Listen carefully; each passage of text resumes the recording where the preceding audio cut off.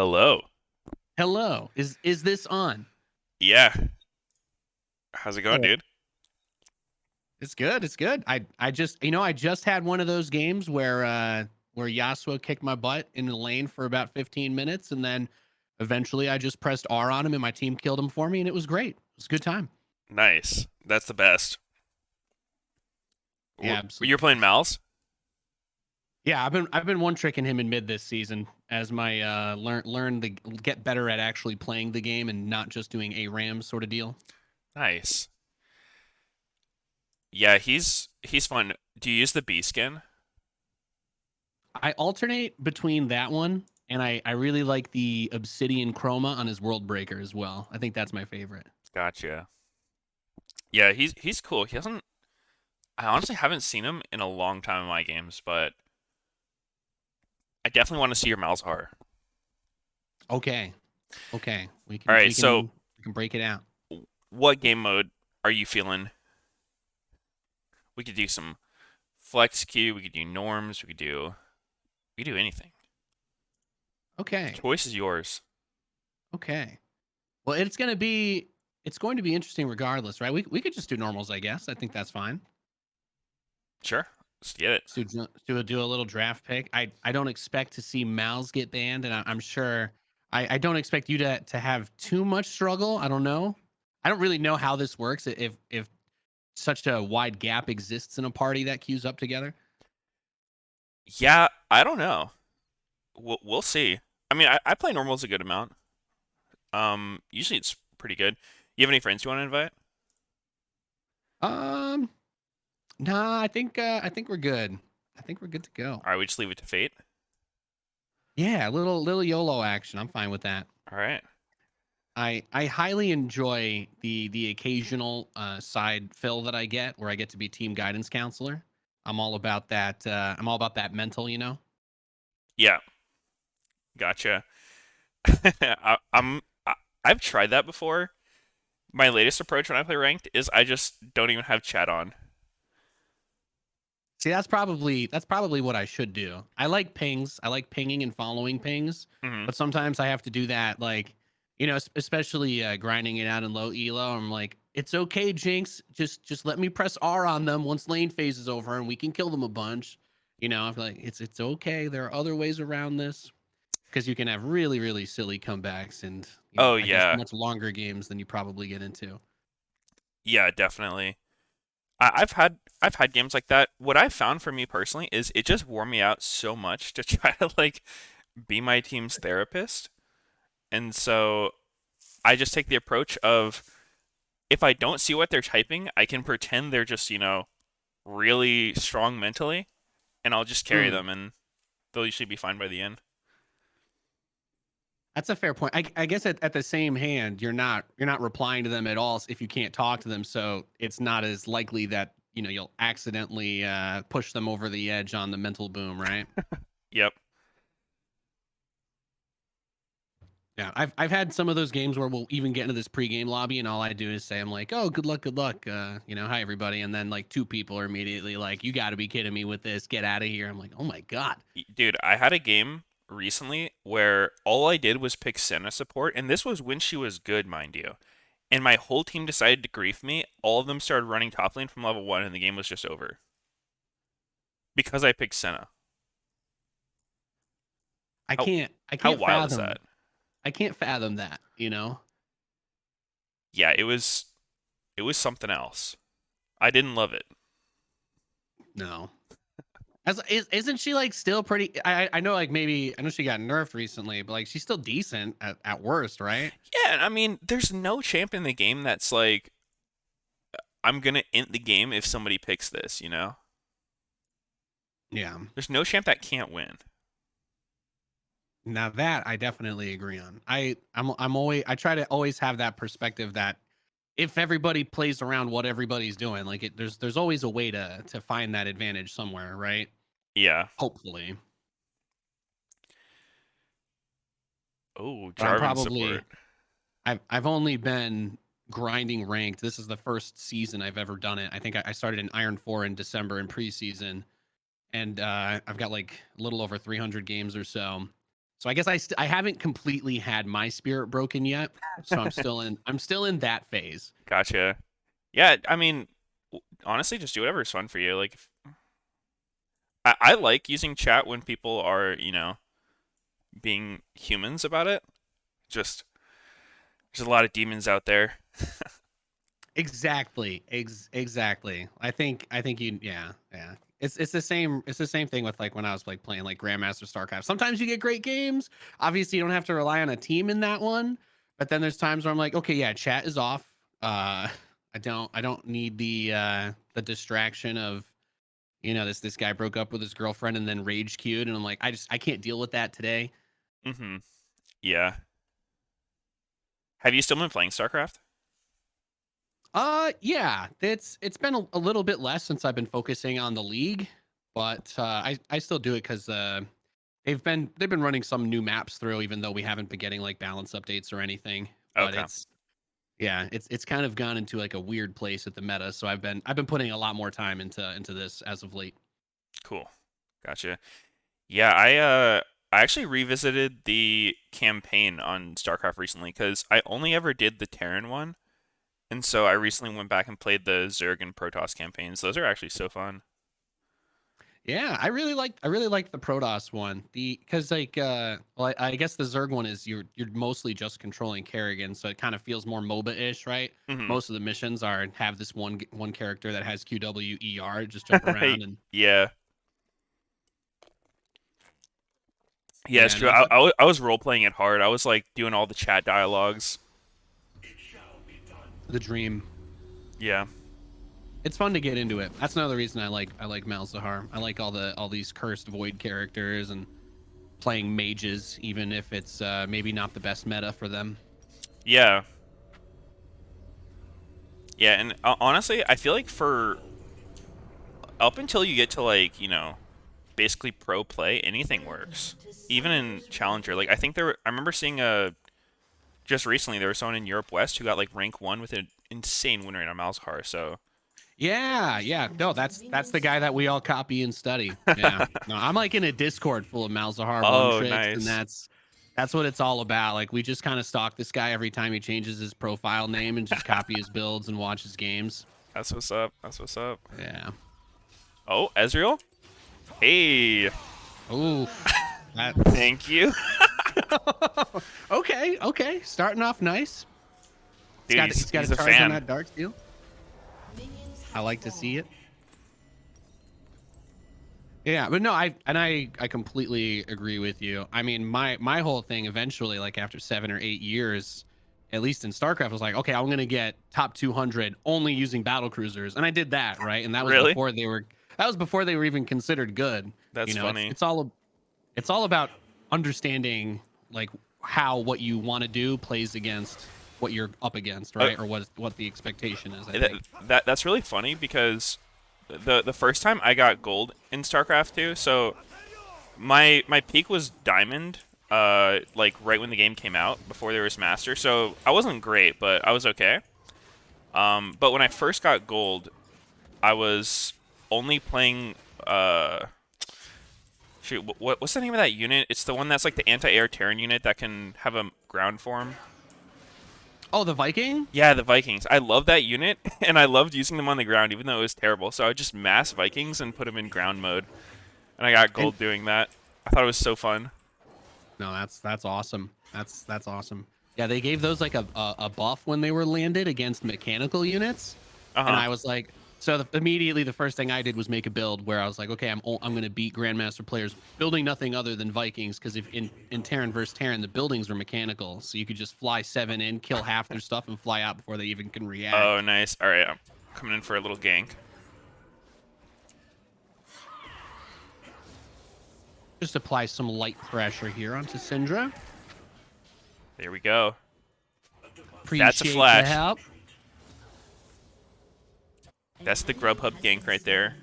The Grubhub gank of the week right there, of the weekend perhaps. Oh, Rek'Sai took my top An jungle. ally has been slain. How interesting.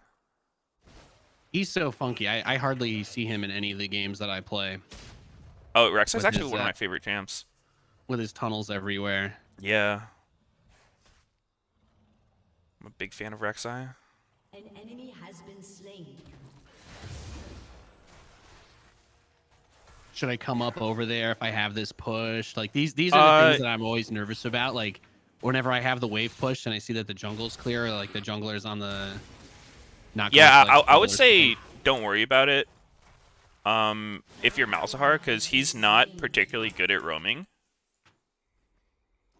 That's usually what I think, but then I always feel like this pressure, like I still have to go and try, and then of Yeah, course I screw it up, right?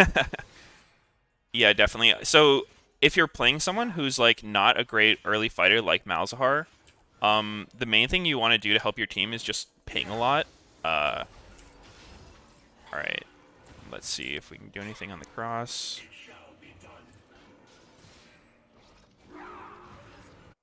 Yeah, so like for example, if you can push your lane, you want to do that because that makes it hard for the enemy mid to roam around. And then if you see him start going to a play, like say I was fighting in the jungle and you know Syndra's about to like ditch a wave to come roam, you would want to like spam back ping, so you know at least I would have the info that like this guy is coming and you can't match him. Right, because that's where it always gets difficult for me. 'Cause sometimes people, I guess sometimes people, quote unquote, don't necessarily know that I can't be that guy. Yeah, yeah. I mean, a lot of people will freak out. So like in solo queue, honestly, the best plan is usually to try to show up to every fight you can because like people in solo queue just typically don't want to back out of a fight. And they'd rather just run it down than have to like take a Yeah, small disadvantage. the number of people that I watch die over Scuttle pinging me to come help them when I'm like level 4, and I'm just like there's really not a whole lot I can do against the Yasuo that's over here. It's it's disheartening at times. Nice. Ooh, we out here. Rek'Sai's heading south from mid. Yep.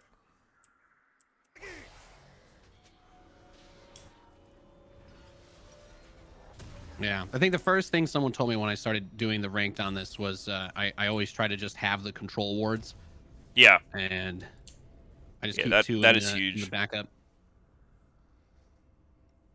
It's hard to get the point across with the wards sometimes when people break out like especially the Evelyns and the Shakos. Oh yeah, there's a lot of champs who kind of like invalidate your wards. In which case, then the next level of that becomes like, rather than just warding for your own safety, you want to like try to get the really deep wards on their camps to like see where they are, and then you get to track them the whole game. Oh wow, you just Three mid. got some love. Oof. Yeah, Alistar wanted me there. Alistar and Rek'Sai were both here. Yeah, nice job surviving.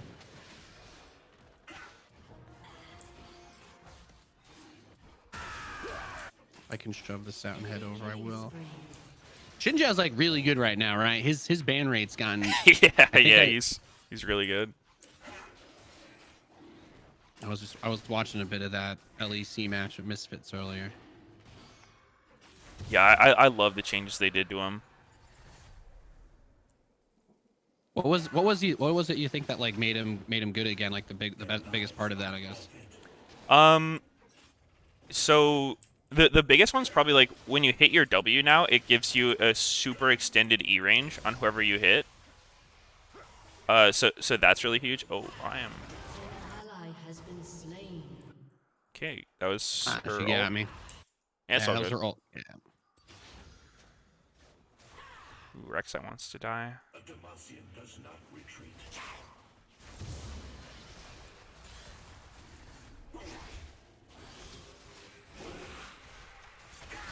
Killing spree. Nice.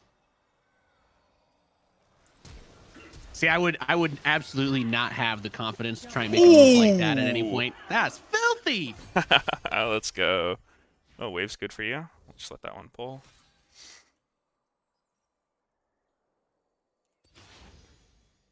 Yeah, I also like a little bit of the RTS feel I get with spawning all my little Zergling guys and being Yeah, able to there you shove the go. wave and just walk away. Feels really nice. Yeah, especially when I like hit my spike with like Riley's and stuff, and I can just go run into fights and mess everything up. yeah, for sure. One of my favorite champs of all time, maybe my #1 favorite champ of all time is Elise. I love her for a similar reason, like all the spiderlings. Yeah, just being able to mess with like the AI in those situations is huge. Yeah. Ally has been slain. Yeah, Ooh, I'm in recognizing a that. sus spot. I should be able to get out though. I was like, okay, I'm gonna shove the wave, head up towards Rift Herald. Nope, he's right there. There's a control ward in the bush. I'm like, Y- okay, this is how we Yeah. go out. That's okay. Honestly, Syndra Rek'Sai is one of the toughest mid jungle combos to play against. Yeah, she's got pretty good range and can pop my passive easily. She's really annoying. Yeah, definitely. I really hate Kled because he can hook me with his thing if my passive's up too. Mm-hmm.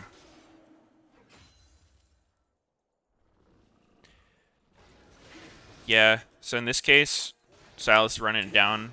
Probably don't want to put too many resources into helping him, because there's a good chance we'll just both get behind in that case. So, usually just trying to like play off our advantages, like, we'll try to get bot ahead and then use bot's pressure to help mid, and then eventually help top. Hell yeah. Or more often than not, like, Kled will start roaming, and then if we can, like, Oh either my. survive his roam or kill him when he roams. This guy is camping my ass. He was sitting in that same exact. I literally just went to put a ward in that bush, and he was just there, just Yeah, flashing me immediately. Yeah, again, yeah, he's giving you the he loves fan me. service treatment right there. He's not even farming too much, so. It's nice to feel wanted in that way, even if it is not in the best way. Yeah. I'll try to come kill It's this all Rek'Sai. good. My favorite thing to say to cope when I'm having a rough game is I'm like, it doesn't matter how far behind I am. At some point, I can always press R on whoever they ask me to do that to. So Yeah, exactly. I can always provide some value. And that was kind of my thought process with picking him. Like, obviously, if I have a really good game, it's nice, but if I don't, then it's not all completely lost. Yeah, and I think there's a ton of value in those kind of champs, the ones who don't need to be ahead to be good. Because there are a lot of champs who kind of like have to snowball. Yeah. Has been slain. An enemy has Do you have a favorite support champ? killing spree. To play or to play with? All right, I guess to play. I like playing Bard. I like playing Brand, Thresh. Oh, I'm about to get rich. Cled's mid.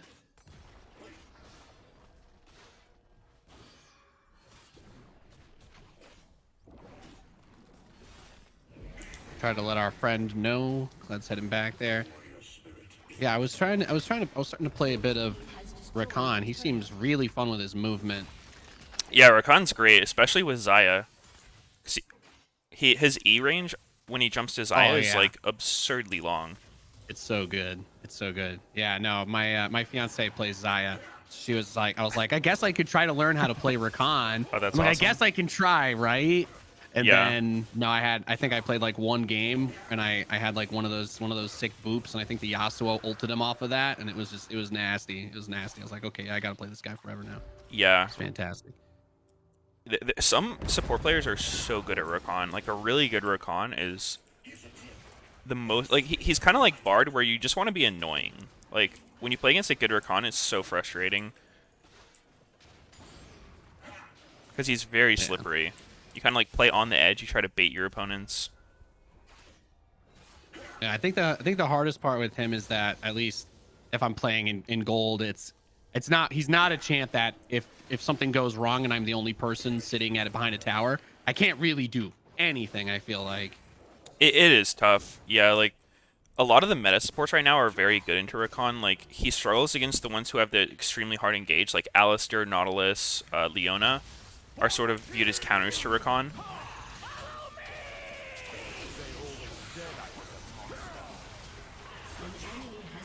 I had Oh, absolutely no mana, so I was like, I'm just gonna click on the first person I can and go back.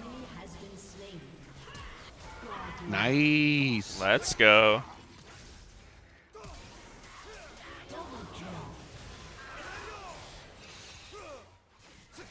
I have a trillion gold. Yo, Ezreal's doing that thing he did at level 1. Oh, is he's gonna walk into the bush again? See He what was about happens. to. He wanted to. There goes Silas. Is he going for the redemption plays here? He's close. Can't quite bring him down.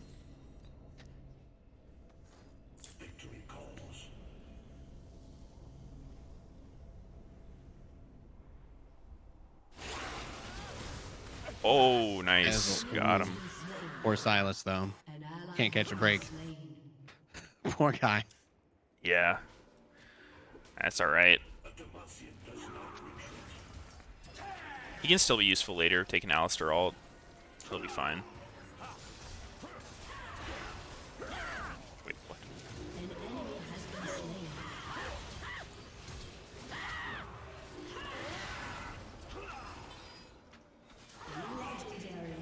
Oh, get him, Bugs! Nice. That's what's up. Your Bugs just ate him. I love it. My little crab monsters ripped his face off. Alright, if I hit my W on the Syndra, I'll kill her.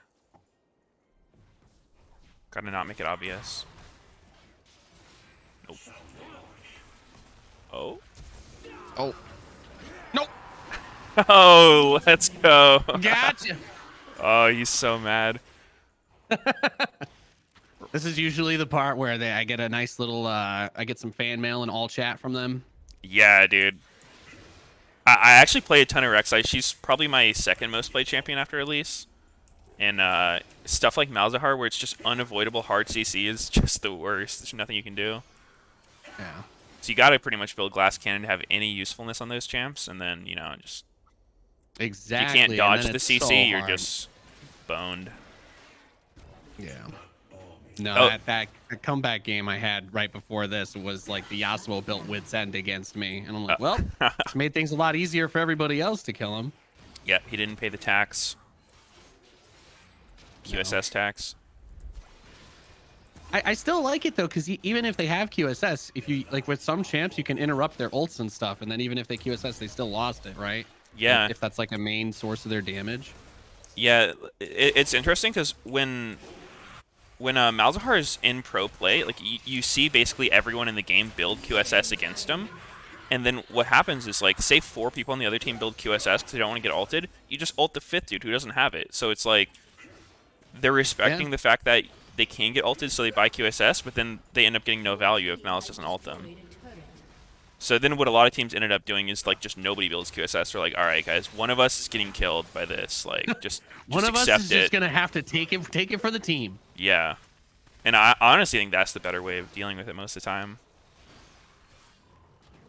I thought she was in range of it. Rip.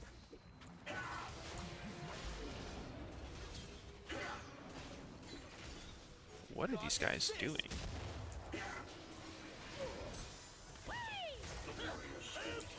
They've got some bold ambitions.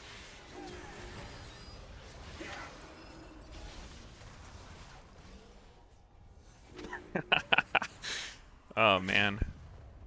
Xin Zhao's too fun. I love this champ, too. I'm so glad he's strong. He's way too strong right now, but it's just so fun to play. Yeah, I've always been one of those on and off players. Like I said, I've only recently been even trying to do like ranked stuff because I was always I was just doing more StarCraft stuff over the years. So I've been playing like ARAMs for 10 years basically. But Xin Zhao was always a really cool one, but he's got adjusted so many times it feels like.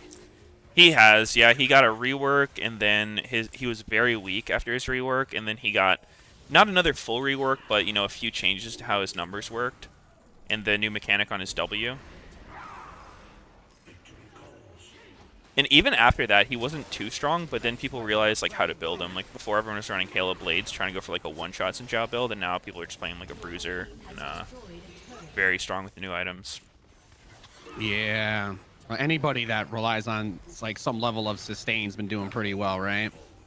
Yeah, you know, that's actually something that I mentioned a lot during the watch parties is so I don't know how much you followed like the development of the game over the years, but there was a designer, like one of the first lead designers of the game was named Morello, and he had this philosophy that he thought like healing was really bad for the game, like especially drain tanks. So like, you know, champs that just Yeah. have a ton of vamp because they're too snowbally. Like when they're ahead, they don't die. They can just easily like, you know, 1v3, 1v4.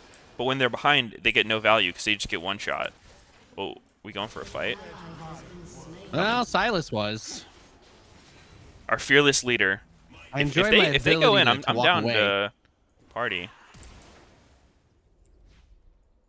Oh, Alistair's getting a little frisky. I'm running a little so I'm gonna hit him with what I've got here.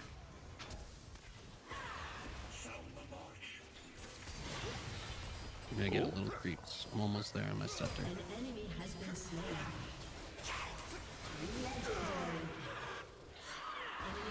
Uh-oh. spree. Oh no. Oh, I ran it down. I'm sorry. It's No, all good. no, that was all self-inflicted. But yeah, this guy Morello was saying how much he doesn't like drain tanks because they're just unhealthy for the game. They're too snowbally, and I agree. And that's sort of it was his philosophy. He kept it out of the game, which is why the healing reduction item is called Morello Nomicon because he doesn't like healing. But they've totally moved away from that philosophy, and now it's just like every champ is a drain tank, and it's really crazy. Yeah, that's well, like what I can't believe it sometimes with when they made the buff for Leandries and Ludens, it was obviously really nice, but because I like this whole season just kind of felt like, oh, every single person that's melee and mid lane, like, if you trade your mana against them, you're kind of just trading it for mana flow charges because otherwise, Yeah, like you yeah, can never actually get anybody low enough to kill them between the runes from them poking you and just all the vamp that they all have in the kit now. yeah, exactly. So I do wonder what direction they're going to take the game in, because, you know, I like all the champions that are being played. I think, in general, the game's really fun right now, but I do wish it was a little less snowbally. Feel that. Well, it's come as no surprise, but I won't say no to more mage buffs down the line either. I love seeing spellcasters in the games. Akali is great too. Love her too. Just Oh, nobody you loves know, Akali. other people sometimes would be nice too. I guess I need my /s, but Yeah, dude, Akali, such a crazy champ. Like, she just oscillates between being the most broken champ and unplayable every other patch because they just change her numbers back and forth. Like, if she's playable at all, she'll be way too good. If she's nerfed out of existence, yeah, honestly won't be she's good. just stuck in this constant juxtaposition, like you said exactly, between either game-breakingly good or useless. Mm-hmm. Not much in between. But then you Yeah. watch someone really good with Akali make some insane play, and you're like, well, I don't know.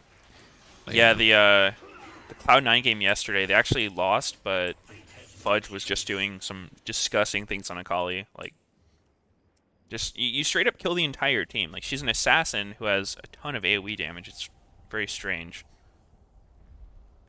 All right, we've got a Dragon Soul coming up in 15. boom, boom.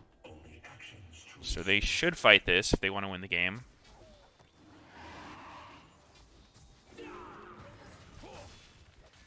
And so the low elo mistake right now is just starting the dragon and smite fighting it, but it looks like it's a normal game, so that's what we're going to be doing.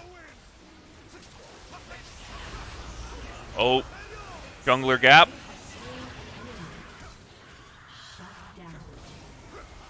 Nice. Clean them up. Triple kill. Let's go. And Silas finally completes his anime redemption arc. Dude, he went took from us a a little bit. 0 bounty up to a 400 gold bounty from that one fight. It's great. Dreams do come true when you play Silas. It's amazing. Yep. And this is, I feel like this is a perfect example what we were talking about where, I don't have chat on, but I imagine the Silas wasn't too happy about his early game. And I feel like if I just, play my own game, don't really worry about what he's doing, let him die a bunch, eventually, if we're winning, he'll be fine later. Yeah, I think that's a really good approach. At some point or another, they're going to realize that at least the rest of the team is doing what they need to do for the most part, and we'll hopefully get a little bit of that motivation back. We might be a little too deep here. Oh, there's a blast cone. Another blast cone. Any more blast cones?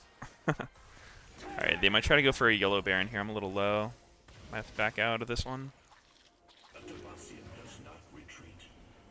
We'll just, we'll fight them if they go for Baron. Otherwise...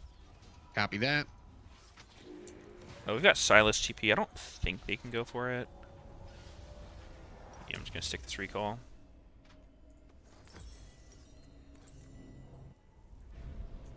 It shall be done.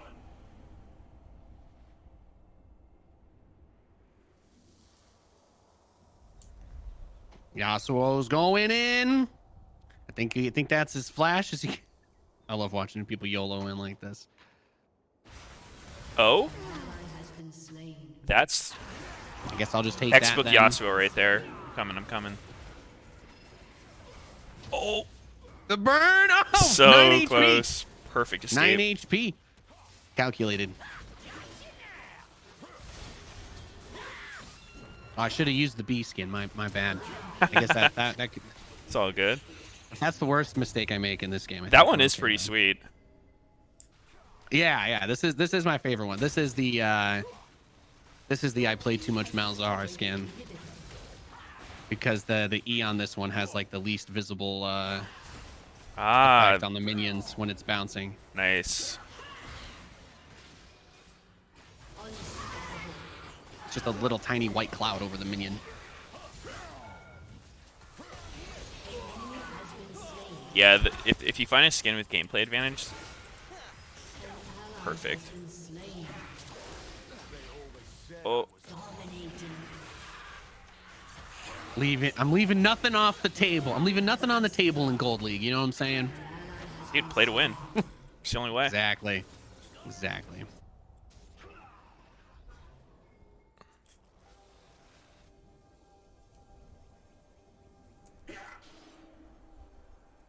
Wait, that's so funny against Kled.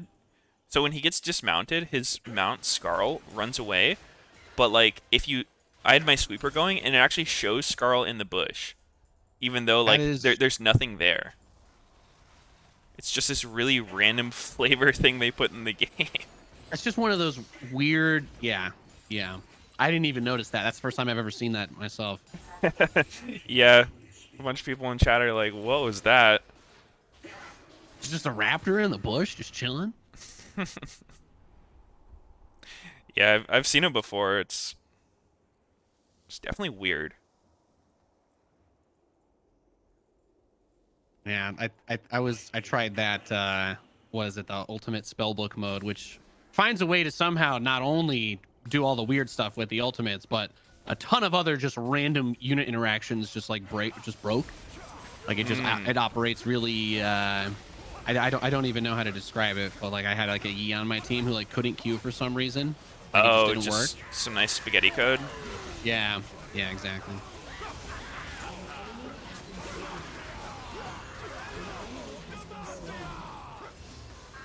All right. I love it. That's another thing. So one of the mistakes I see a lot of players make, and not even just in lower ratings, but in all ratings, is like around objectives, people just freak out over trying to get the objectives. Like in that fight, I don't think anyone on the other team was actually trying to fight us. They were just going for Baron. So it's like, it's a huge trap, because even if you get the Baron, if you lose the fight right afterwards, it doesn't matter. So generally, it's almost always better to play for the fight in that situation. Because and the Baron debuffs you too, right? So if you do focus on it and get it, you're not. It doesn't like instantly make you twice as strong as them or anything. Yeah, exactly. Got Elder in 30.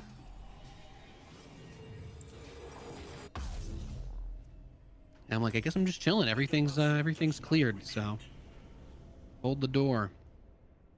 Hodor.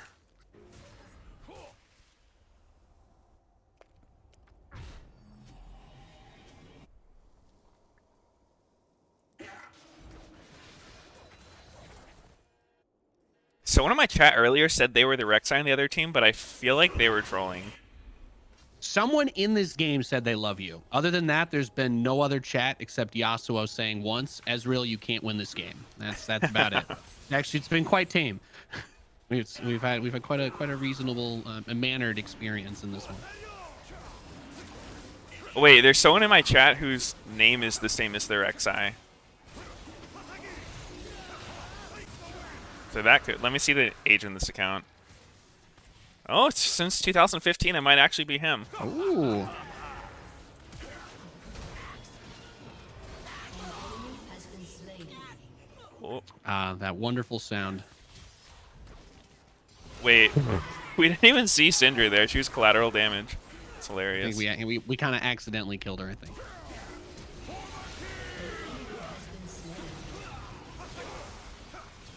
I also just love running past the tower that we can't even attack to. Yep. That's how you know the game is going well. Oh yeah. Has destroyed All right. The Nathanius Meteos duo does it again. Boom. Can't lose. Unstoppable. victory. Nice.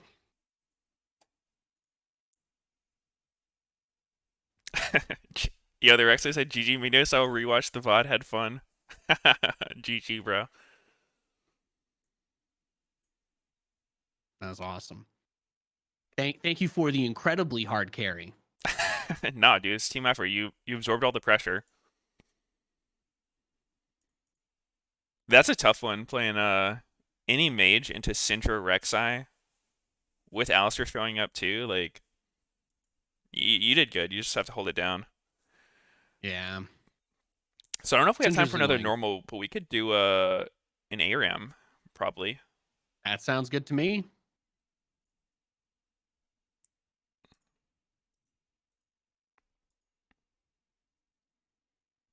Who's your favorite ARAM champ? Hmm. You know, anytime I get Malzahar, I always lose. So weirdly enough, I really don't enjoy playing AD carry much at all, but I have pretty fantastic results in ARAM if I get Vayne. Oh, She's dude, Vayne is or she's filthy, right? great. Yeah, especially if they have tanks or bruisers. Just so I've been a big Zac player pretty much anytime he's meta, and that Vayne is the like absolute counter to Zac. Like it's just unplayable. She just kills you in 6 autos no matter how tanky you are. Yeah, no, she's so good. Even and like I said, I don't even play AD carry, but if I get her in ARAM, it's like okay, I know there's pent-up potential here. I've had it at least a few times if it happens. So, but yeah, Karma's pretty fun. I like this. I'll stick 480 with it. carries, or no, we got 3 now. Yeah, this looks good. Don't quite have the chunkiness, but Yeah, we're a little I guess squish. I could play my first ever game as Silas. I could do that. I'll give us a roll, see if there's anything we might want. Ooh, Nidalee. That's tempting. I want to play Aphelios, though. I haven't played him since the changes.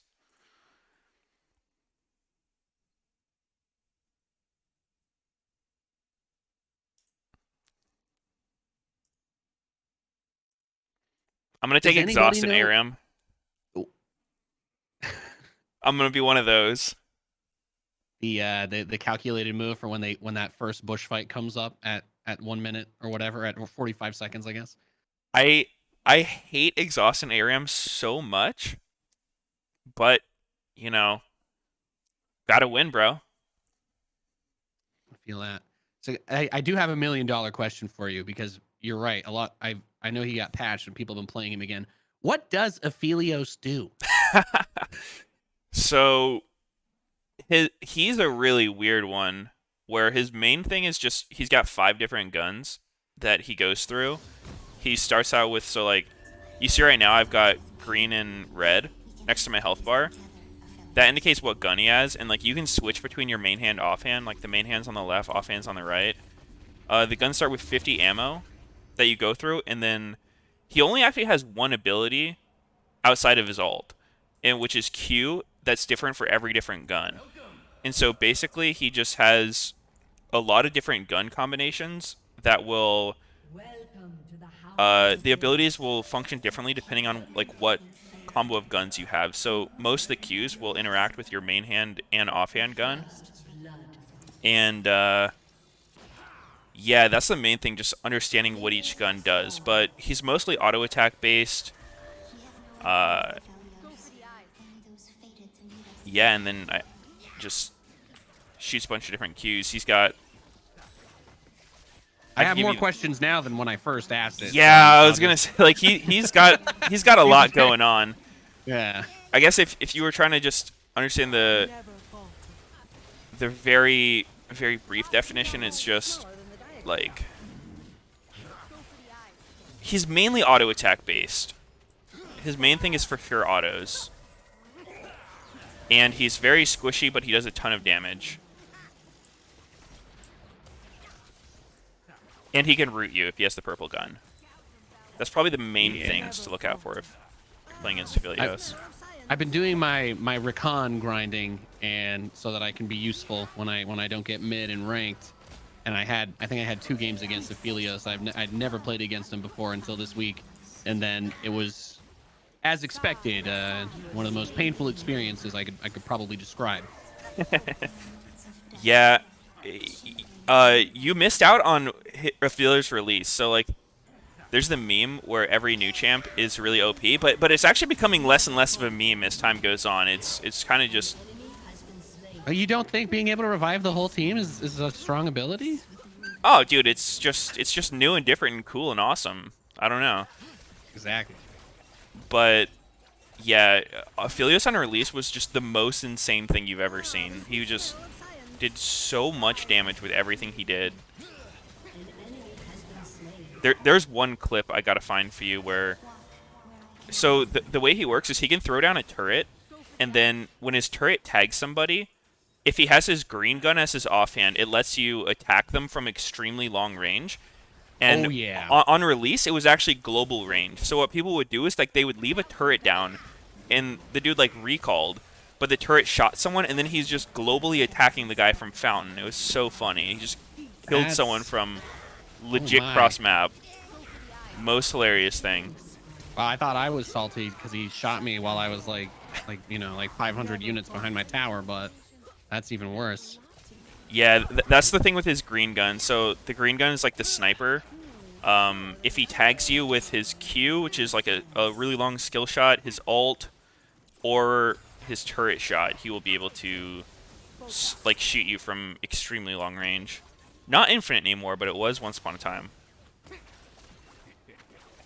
Yeah, no, that's crazy. That's crazy. I did like I remember because it didn't always seem like it was to that kind of crazy extent, but like Vi was really awesome when they released her. She was a ton of fun to mess around with. Oh yeah, I love playing Vi. She's been a victim of power creep for sure. You look at what new champs can do compared to Vi, and it's like, hard to compete. Yeah.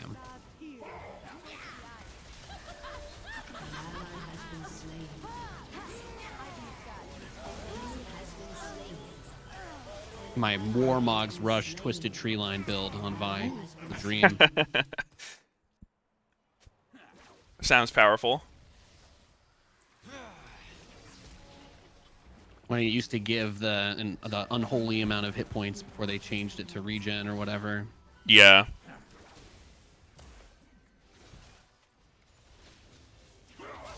There actually was Vi played in pro play this season for the first time in a really long time. Was it like a decent showing of it, or was it? Or did Yeah, people kind so of use it to be it like- was CLG, who is one of the bottom teams for like the past few years, like maybe the worst performing team in the league right now, and they were running this what people call the Bronzodia comp, where it was just like all these press R hard engage champs. So it was like Vi, Galio, you know, a bunch of people like that, and they actually went 3-0 that week playing that comp. Damn. Yeah, it was pretty fun. And then the next week, people figured it out, and it didn't work as well. But it was cool to see. Oh, that's awesome. Yeah, Vi's really cool, but like a lot of my favorite characters are all these mages, and I just hardly ever get to see them. Like, or I don't know. I don't think it's as cool that the only time I ever see like Lux is as a support, but I love Yeah. all those long range spellcasters that die in one shot to the very popular assassins that get released every patch. Yep. It's tough to be a mid laner who likes mages these days. Every game you're up against, like, you know, Viego, Yasuo, Yone, Silas, and just... Yeah, it does feel so satisfying to eventually get that, and that's why Malzahar is the one I've been stuck on, just because the satisfaction from that late game ult, it Yeah, justifies I mean, all of it for me. Malzahar's a great champ for, like, you know, just learning all the fundamentals of the game on. He made a good choice with that one. Yeah, I've been practicing and playing other ones, but the difficulty to play when I'm trying to just be, you know, like try to understand macro and objectives and all that, you know, I want to try and make sure that I'm not putting too much that I'm trying to figure out at once, I guess, if that makes sense. Yeah. That's definitely the best way to go. So I always say for learning the game, it's best to focus on one champ. Well, I guess before that, like when people are just starting the game, I usually say like try out every champ just so you have like some idea of what you're up against, right? Like you don't want to get into a game and then have literally no idea what a champion you're fighting does, because that's going to make the game hard. But Yeah. you know, get an idea of what champs can do, especially ones you see often, and then find something you like and just really focus on that. Because there's so many things you need to learn in the game outside of just how each champion plays, like, you know, wave manipulation, macro, objective, etc. And then you focus on one champ to learn all that stuff. And then eventually, once you've like mastered all that, usually you can like climb. And then you'll get to a point where you want to branch out again. Like you start understanding like that's kind of how I learned the game. I would just find a champ I really liked, play it a ton until I found something that I couldn't beat that just seemed too good. Then I start playing that thing, and you just keep going. Yes. Yes. Yeah. It's like, no. this champ's unbeatable. I need to play No, it. I think that's 100% the way to go.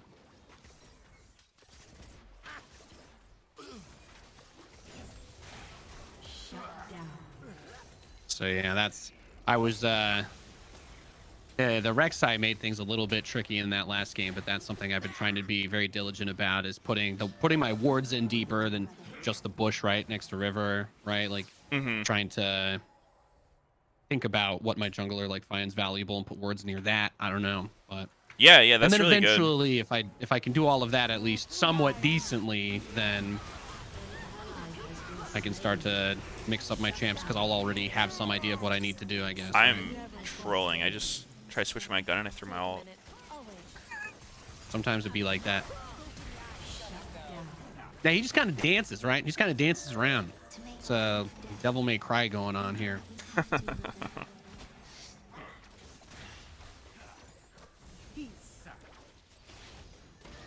must find each other before every first light.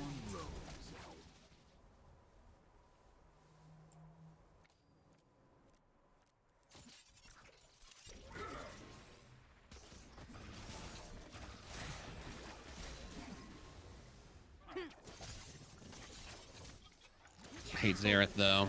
If I ever have to first pick Mal's in a game, it inevitably ends with that or Tristana. Yeah. People love bullying. People love to bully the Mal's players. Yeah, Mal's is definitely one of the more bullyable champs. Yeah, a lot of Xerath bans this last week since the mage buff. I was so used to just being like, okay, I can just go against all the assassins, but now I have to deal with people who can poke again. I spent the first half of the season pretty much exclusively laning against Yasuo and Zed. Yeah, that's the solo queue experience right there. Rampage. But then it gets to Malzahar the point actually where I'm doesn't like, get he doesn't get blocked by Yasuo's wall too badly. No. At first it was really hard for all the obvious reasons, but eventually I had played so many games specifically against those champs that I know what to do even if I'm behind, and I can win a lot of games off of just letting them hit me with their Q and then ult them under tower because they don't understand what I do. It's funny. Got a lot of first bloods that way. Yeah. Enemy double kill. An All right, I'm enemy getting has been massive. slain. How much been lethality do I have? Been pretty good ARAM. Rampage. Nice. 27 lethality. The dream. And that's like lethality is flat negation on the armor, right? Am I Yeah. understanding that So correctly? I mean, that's the general idea of it. The reason it's called lethality is because it used to just be called armor pen, but now lethality scales weird. It's like you don't get full value for it until late game. So it's kind of like a scaling armor pen thing, where it's Okay. for the So it's most not part armor pen. Like you can think of it as armor pen and be fine, but the technical what it does is a little bit of scaling. I guess that makes sense if they Come didn't on, want to group be up for my super ult. strong at the start. You have slain an enemy. Shut down. An enemy has been slain. When the shine and moon can worship, you did well from your side. Did you see We have learned, brother. the post they made about Sona Enemy this has week? been slain. I skimmed it, but I didn't get too into it. Was there anything big in there? So they, instead of like having her mana cost raised or whatever like they did before, because the post mentioned something about her getting played in top lane a lot or something like that. Oh yeah, But yeah. she's That was gonna- dark time. She's gonna gain like permanent cooldown reducing stacks if she hits enemies with her Q, multiple enemies with her Q, or shields people with her W. And if they take damage, like anybody after the heal, so that she's more of like incentivized to play around other people. Okay. Because yeah, the gist that I got from it anyway was that they just don't want her to be able to use her full power by herself in a solo lane. So they're like, we'll tune it so that instead of punishing, it's like a rewarding thing for being with another person. Gotcha. That's interesting. Yeah, That and then sounds like she'll be even better in ARAM. yeah, I hope so. I like Sona. She's not. I don't think she's super great at the moment, but she was. I feel like baseline she's just the best champion in ARAM, but like those custom ARAM balance things try to keep her in check. She has like I think some yeah. of the harshest nerfs of any I champ. think she probably. It's like deals Let's probably look. 85, receives 115 or something like that. Yeah, that's what it is. And then her shields are 80% effective. Shut down. An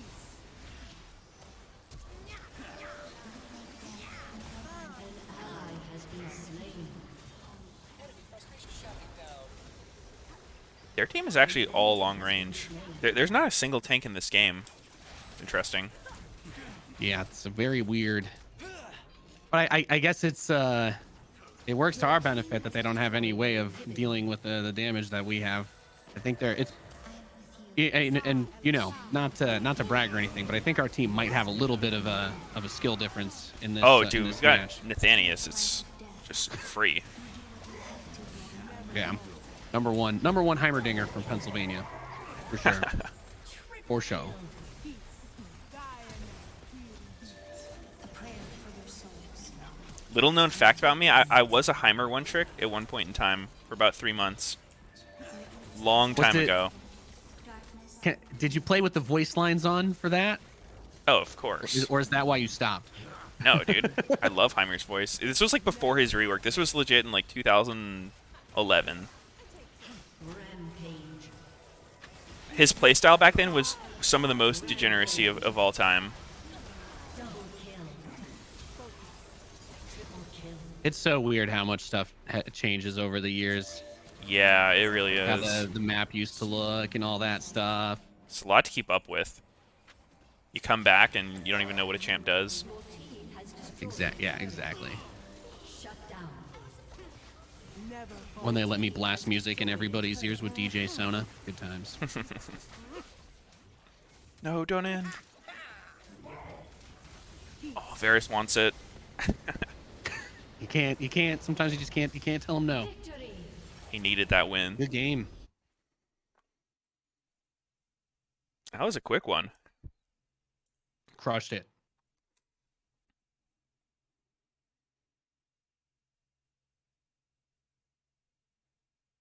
All right, well, that was fun. And we're pretty much right in time for the LCS. Hell yeah. Have fun, man. Yeah, it was fun playing with you. Got you added so we can play again. Cheers. I appreciate it, dude. And have a good time. Have a good show. Yeah, for sure. Good luck with your climb. If you have questions, feel free to hit me up. Happy to talk about the game. Appreciate it. All right, take care. Peace.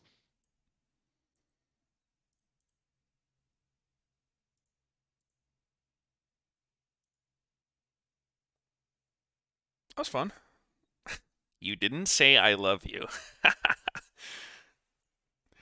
Yeah, that's kind of fucked up, huh?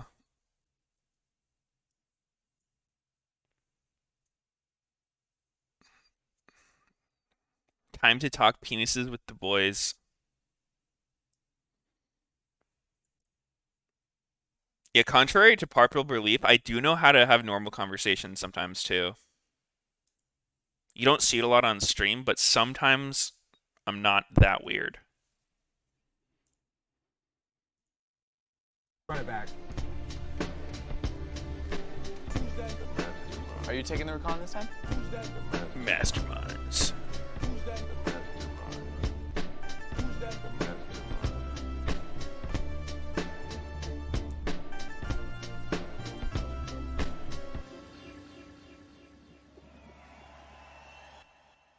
Hey, the show's not over. If you want to see our full march How to was the defeat, Masterminds the entire thing? game is free to watch on ProView. Check it out.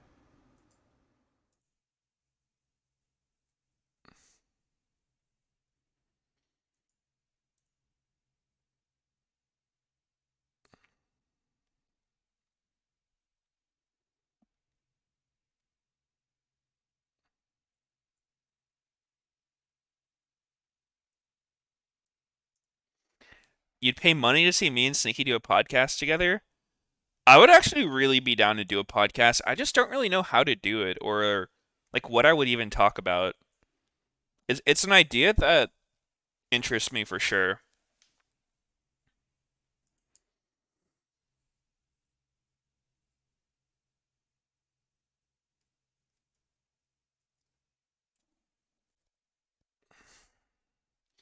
I think we'll be watch partying with the boys. I think we'll probably get into it around Champ Select.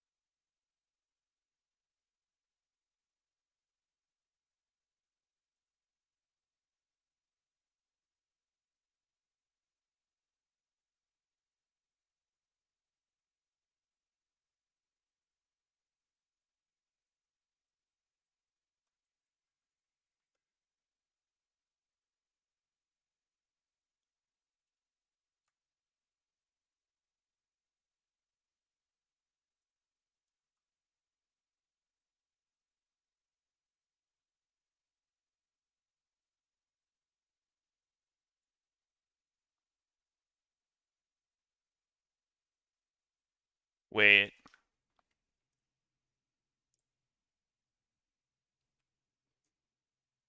I just troll tweeted.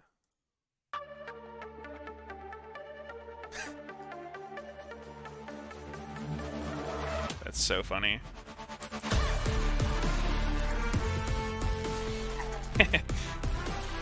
Part of the Grubhub thing was putting out a tweet, and so I posted the tweet, and I put my own Twitch name wrong.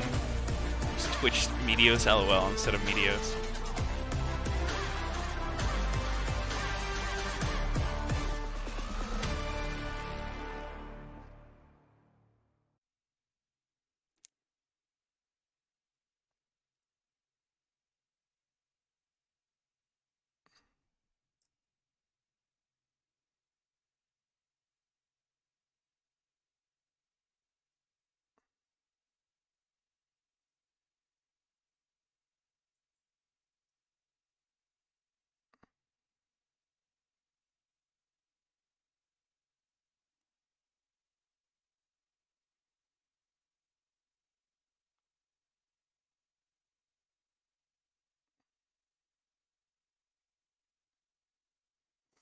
Imagine Riot Games turns on drops on Meteos and 300K viewers come in.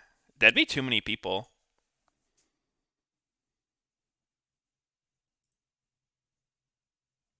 Update title? True, true. Watch.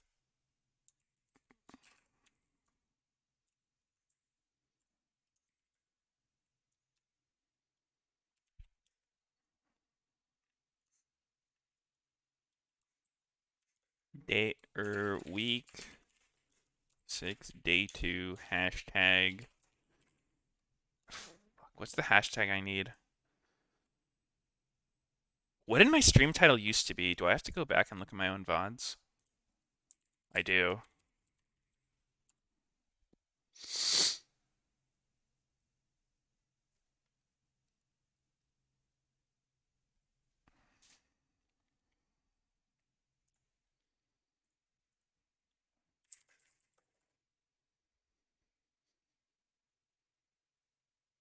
Wait, dude, are we actually starting close to on time today? What is going on? This is early.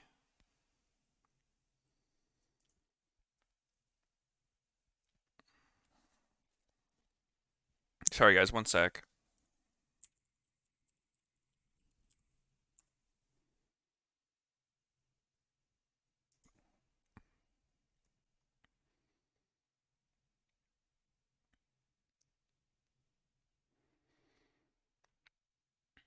It's hashtag LCS watch party.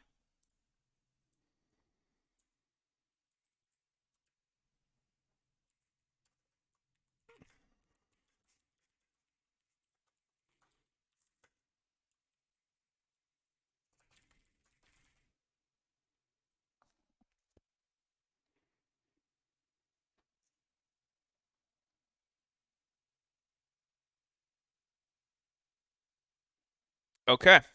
Well, I think the boys will be joining today, but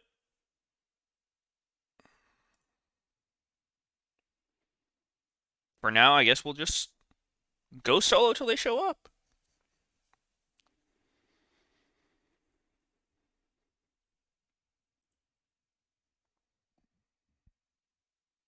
Double If said he's going to be 20 minutes late. What do we do? I guess we just start solo. Can I move Cam? Yeah, good call, good call. I'm totally going to forget during the game. It's just me and you, chat. It's just me and the one person watching my stream who's posting on all these different accounts. All right. So, we'll try to do some analysis here. So, once again, Diana is left up. This is really interesting because I feel like Diana is so broken. But yesterday, we actually were seeing Volibear do pretty well into Diana. And what I think happens, so something that's important to understand with pro play is the only way you really get a read for what you want to play on stage is from scrims, right? But scrims just naturally are not the same as stage. And so you have to like kind of understand the differences when you're in scrims. So For example, in this Volibear versus Diana matchup, what we see on stage is usually Diana wins because she clears faster and she's better late game.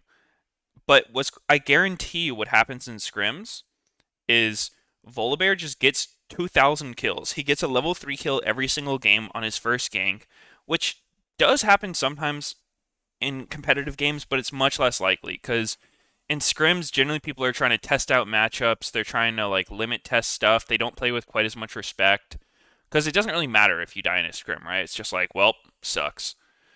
Um, but on stage, people are a lot more safe. So it's not surprising you see like scrim god champs come out on stage, and then they generally do really poorly when the other team plays correctly.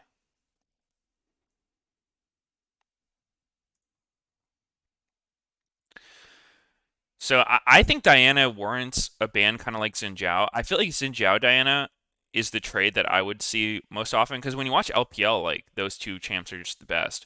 I think Volibear is really good, probably third best jungler, but I imagine Diana's just better. Just her clear speed's too good, her team fighting's too good. All right, so TSM, they're doing the same comp as yesterday. Interesting. So if you're betting on TSM, you're probably not too happy to wait. That's a locked in Trundle? Huh? What the hell?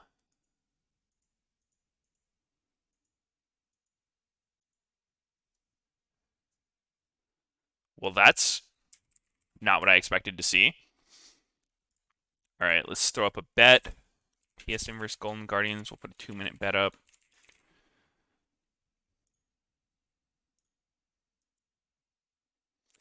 So, yesterday, this kind of comp did not go very well for TSM. But the thing is, if you're a TSM fan, rather than being upset about your team playing a comp that's outside their style, I think it's a good sign that this team can play a comp like this that they probably know they're not that good at. And even when it doesn't work, they still try again. Because you need to be able to play this kind of comp to be a pro team. As much as it's good to have your own style that you're comfortable with, you're going to get farther if you're very diverse and you can play different things.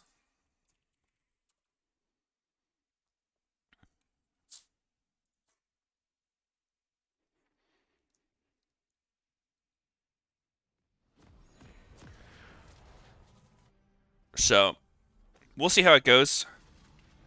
Trundle top seems incredibly sus to me. I don't think it's terrible, though. Like, Trundle is... He's one of those champs that almost feels evergreen in the sense of his ulti and his pillar are always good, right? Like, if he can play the game in any capacity, right? Like, he can clear the jungle and duel comparatively to other junglers that are strong, and there's tanks being played, he should get value, right? Because, like, Leona especially, like, I think most people know this, but for those who don't, Trundle's ult, when you activate it, it snapshots whatever their defensive stats are. So, in the case of Leona, when her Aftershock and W are up, she gets a shit ton of armor MR, right?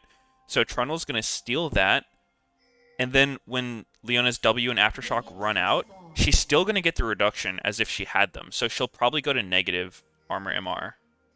I'll fix the cam. And so Trundle gets extremely tanky, and Leona gets unbelievably squishy. It's part of why, like, when Sejuani was so meta after her rework a few years ago, Trundle was the counter, because if you hit her during her passive and Aftershock, she would literally go negative armor MR. I guess we're just solo casting for now. I assume the boys will show up in a bit. But both junglers going to start bot side. Ooh, Licorice giving him the smackdown. Disrespect for Huni. I wonder if he's going to build on Trundle. I imagine it's Divine Sunderer.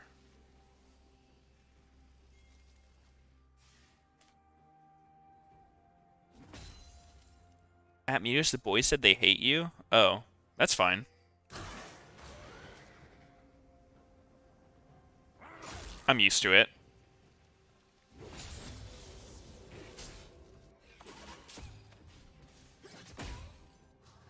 Huh.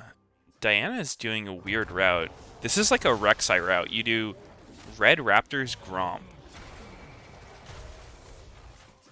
And it almost feels like he's expecting to get invaded on his top side, so this is how you path if you want to defensively path.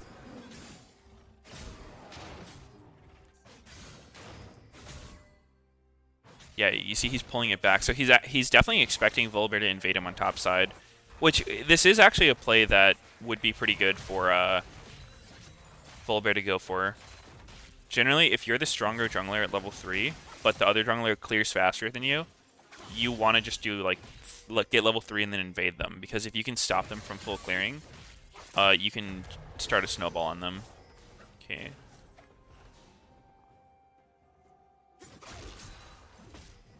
But this is pretty comfortable for Spica.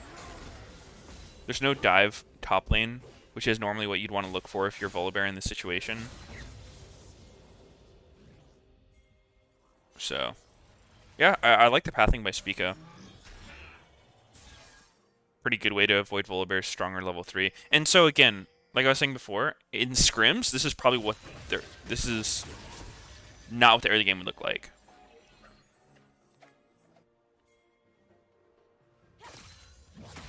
In scrims, this Volibear would have 5 kills already. So, good start for TSM. Oh, big fight.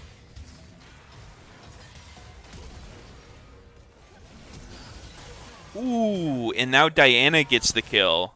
Yikes. That's not what you like to see.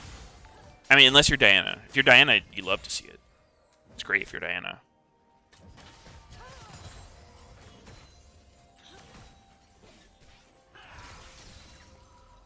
So what's he gonna get? Oh, it's the Hextech thing.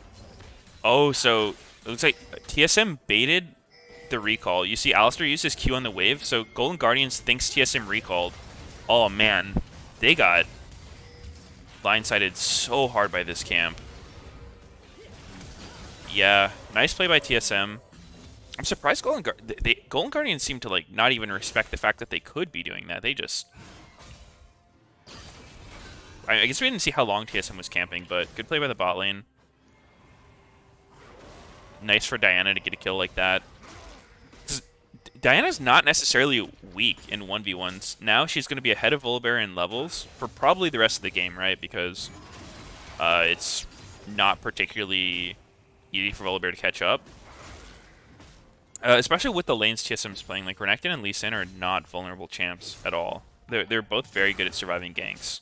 They have a lot of sustain lanes, so they won't get low and set themselves up to get a dove. And even when they're pushed up, like, they have a lot of mobility. Probably not going to get killed. Oh, Sneaky's here. Yo. Hello, guys. Hello. Whoa, the boys are here.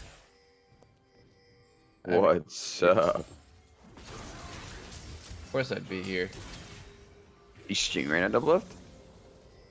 Yeah, I just started my stream. What's up? Okay. Dude, they're starting the games faster. Crazy. I know. Really? Hold on, Yeah. hold on. Did you just wake up, Sneaky? Like 40 minutes ago. Took a shower. Took a little bit longer than I expected. Took a dumpy? Maybe. 40-minute shower. That's pretty long, Sneaky. May have been laying in my bed for a little bit longer than expected as well. Laying in your bed. Mm-hmm. That's what I was doing too. I was laying in Sneaky's bed. Yep. Okay, then.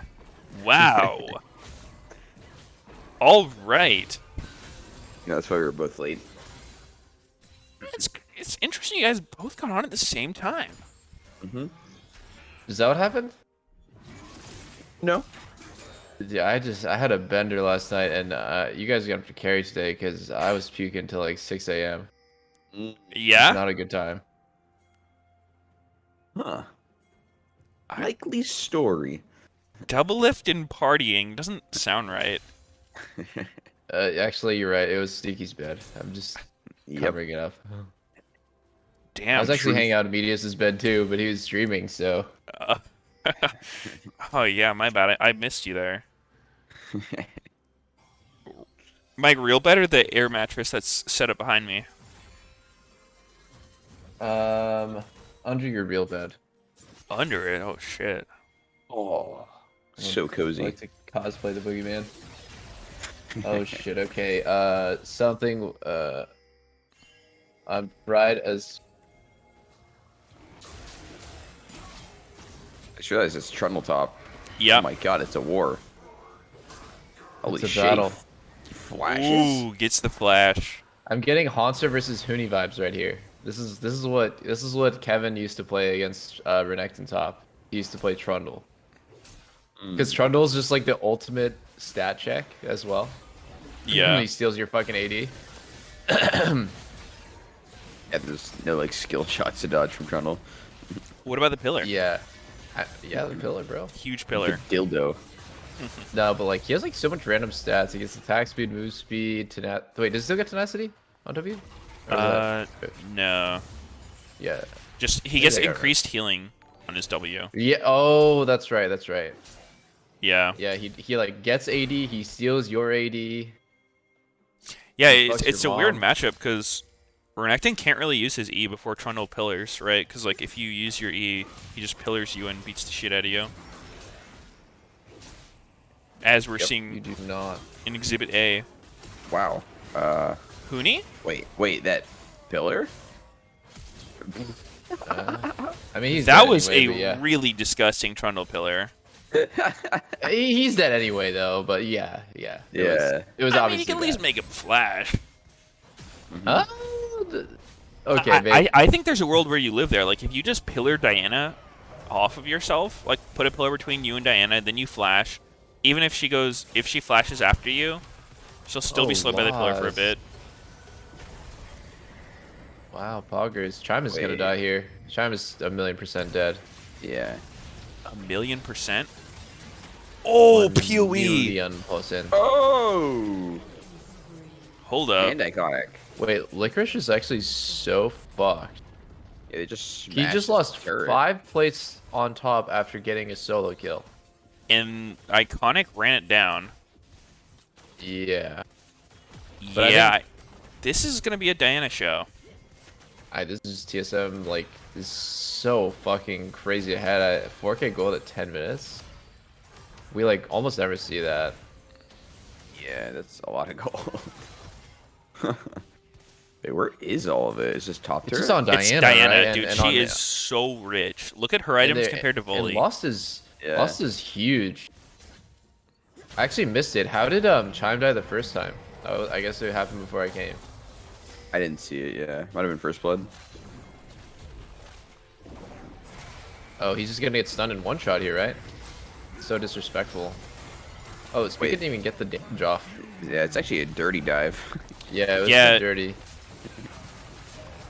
Still no chance though. You know, this is I really like seeing that because there's something you see in LPL so much is the idea of like you dive them, but you don't have to all in on the first dive, right? Like it's actually good to chunk them a little bit and then let the turret reset and then go again. Yeah. I think the LCS does redive. not do that kind of thing nearly enough. Uh-huh. Yeah, well, it takes a bit of finesse to not Sword to failed the try hex to kill flash. him in one go. Yeah, and you have to know your limits well to know like when you need to back off versus when you continue. Yeah, it also depends on what champ you're up against, because I think Volley has like no way to keep them under turret when they are diving, but if it's like set or something, then you can't actually ever like re-dive. You're just gonna dive once and he's gonna keep you in. Yeah. That was really nice by TSM. Oh. Oh, they are. I don't think Huni's gonna let the wave come in. That's a problem. Yeah. You can clear it. A little too strong. That's actually the really awkward thing about like when you go to dive a lane, but that guy's not actually winning. Is like Yeah, they just they're keep never it right gonna let there. the wave get in. That's where you need to be playing Rek'Sai, so you just slide over that fat ass wall. How are people doing the cake flash on Alistar? Let's go, bro. Flex those mechanics. Reginald is gonna be proud. You saw those tweets yesterday? He's subtweeting his his PoE is so hard, by the way. Like, it's Yeah. actually Yeah, crazy. Like, that's just how I say it, felt, dude. too. How would you feel if you're a Just player say and it. your owner tweeted that? Wait, I literally that's what happened. Every time we lose, like Andy was just like tweeting some random shit. Like, the fuck. To be fair, in this case, he has a point, but it's still not like good to say, right? Like, Yeah, I mean, it's not that keep that he's behind wrong. closed It's just that doors. it's super distasteful. Yeah. And I think that's how he like justifies doing it is because, in this case, he's right. You should be able to beat CLG with 5 Teemos if you truly want to be a great team, right? Like, you cannot just like Teemos. blame draft and then just throw your hands up and be like, oh, whatever, we got outdrafted. I don't even really think they got outdrafted, to be honest. I think the community is kind of like has a weird perception because LCS is so bad sometimes at playing dive comps.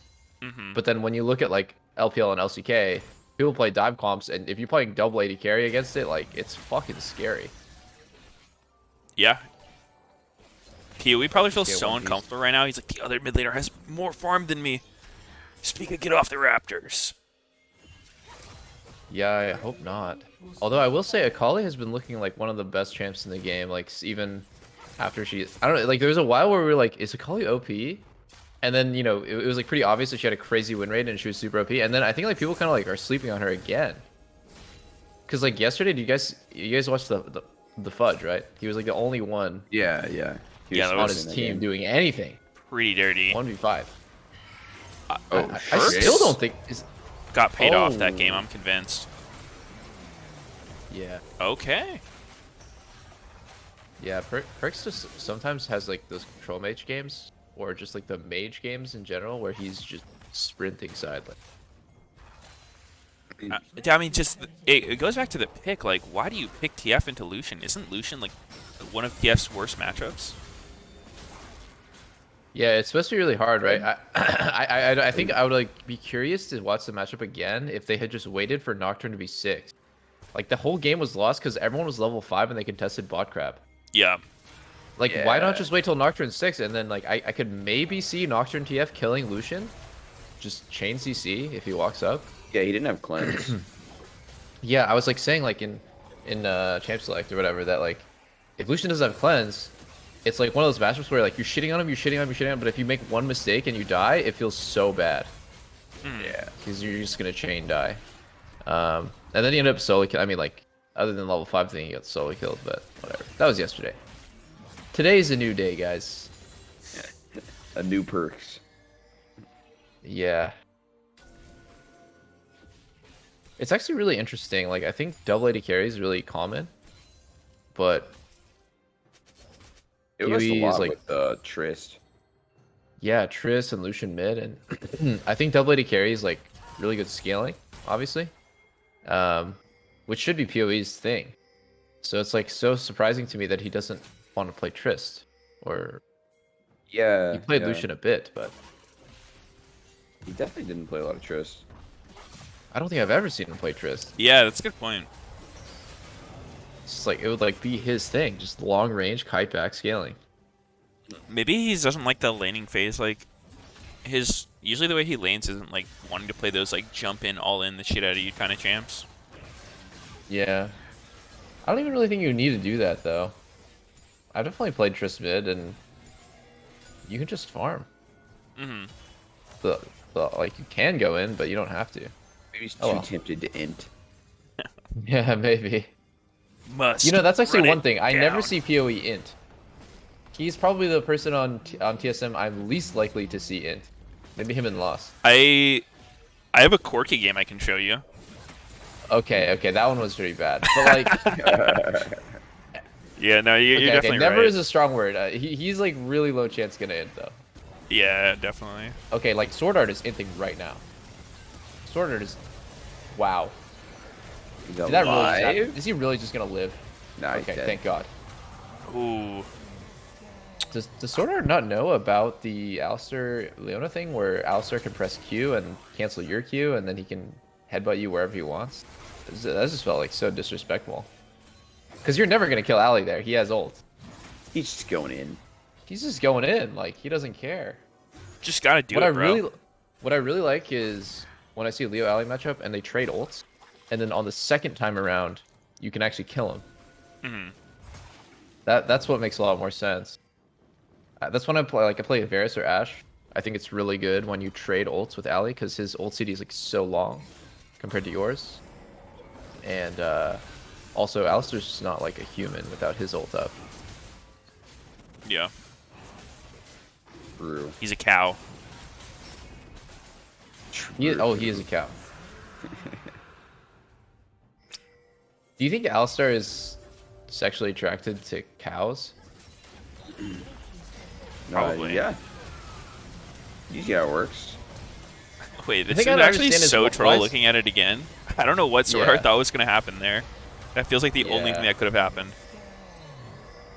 I don't like the way Licorice is using his pillars. I want to see him get a good pillar, because Trundle's definitely not like a hard champ to play, but his pillars are really, really impactful ability. You don't really want to waste it.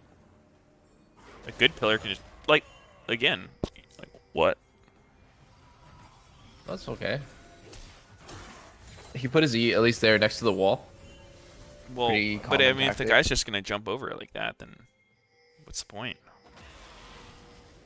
A lot of times on Trundle, you want to hold your pillar for a while, because if you can actually get them when they There's like can't get away from it, it's There's just... like a 0.1% chance that Hootie fails his E. Team's turret has been I don't know. There's really nothing to do there other than just shoot the pillar for fun. Mhm. Shoot the shit. Yeah, Yeah. you have to cancel his E with the pillar. Loss is getting so big. Holy fuck, man. He's just hard splitting, taking everything, and Varus cannot even lane. Yeah, he's Ugh. down a lot. Yeah. Oh. What is PoE doing? PoE's kind of in the middle of enemy territory right here, but Probably dead there, yep. yeah. I don't even see what he was trying to do there. I don't know. There's just nobody on the enemy team, no one on his team ready to like make a play with him there. I don't know. Okay, I should not have said that PoE doesn't int. That was a mistake. That was I was mean, a head it's scratch. rare. Fucking Yeah, it happens, is. I guess. I think Loss is gonna 1v9 this game though. He's playing Kaisa against Akali, which is pretty fucking easy. His team has 4 CC champs. It is so easy for him to like stack his plasma, like hit W on Akali. Yeah, Kaisa's just a good champ this game. Farming up. Yeah, we'll see. I mean, he could just get one shot. But, I don't know, his team is Hard, really though. ahead. I think Kaisa's really good at like surviving this kind of stuff. Yeah. I want to see TSM play for like Diana to be the carry of this game. I want to see them give Diana the most resources, because I think that's 100% what you do with this kind of comp. She scales better than Renekton or Lee. She is ahead already. Yeah. Actually, I had Speak on my stream yesterday. He said that he thinks Diana is really good when solo AP, and that's I'm guessing reflected in the draft today. Yeah. I do think though that it's good in the same way like having LeBlanc solo AP is good, but I think it's pretty inconsistent. I think having 2 AP 2 AD is more balanced because you're not banked on like this one person to do most of the damage. But Diana's AoE, which is the nice part of it, and she has enough burst to pretty much punish anybody who doesn't have MR. So kind of yeah. like, I think that's the best kind of AP champ. Because LeBlanc is solo AP, she doesn't really do enough damage to everybody, right? Like, she only really kills one person, whereas I think Diana has a ton of damage, like consistent damage too. Yeah. She's just got to be ahead enough. Like, if they don't continue to let her have a like big stream of resources, like I even think just letting Diana be your side laner is really good in these situations. Look at the 3k gold gap on ADs. Holy fuck. That's brutal, man. Yeah, this is 3K. 3k. pretty It's gonna nuts. get worse. I mean, I think Kaiser can literally one-shot anyone now. Let's see if TSM does something like that. Oh, TSM doing their Verisol. favorite play, all grouping into the side lane. The Diana ulti didn't really do much there. Yeah, was they really good dying. Zonia. No one's really dying. Oh, Pee-wee's wow. dead. Trundle is actually so strong in these fights. He's so It's good a against hard Leona. easy win. healing so much. Look at his healing. Yep. His HP Next bar just, pillar. his HP bar just like ping ponged so much there. Yeah. Well, you know how his passive works, yeah? Like, Yeah. his passive plus Triumph, if somebody dies while he's standing in his W, he can get so much HP back. Even just minions. Like It was the also cannon. Alistair's passive as like, Yeah. it was like so many like random things. Triumph, Ali passive, his like passive proccing. Trundle was actually crazy there. Oh, he's got Man, Ocean Drag. I hate how TSM loves this play of just all grouping into the side lane. Like, it can work, but it's one of the worst ways to start a fight. I don't know. Active TP flank. Oh? Okay, actually looks playable. Looks playable. Golden Guardians Oh, just needs to back out, I think. Oh, they're going to go Yeah. forward. I think they're trying to throw here. I think they should just get out. I think now you have such a big bank. Yeah, Just just take it. recuperate, spin your gold. There's two things I want to see here. One is like when Pee-wee went in with flash kick, could Lost have just ulted in? Because he still has ult. He didn't use it, and he's monster fed. And the second thing is like, yeah, there is some crazy bullshit with Golden Guardian's frontline just healing so much. So the If Lost Bears has All W at the there, same time. whiffs. if Lost has W there, I'm pretty sure Blazeall dies. That was actually really troll. He didn't. do Oh it. yeah, yeah. The Diana ult looked pretty solid, but it just didn't actually end up. Yeah. So doing right here, enough. can Lost ult in and kill Stixay? He would be in the it's middle sketchy. of everybody. I don't think It's pretty sketchy. that looks too great. I mean, I mean, they're he wouldn't gonna ult melee, trade. right? He would ult on the other side. But yeah, I think I see what you're saying. It would be sketch. They would make like a lot of people die. I think, you know, almost everyone dies there. I think it's possible though. Like if both you do sides, both sides. the alt W Yeah. thing, just one pop Varus real quick. Oh, Yeah. Huni's just dead. Wow, a Bonk. Blaze Faker? A Blaze Faker just Jesus. bonking Huni? Huni's having a really bad That was game. really Like, disrespectful by Huni. He's got no MR. You've got no business being there. This guy is so ahead of you. It's not even a Yeah. fight. It's just a slaughter. yeah. See how it exactly started. So he could have just been in a really awkward spot and got caught. I think he was just sitting in the also- bush, wasn't he? I don't know. I didn't see. Yeah. Maybe they'll replay it. It's so crazy to see these things happen, and the gold lead is still 5k. Like, Yeah. how is the gold not like shortening at this point? It's mostly the turrets, right? Like TSM Wait, has what? taken every tier 1 and tier 2. Because kind of He strong, has but he should flash? be okay here. Yeah. Okay. Okay. It's alright. Not really how you want to be using your flash, though. Yeah. Oh, sir. Yeah, I don't like the way TSM's been playing the map. I think they're putting too many resources into Lee Sin still, and Renekton. Here it is. He walked into Akali camping. Oh wow. Blazeall played this well. I mean, it's pretty basic stuff, but he's pretty clean. Yeah. Yeah. He doesn't like miss any basic stuff, and his combo is pretty fast. A solid kill. Very nice. Just seeing Diana be under-leveled in this kind of game, like compared to Golden Guardian Soul Laners, is sad to me. I don't think that's the way you want to utilize this champ. I think it all just snowballed from when you like do group up and you lose. It's so punishing. Like the snowball ends right there for the jungler that's like winning. And yeah, like the whole bot lane siege thing was like great fucking troll. TSM loves that play though. Like they do this almost every single game where they just full group into a side lane. Yeah. I think that only works if the other team has no threat of flanking you. Like if you need to force a front to back situation and like they're front to back too, then it can kind of work. But I think you almost always have a better option than doing that.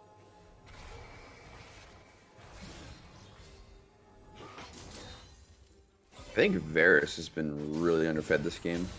Up until right now, where he actually has mirror mana. Yeah. They won that He team is. fight, and he like bought literally nothing. Yeah, well, I mean- he's been really useless. Double, I The know funny you thing said is damage. you like Varus in a low econ situation, right? Like compared to most Yeah, ADs, he. I was actually gonna say he's actually still really useful, even though he's really behind, Ooh. right? Like imagine you're this behind and playing another AD carry. I don't like the way Golden Guardians is playing this. They're forcing way too hard for no reason. They got Sword Arts. Oh, didn't even get his flash, or did they? Can't tell. I think they did. But wait, I don't think the low econ thing's relevant here because it's not both ADs or low econ. It's like just Varus Yeah. low econ. No, that's fair. I think Varus obviously like is like it's good to have a shit ton of money on him, but like when you are behind, he's definitely one of the better ADs at like still being able to deal damage and like do stuff, apply like a slow, grievous wounds, fucking execute damage, ulti, like all of his abilities are fine even when you don't have that many items. Yeah. I So think it's that's just why his- I like him. I think it's kind of just his ulti, you know? Like, I would hate being behind as Varus. It's fucking awful. Well, if your team is ahead, or like I think Yeah, the amount of percentage, gold you yeah. have compared to your team is what I would say for Varus. Yeah. Like Oh, wait, who Look at that damage that Varus just did to Huni. Like, look, like, this is what I'm talking about. I Varus think he is was not Trundle balanced. ulted there. Shit. Oh, wow! Spica actually played that fight really well. Oh, sticks a. Oh, let's go. Oh Whoa, my that's a big god, that was shutdown. like only Spica Yeah, in that Varus fight. doing stuff. Oh wow, the dodge from fucking TSM. Holy shit, they're all walking up 1 HP.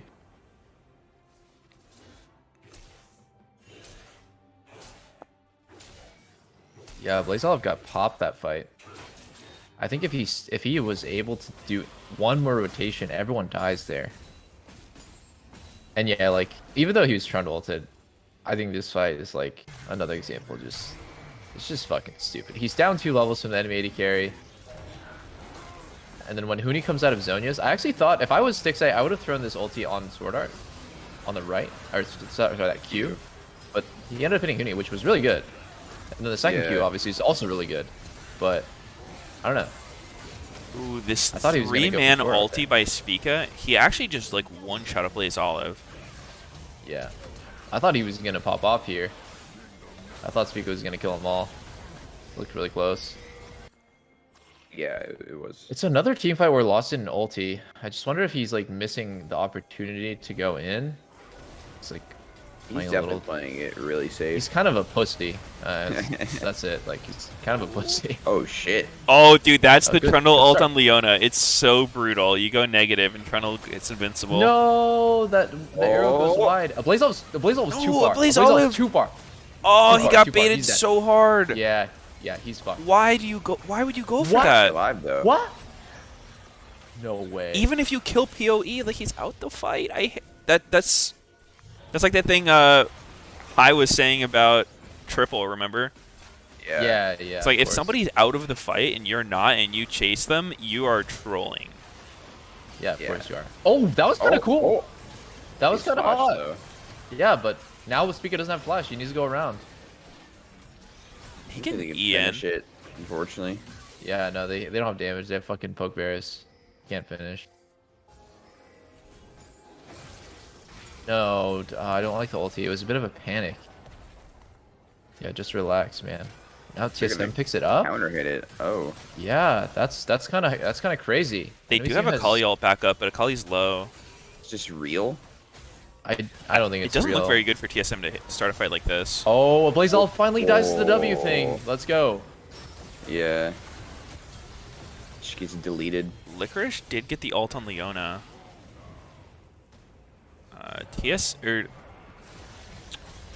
Yeah, TSM just gonna hit it again. Now Trundle doesn't I have think ult. they get it. Yeah, I think they have to. Yeah, Yeah. I think Golden Guardian should accept this one's gone. Without Akali, they really don't have a way of winning this fight. I don't Yeah, want to see give them it- try. Just run. Oh They're, no. They're too close. Yeah, now give it's it- fucked. them getting Baron's not the end of the world. Them getting Baron and you all dying is a lot worse. Yep. Yeah. If Iconic was gonna go for the steal, he should have played on the other side of the wall. Yeah. But him playing there just like makes everyone killable. Well, he didn't have ult or flash. Oh, he didn't have ult? Oh, okay. No. Then yeah. Then I don't even was know why he's down for, there. like, Like you're 10. never gonna get the steal if you don't have either mobility. Like they're not gonna let you in.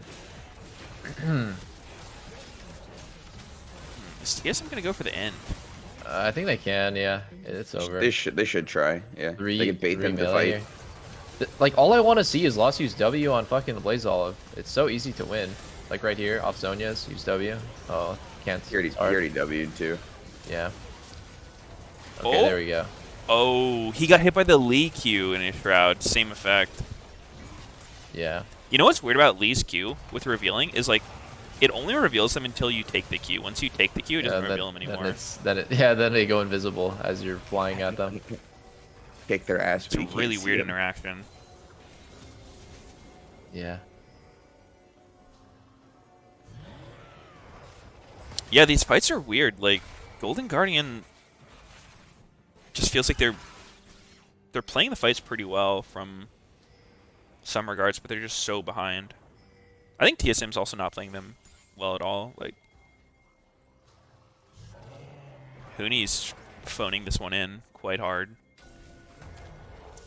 Yeah. He's having a terrible game. I don't think Renekton is as good with Stridebreaker being changed though. Uh-huh. I think he's amazing in lane, as he always is, but Stridebreaker really like put him over the edge. Yeah. Dude, Golden Guardians is like scary now. Like if I was TSM, I'd be kind of shook. They're one drag off of winning, basically. You think they just win if So- they get Ocean Soul? Okay, maybe they don't auto win. It's definitely like way easier. Yeah, I mean, it'll help. The gold lead won't matter nearly as much. Yeah, it's these fights are weird for both teams. Like, Blaze Olive just cannot go in by himself. Like, there's a time in front of Tier 2 Siege where I just thought if Lost just used W on him when he goes in, and somebody's buffering his stun, it's like, he gets stunned in his Shroud, he gets revealed in his Shroud, and then everyone chain CCs while he's stunned in the Shroud. yeah, I want to see. That's what you have to do to play against Akali. You have to reveal her. Yeah, goes Akali in. needs to play more patiently. He's strong, so he probably feels like he needs to do some crazy shit in the fight, which is true. But like, you don't need to be the first one in. To That do was crazy shit. what they're doing here. Somebody's a... Yeah, Yeah, that was too Verisol crazy. missed. Oh my Oh god. shit. Is Licorice gonna die? No! Licorice is 1 HP? Oh my Diana god. ult! There it is. Yeah, Diana that ulti. just cleans everyone. Hell yeah. We got Lost Salt. First ulti in. Yeah. He kinda saved it. first ulti in. He's been saving it the whole game for that. Every moment. ulti he did, the game was won right afterwards. So can you really say he had any bad ults? No, he had no bad ult. Checkmate. So good. Spica just carried the shit out of this game though, no? Yeah, he hit so many huge Diana ults. Yep. Were there many others? I didn't really see them. He hit the one at Drag and then the one at Baron that kind of closed out the game. Yeah, this game was pretty much Spica carrying hard. Yeah, I mean he was fed as hell. Kind of expected eventually that you would get something big, but it was okay. I think obviously they're gonna look at the tier 2 siege and fix that up, and then PoE's like random secret agent mission, enemy side of the map. Deep as fucking mid lane. Honey did the same thing, like deep as shit in the blue jungle. Yeah, When he can't actually fight Akali, he just basically was baiting or saying, "Come kill me, Akali." yeah, Walking around. that was whack. Blazov just played a couple fights like super disrespectfully, and that's why he died instant at that Baron as well. Yeah, I mean, this game was super odd. Like the whole baseline was that Golden Guardians was down 4K from almost nothing. Like seemingly small mistake. Like Licorice solo kills top lane and then loses his whole turret. Iconic made the biggest mistake of the game. It's just unfortunate whenever you make a mistake against Herald, it's super punishing. Like normally you make a mistake, yeah, you'll be down a few hundred gold, 500, 600 gold. Against Heralds, it's like 2K gold at least. Yeah. It's just because he thought he could survive under the turret, but he Yeah. Just got blasted. This episode Oh my airs God. on Sunday It's after me. you guys play 100 it's Thieves. sneaky. And so Yeah. We're gonna Uh, pretend like you just beat 100 Thieves. How does it It's feel? Sven. It's Sven and Sneaky. huh? So yeah, I think our game against 100 Thieves went pretty smoothly. Like me and Jisuke just overpowered Abadagi and closer, and our ball lane was giga smurfing No, too. that's Dennis, Impact was doing his idiot. job in top lane, obviously just winning always. C9 So Sven. yeah, it was a pretty easy game. What champ were you on again? I believe I was playing Viego, 1v9 champion. Yeah. Smurfing. So, now we're gonna do the other one. Oh my god. Dennis, you guys had a tough match against 100 Thieves yesterday. They How play was on that for Sunday. ya? Oh, it feels terrible. They losing played to today, 100 Thieves but we because I feel filmed like this we on were really the Tuesday, better team and going it into the airs game, on but Sunday. So we were role Yeah, playing. They just yeah. got really lucky, and I think Closer like stole the Baron or something. Like we should have been able to zone him away, but he was just able to be a little bit better than me that day. Wow. Nice. His Yeah, his really acting well. is really insane. Imagine how crazy it'll be if he actually Actually. steals Yeah. Porn level acting. It's in your head now. No, it's that was solid. We're gonna be at That Baron and was an thinking Emmy. about that. Oscar award. Shoot winner. him! Shoot him! I see this. Everyone out of the pit.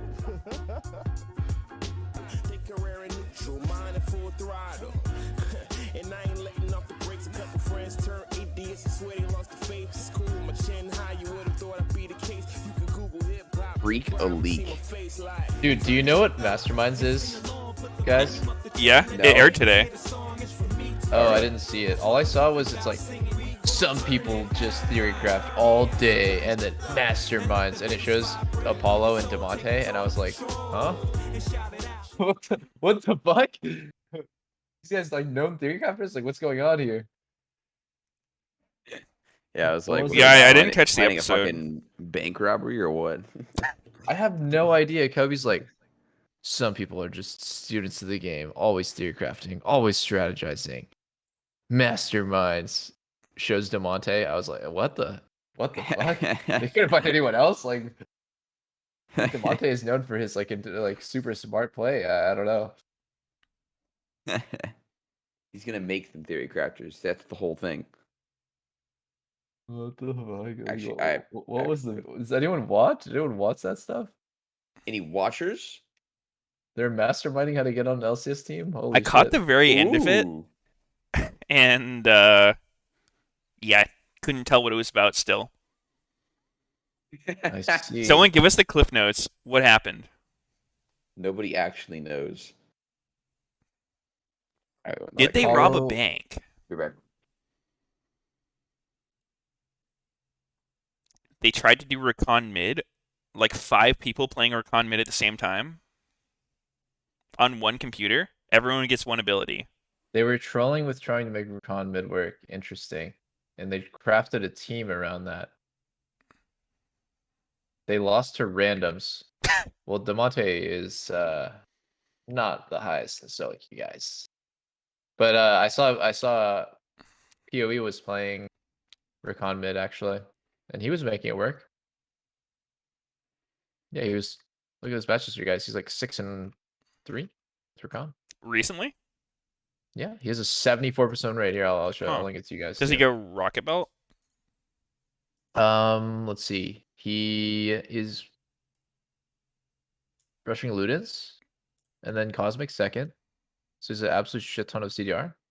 Huh. Interesting. That is interesting. He's So playing it a maybe the ton. mastermind's got to watch some PoE VODs because he's 74% rate in Challenger. Legit. Why do they not have PoE on the show? It feels like it's actually exactly. Okay, one of his losses on Recon was playing at support. Oh shit, that's not the role you want to play it in. Recon is obviously mid. Notorious. He mid-lane plays a champ. lot of Recon. Yeah. It's Where are random all that the they Lee pick Sin that. games? Yeah, dude, playing Leon 60 ping. Let's go. True. But I mean, if you're gonna play it on stage, Yeah. That'd be pretty hot. dude. Okay, have you guys heard of this game called John Conway's Game of Life?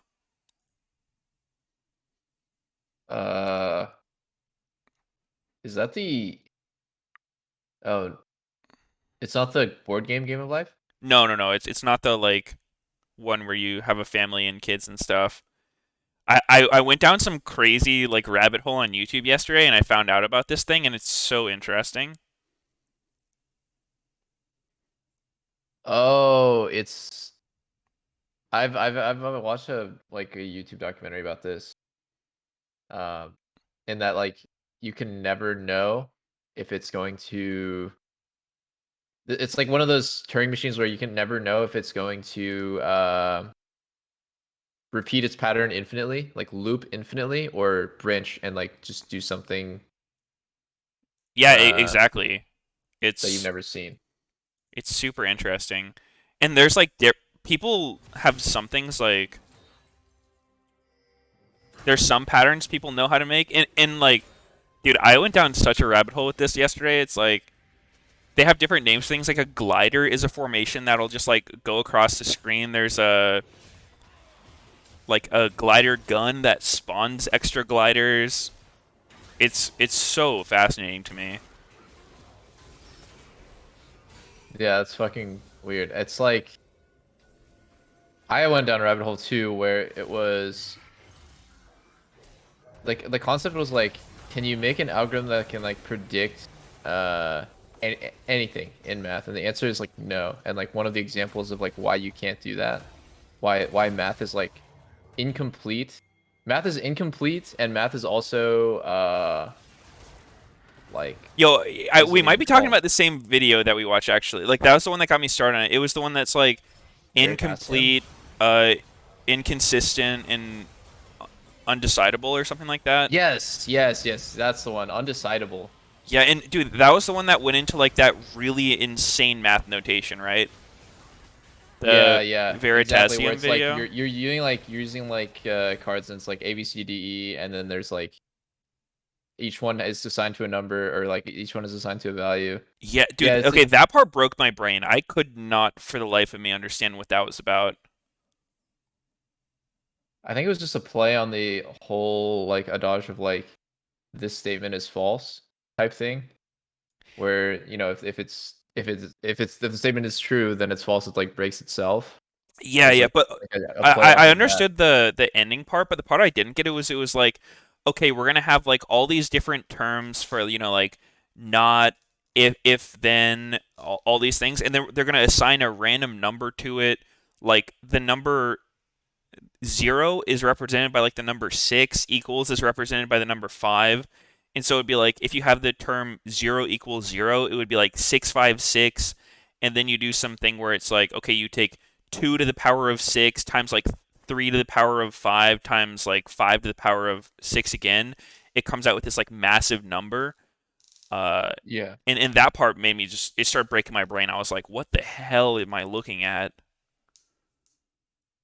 It was Yeah, really it's hard to insane. explain without watching the video. Just Google Veritasium, like I don't know, It's called like the completeness. fundamental flaw of math, I think. Oh, there you go, guys. Yeah, it's like a It is 35-minute an interesting video. video. It was a super good watch. What the fuck crack shit did I just listen to? Dude, watch the video. Watch the video. Like, there's no You way gotta I could watch do the it video. It's justice because fucking I crack. didn't understand it well enough to explain it, but it got me on this game of life and it's really fun. Well, I mean, it's not really a game, but it's interesting. I learned how to make a Game glider of just now. life. Yeah. Ooh. Ooh.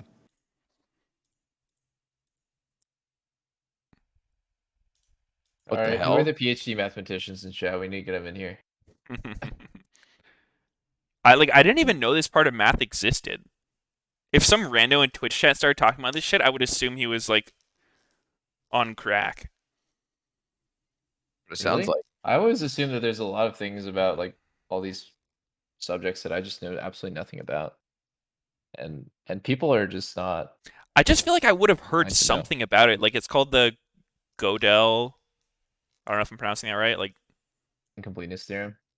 yeah. Like the cards that the guy was using for it were that whole system. I was just like so blown away that that existed, and I've never even remotely heard of it.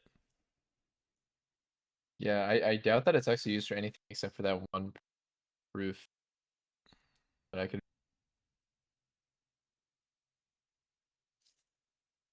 Oh, my chat says it's pronounced gerbil. Gerbil? Yeah. You're saying it wrong.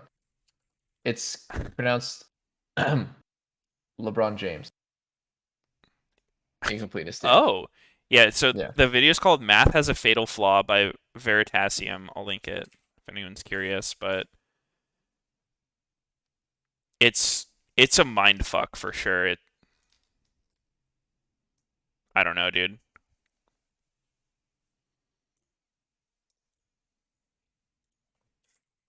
Dude, I need to go get. I need. Oh, that's. I'm just sitting here, fried out of my fucking mind. Fried I out need of to your get some mind. coffee, guys. I'm gonna make a I'm glider actually just get a gun. nice black coffee. That sounds A so good right now. big black coffee. Yes, that. I'm making a Thing glider you gun. just said. You guys want to see Good my for you, gun? Meteos. No, I want to see my big black coffee.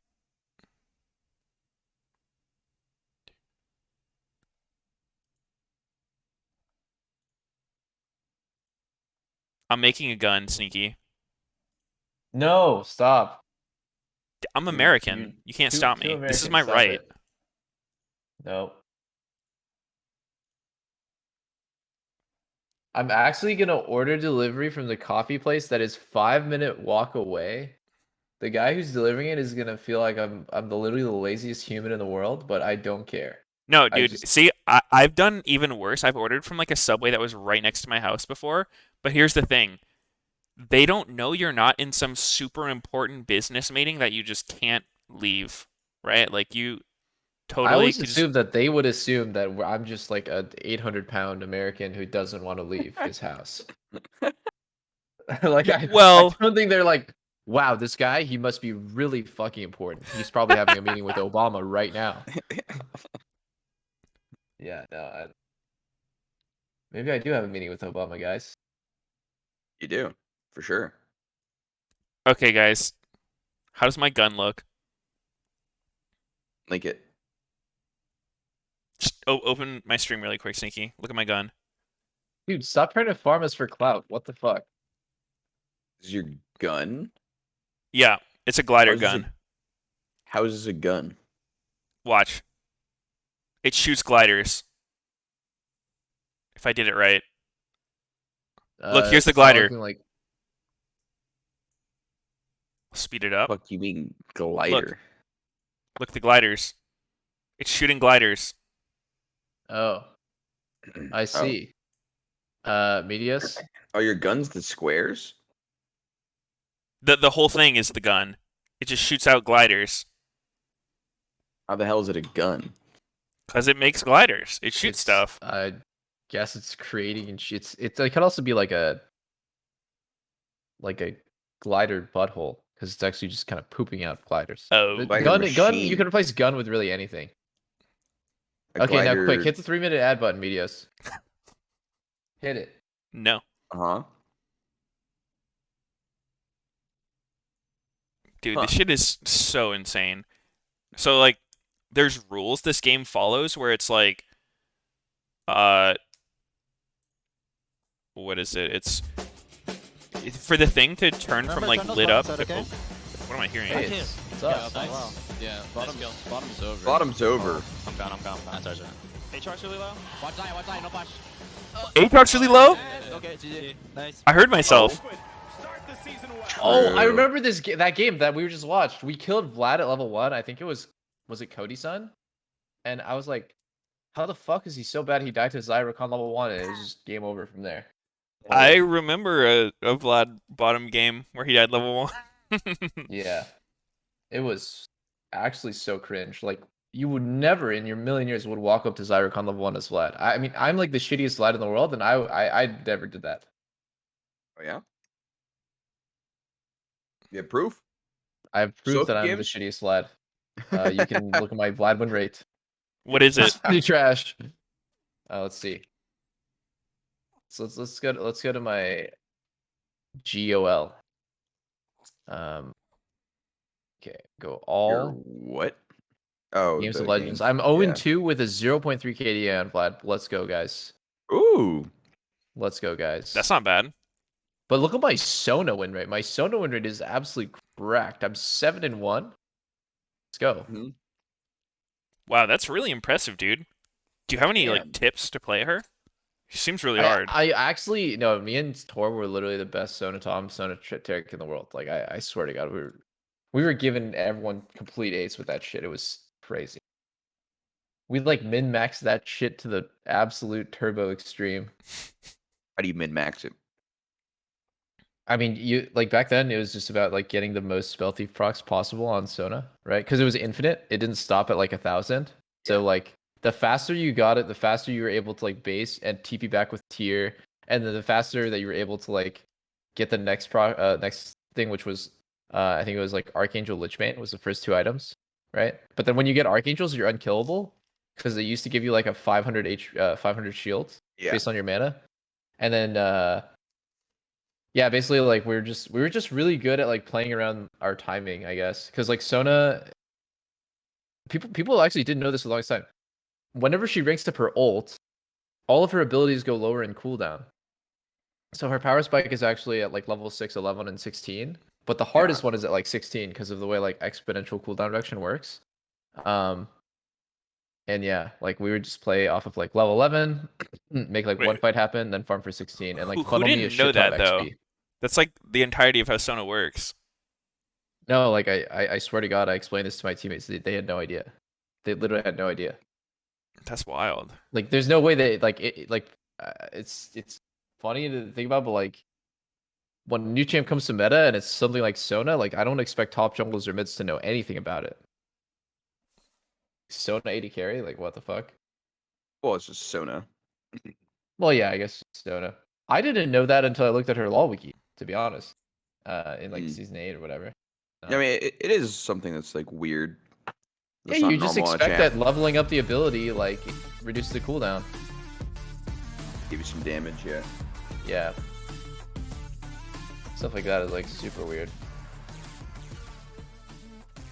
I wouldn't say that no one knew it before you did it, but yeah. I think Core was really good, Tom. I mean, I don't think there's really skill expression in Sona, but Ooh, you're gonna attack Double Lift's Eagle like that? Whoa. Dude, I'll have you know I was insane at the 2 out of 3 passive, auto Q, power chord, auto reset. Oh yeah? Maybe best in the world, bro. I don't want to Yeah. hear that anymore. Oh, and you had Klepto. Oh my god, that was totally disgusting. I cannot Can they believe please how long that Klepto was in the game. Like, that was the most fucked up. level 1, you just walk up to somebody and you get the bag of gold and you're like, "Oh shit, boys, let's fucking go. I'm in the loot Flex on box." him. You click it, it gives you 110 gold. Oh, My Jesus. God. Jesus. Absolutely juiced. Yeah. My chat is arguing about exponential, more added each time. I mean, maybe I'm using the wrong word here, but like, if you want to double your damage, you get 50% cooldown reduction. If you want to double your damage from that point, you only need 25% cooldown reduction. If you want to double your damage from that point, you only need 12.5%. So cooldown reduction back in the day, before it was haste, was like better the more you had. Yeah. Maybe exponential is the wrong word, but it's like it had a crazy curve. No, that's exponential. Yeah, I don't know. I just look at it's not exponential. I always assumed that meant that it was exponential. Terminology is hard, man. Wait, so you still haven't bought a coffee machine? Double? Oh fuck. Not Yeah, I even have a just a Keurig? confession to make, guys. Living with Lena, she buys a shit ton of stuff, and our kitchen is it's like so much random shit on it. I don't think we have space for a coffee machine. I'm like so afraid of buying anything else. Like non-kitchen stuff is in your kitchen? I mean, there's a lot of random kitchen stuff. We got like a pressure cooker, a blender, a tea maker, a water filter, a fucking A grinder. a gorilla. I don't know what's going on in there. A gorilla. Holy Yeah. shit. Jesus Christ. Yeah. Does it throw bananas or what? Slight hoarding tendencies. Wait, like a why banana is maker? Jenkins playing? Wait, They what? tweeted it. Yeah, What? they tweeted it. They said Jenkins is playing today and Alfari's playing tomorrow. Huh. Why? Is it because Immortals is free win? I think they want to switch between Oh, them. it's because they saw what Revenge did to Alfari that one time. What do you do? The Aurelia versus Kennen. I don't Repounded recall. his ass. Hmm. There was a pounding. Okay. Yeah, he needs to get his revenge. Get it? That Hey. was so good, Sneaky. Thank you. I I think mean, it's so stupid, by the way, what they're doing here. what? The draft? The No, Jenkins? the switching in and out. Yeah, it's so stupid. Yeah. Because all it's implying is that TL is going to split scrims between these two players instead of just committing to one and giving that roster the biggest shot possible at like winning. And instead, they're going to do this thing where they do this dance of like, oh, well, it's fair to both players, but it's like super unfair to literally everyone else. That like you are going to be Oh shit, half Camille. cooking your team. Yeah. I mean, EG's doing it too as well with Dennis now. Yeah, I mean, these teams never inspire any confidence in me. Like, I honestly think that C9 would have won against TSM in Vancouver if you guys just committed to one top laner. I don't know Oh, if you know who it was, but the series is so fucking close. the Um, Impact and Ray. yeah, yeah. And I just Ray remember William watching the game. Johnson. Like Ray played Kennen against Camille, and he got finger blasted in that matchup. It was actually kind of unlucky, to be honest. Like the solo kill, but I was just thinking, like, man, like, what if these guys just had a little bit more practice? You know, like, I don't like. There's this alternate history of like, what if, and the team Yeah. was better at playing around that player instead of having to constantly mentally switch. Oh, we have this player. I need to cover his tendencies. I need to communicate this differently. Like, you know, I'm not playing fully to his strengths because the strengths of my that player is like switching every other game. It's hard. Like Yeah. slightly, yeah. It's intangible. It's hard to like quantify how much difference that makes. Which actually I'll give TL some props because Santorin going through like health issues is really shitty, but I think they've played pretty well with Armeo since then. Yeah, for sure. Definitely Yeah. look decent with them. How's Santorin doing? Has anyone checked up on him? Has he I said don't know. anything? Have He you seems like a messaged him, really Sneaky? private guy. Yeah, of course, man. Well, how is he? Uh, he's doing all right. Totally. Yeah, you'll be fine. Actually, what did he say his health problems were? Migraines, right? Migraines? Yeah, sensitivity to light and migraines. One of the symptoms. Mm-hmm. Such a Casino unfortunate has thing. begun, guys. Casino's begun? It has Ooh. begun. Before we see the final phase. Well, the draft's 50-50, so it's fine. All right, I'll start my casino too. Fuck it. Fuck it. Did you guys know that Xmithy offered to coach for Immortals when they were gonna replace him? Really? Yeah, and they didn't want him, and then they got Dardoch. That's so weird. I mean, I think different timing, right? But I think it's just funny. It's like they didn't want Xmithy, who's extremely accomplished and really smart guy, pretty calm temperament. They got Dardoch as a positional coach instead. Yeah, he's But timing positioning wise, himself to take Xerxes' job. yeah, every day he's gonna whisper to the head coach, Mm-hmm. "Man, I don't know, Joel's kind of shit." I like Yeah, here. I don't know I about this totally guy. would have just played this better. I don't know. Like his hands just don't seem as good as mine. I don't know. I was in there, I would have stole that. We would have won the game. Facts. No, I'm just kidding. I mean, he could totally be doing fine. It's just I didn't even know Immortals was looking for a new coach, right? But it's my boy Jake. He's just playing WoW these days. He needs a job. Anyone got a recommendation? McDonald's maybe? WoW is a job. Yeah, dude, he's Oh, it's a saving the job. Shadowlands. That's true. The Shadowlands will not. The Jailer will not be taken out alone. Exactly. If he doesn't stop the Heroes jailer, like who will? Nobody. And we'd all die. Legend. We got Wow, Ziggs. TL literally has fucking the most Exodia comp ever now. Like this is Bronze Zodia. I think it's This gonna be is Ziggs bot, but yeah, I actually think so no too. wait. They're Actually, Insanity does play Ziggs, actually. I think they'll oh put him yeah, in yeah. their He had the line. Baron steal against TSM. Pretty sick. They could I mean, I lane would hate swap to play though. Immortals comp against Oh, TL. okay. I like the What did you Camille. guys? I think she's pretty fucking strong right now. Like, if you just do the like Sunder into Titanic build, Yeah, it's pretty nice.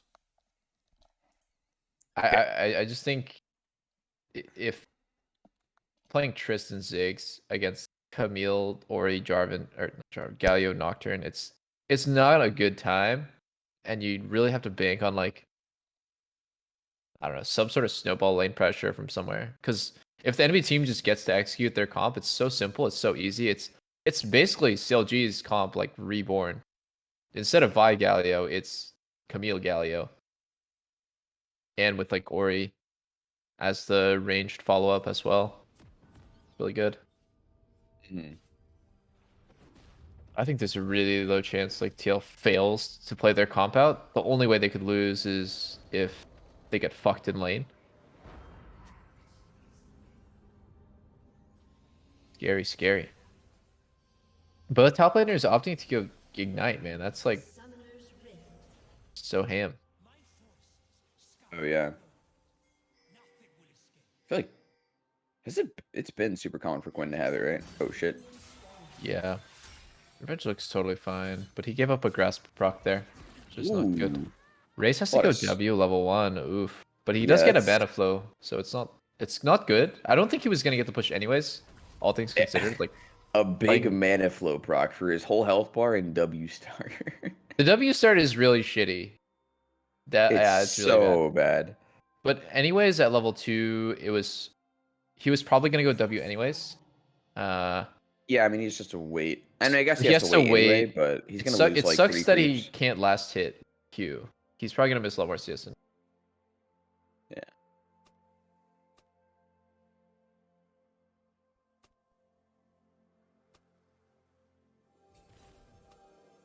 They are typing in the alt chat. Yeah. Mortals is one of the most all chatty teams. These fucking kids, they don't know respect. Mm-hmm. Back in like this first, I mean, up until very recently, basically, not even back in the day. So disrespectful to all chat. You would never do it. You remember Diamond Proc's Yeah. famous quote about that? No, what was it? You don't remember that? He got fucking in trouble in some qualifier where the other team like typed lol or something after a play, and he called them like unmannered retards and all chat after that. Yeah. Yeah, I remember that. Jesus. Now that you mention it, I do remember that. Whoa! Solo kill. Solo kill. Oh my god. Ooh. Jensen just fucking dies. Jensen just played with no respect. Is he not running MRs? Did he think he was against Higgs? Or sorry, No not way. running armor. He had so much time. He had 15 seconds. There's no way. I think Ori just has an incredibly low base. What is it called? Armor? Armor and MR. I'm so fucking baked right now. It's So crazy. Dude, I'm high as hell right now, brother. Exactly. Yeah, who wins? Nocturne versus Viego right here in the bush. Nocturne. Oh, if it starts off with a stun like that, that's obviously And Viego. a TP. Why did Xerxes flash? Are you? Oh No my god. way. Oh No my way god. this is Hold happening. up. Wow, guys. He flashed away. Take the fucking L. Take the L.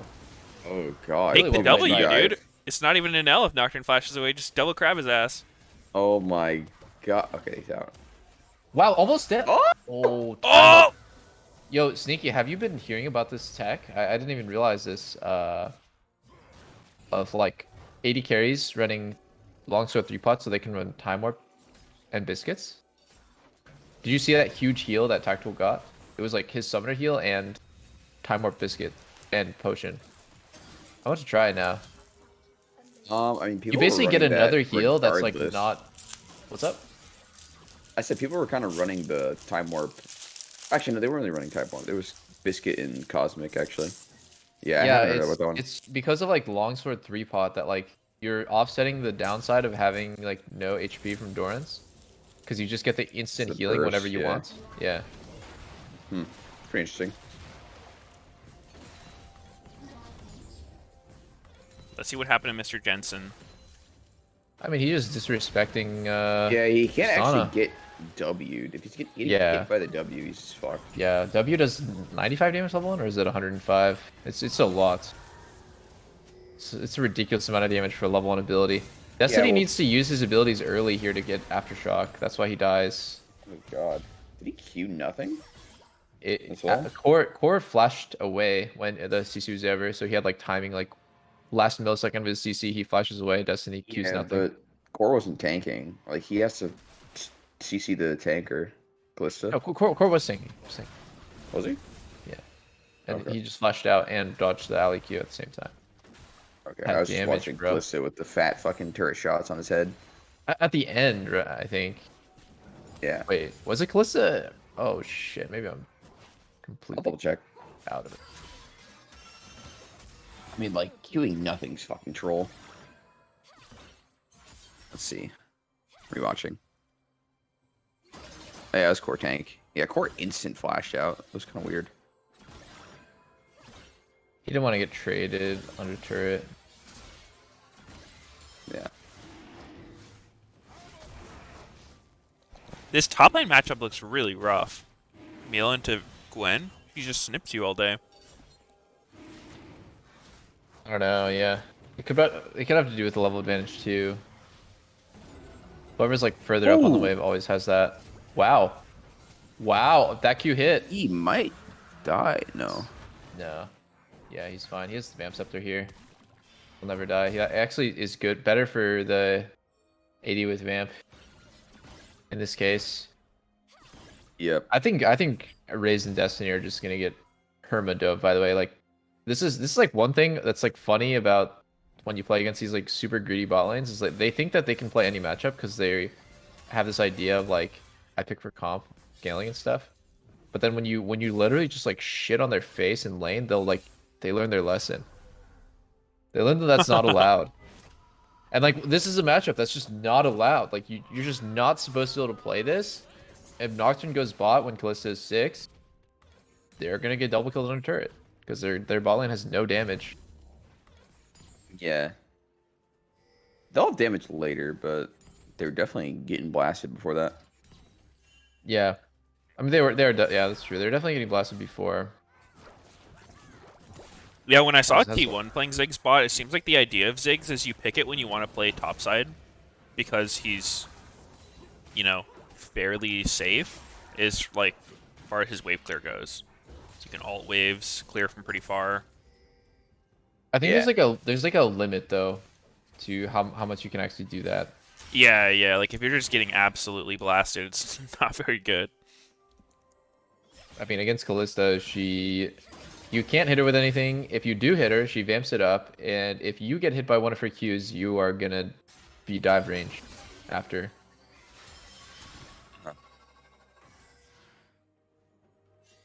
Definitely walking a fine line. I wonder how different the game would be if Xerxes and Insanity didn't flash for the random Nocturne nothing. I think that's one of those invisibly bad plays that like stopped Immortals from snowballing.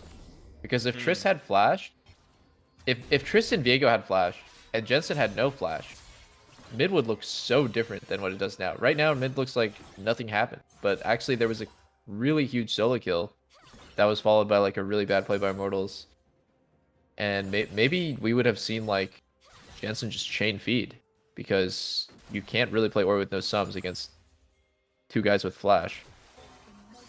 Mm-hmm. But yeah, Two guys, no flash. Two guys, no flash. One flash. One dream. baby. Dude, this looks so miserable to be Camille. Holy fuck.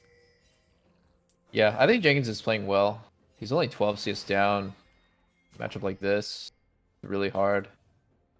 Is it gonna And he's get picked for better though? comp Like as I well. don't see a point when this is gonna get better. No, definitely not. But I think Jenkins is really good at losing gracefully. He's really good at matchups losing. like these. Well, not ideal to be losing, but the graceful losing is nice. Yeah. I like Insanity's move here. He should, yes. Go bot side. Take I the like crab. this. Get the crab. Take the crab, yeah. Take the pink, take the Can crab. you ult the crab to break its armor MR? Yeah, you totally can. I mean, I guess it's not armor MR anymore. It's just the shield. Insanity. And like if I was TL, I would like rethink that whole macro because like that's only worth it to full swap if your top laner shifts and covers bot. But like I don't think it was worth it here to almost lose 2 plates. I mean, it's kind of RNG. Take the crab, guys. Why are you not taking it? I guess you're saving it for Viego, but like Mr. Jungler. That's troll. why would you save it for your jungler? That role is worthless. So true. Oh. So fucking true. Yeah. Fuck Based junglers. and true. No, but like Nocturne could have totally just ran over and took it, right? Like that's you should save things. You should save the crap for your jungler if it's like a guaranteed. But if it's gonna be like, oh, they might just walk up and take it themselves, I don't should wait. Mm-hmm. Raze is chilling here with TP. I am curious what he's gonna buy because he bought the random. He's got a lot of random bullshit here. Seekers. He needs to go Lost Chapter. He's not gonna rush Sonya's. Yeah. Oh yes, I really want to see TL Me. go for a bot dive. I think it'll be insanely easy to execute. Nocturne ults, no one can TP. Dive in Alistair? Yeah, it doesn't matter.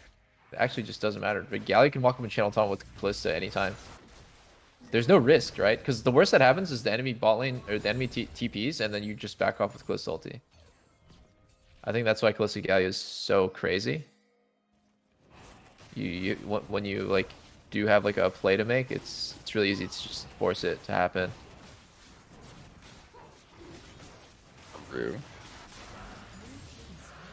Like if they can get a wave in, preferably cannon.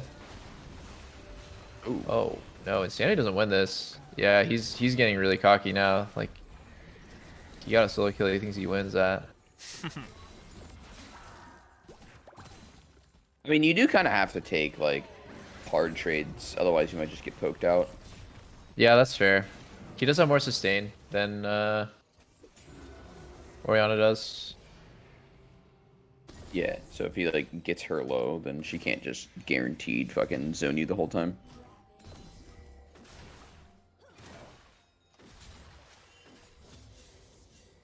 You get poked until you get pissed off and you have to jump them.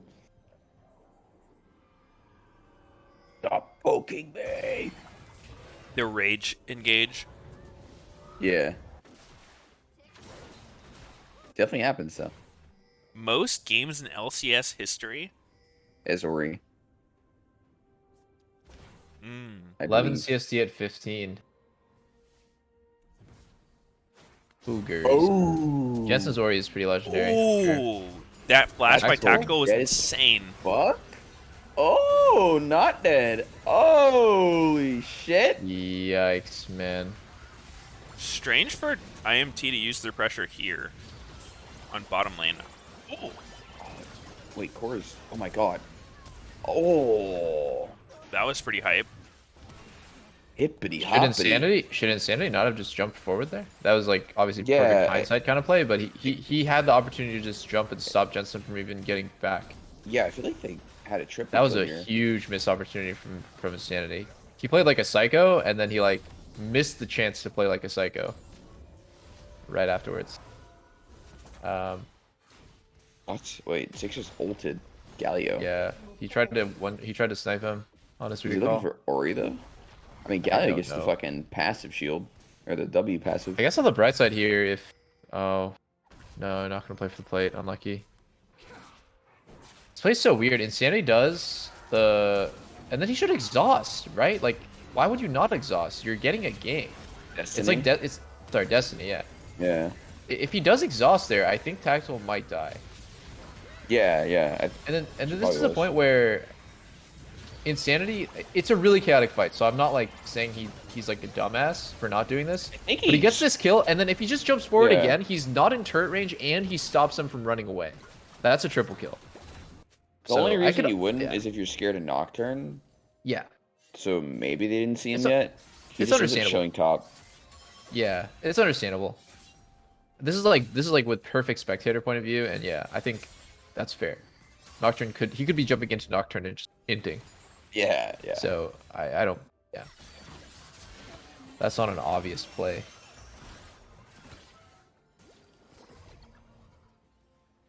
I do think the biggest mistake there is that Destiny like does the combo, it gets flashed and he doesn't exhaust. Because like if he does exhaust there, he gets just walk up and press E, right? Like he covers two things. He gets his flash and then he'll get the stun off of his E because the guy's slow. But yeah, he just kind of like ran away. It's very strange. Mhm.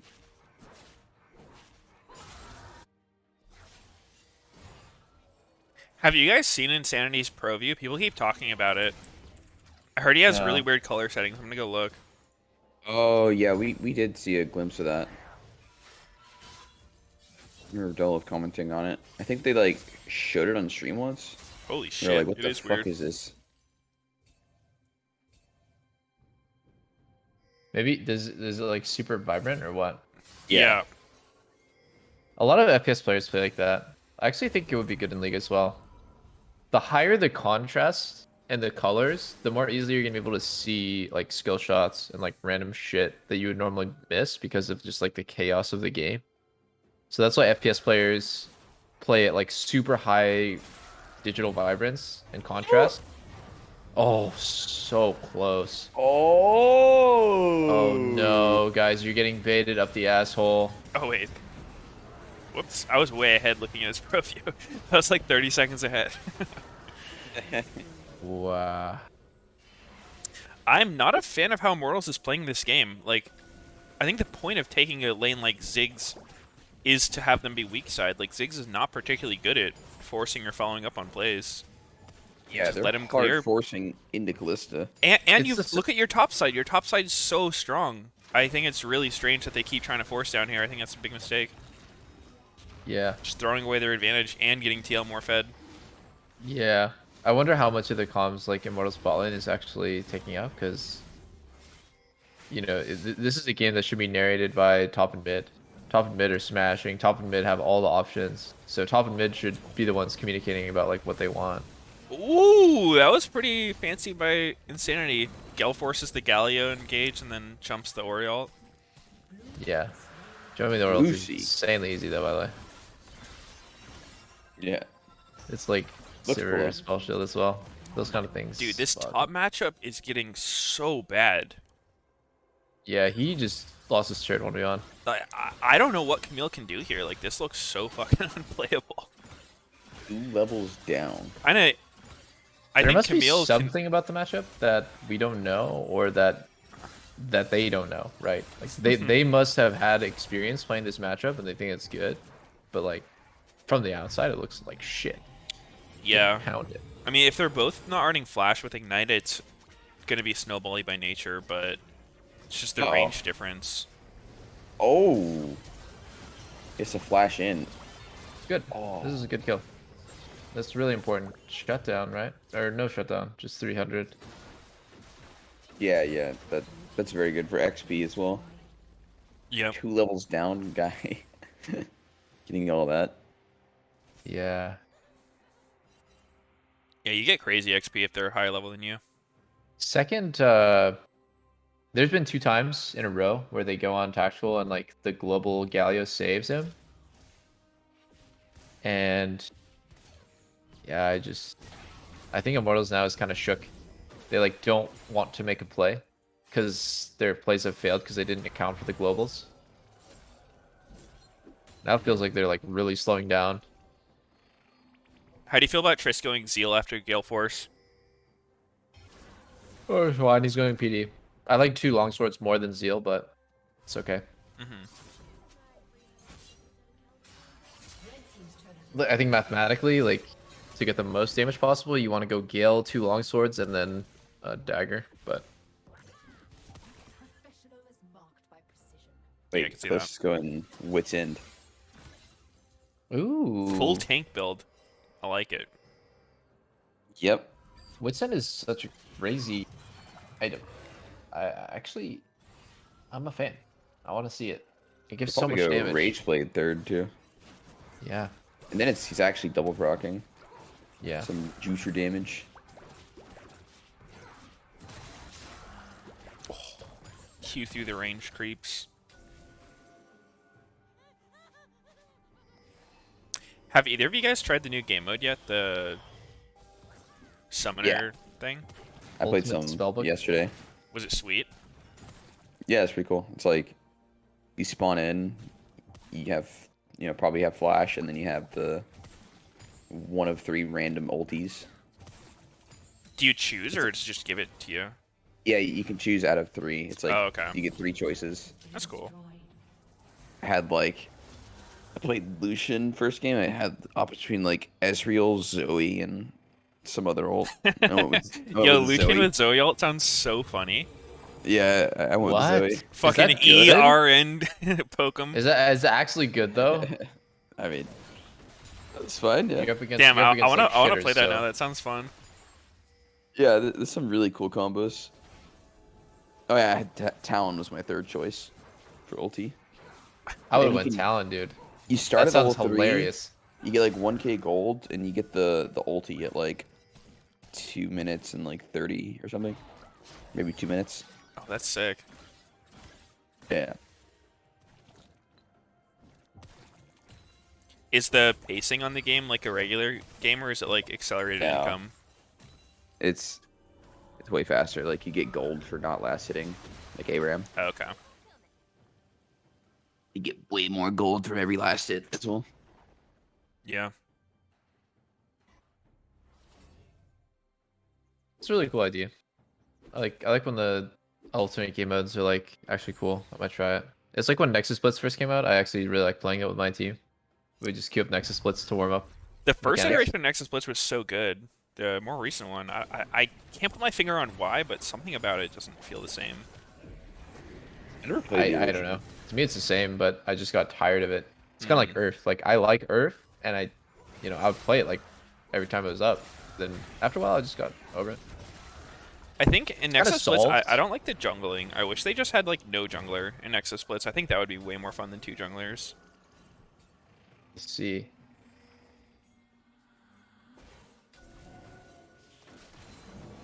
My God, a tornado. Yeah. Immortals is down quite a bit, and if they lose this fight, they lose the game. So They're down bad. I don't like when the team that has river control is just all showing like this. Like when you're walking into river, what's really important is if you like can get eye contact with them and see all 5. In this case, TL got that instantly, right? Like TL doesn't have to worry. TL is actually the one in the better position now with Jenkins on the flank right here. I think Ziggs is playing this really badly. He is not actually zoning. He's not playing to his champion. They're just gonna get it, guys. Just okay. 0-man Oriole T. They get it. Oh, so just open. It's over. Yeah, this game's bye-bye. done. Nice. Wow.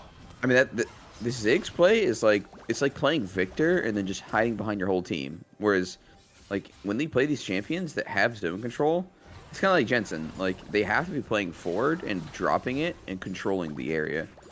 Like, you can't just be sitting back and waiting for the fight to start, because then you just lost, like, half the reason you picked the champ. Yeah, but this is Raze, who's like one of the more passive players, and it's an AD carry playing Ziggs. So I had low expectations either way. I think what they should have done with this draft was they put Insanity on Ziggs, and then They he put can him just... bot. Yeah, they just put him bot. Yeah. But If Raze can play mid, that'd be good. oh, Ooh, huge steal. Huge steal, guys. That's totally gonna change something. Just wait. Changes the fates. Holy fuck. Wait, San- this actually Sandy doesn't could kill be a Jensen. win. That's so sad. Yeah, I Could mean, be a win Revenge for is still Moles. up. Okay, never mind. They are very low, but I don't think TL can chase here. Okay. Alright, well actually the Nocturnal kind of fucks it up. The fucking vision. I think this one's pretty lost. Yeah. Baron is just gonna stall a little bit longer. So Nocturne with Stridebreaker. Let's go. I don't really want to see too much more Renekton. I'm not a huge fan. Only if the enemy team is a lot of melee gangbangers, and then it's like you're gonna leech off of 3-4 people every time. I think Renekton's great. I think right now range champions are coming back. Range like champs are coming back. Like you don't see as much melee versus melee mid anymore. Because like on the previous weeks of LCS, there was a lot of Viego, Lee Sin, Renekton mid, even Silas was played a good amount. I think now it's a lot of 80 carries in mages mid again. That's what the meta is trending. So that's why, I don't know, having a really easily kiteable champion is not ideal. Oh my god, Insanity barely doesn't get the kill on Jensen. He had flash too. Surprised he didn't just go for it. I hope that's a bug, because he just needs a flash auto there and he gets a kill.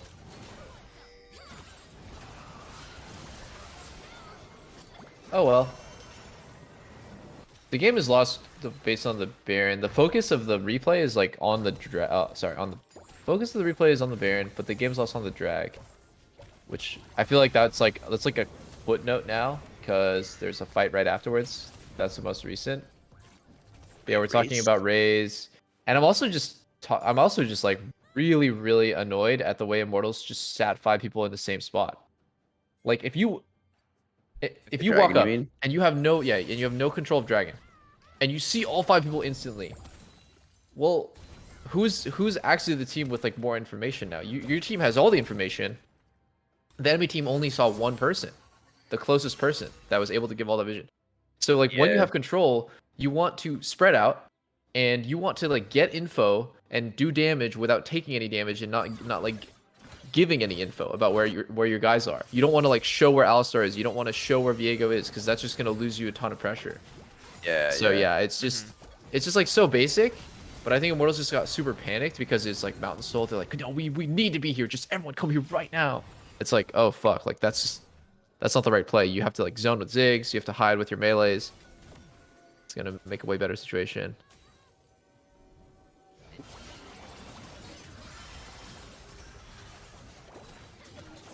Oh, is this where Camille starts winning?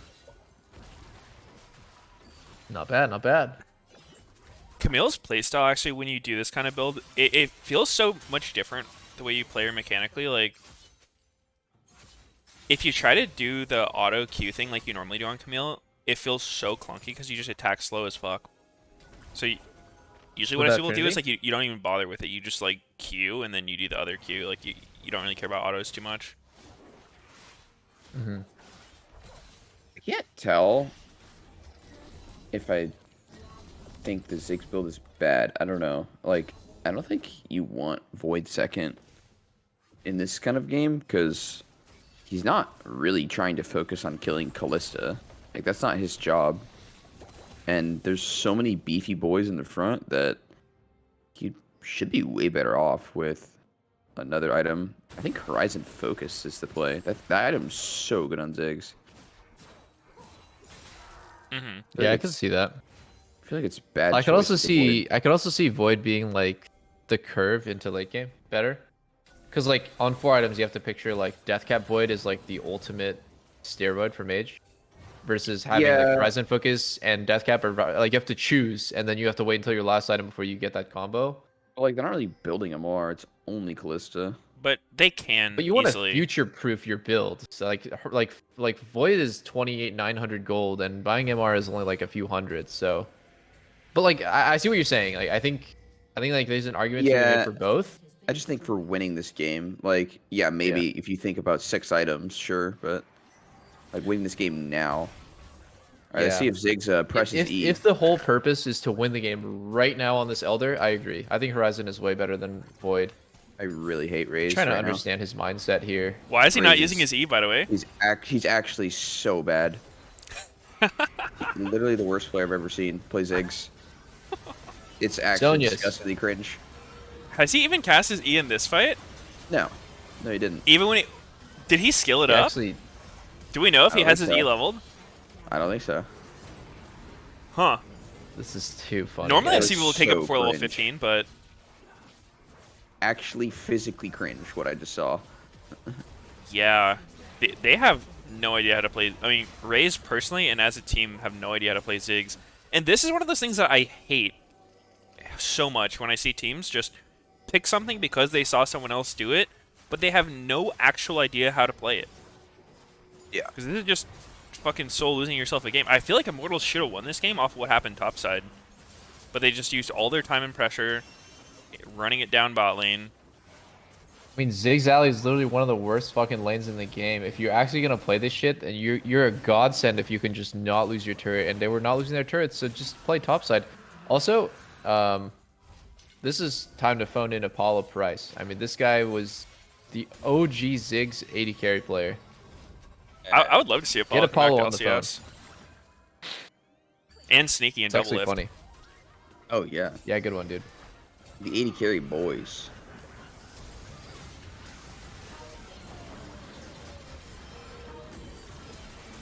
I'm actually slowly reaching the point in my life where I just don't even really want to play League anymore. Like, I just straight up don't want to play League anymore. Valorant main. Yeah, like I want to play other games, and if I want to play a competitive game, I want to play Valorant because it feels. I don't know if you guys have like, felt this similarly, but like it feels pointless to play League because I'm not trying to go pro, and there's no like real point to climbing. So like what the only purpose of me playing the game is to like maintain my skill or like for fun, Yeah, right? it's just fun. Just fun. I mean, I think Yeah, taking breaks is good. Like, I haven't been playing a ton lately either.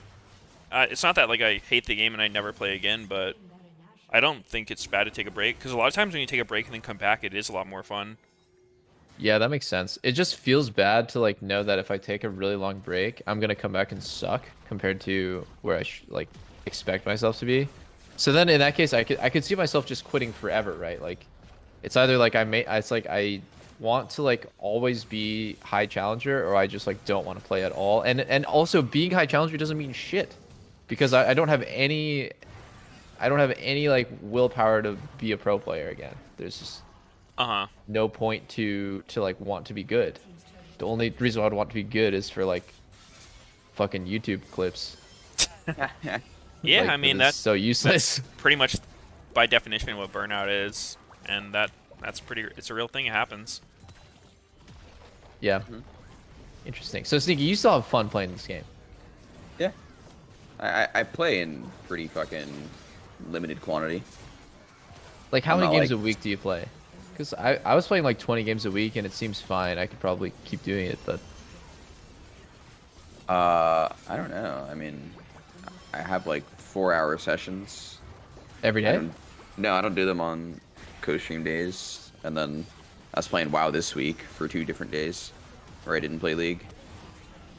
So I got like 2 days of League or something this week. So would 4 start with hours your a day account, for actually. 2 days, around like 9 hours. Yeah, something like, I don't know, maybe 10 games. Is this the maybe a only little less. account that you play on? Sentient AI? Yeah. Okay. So you've played 300 more games than me. This Okay, week? you played 200 more games than me total this season. Ooh. Because I guess I would include my Smurf, but what about you, Meteos? What's your account name? Magma Golem?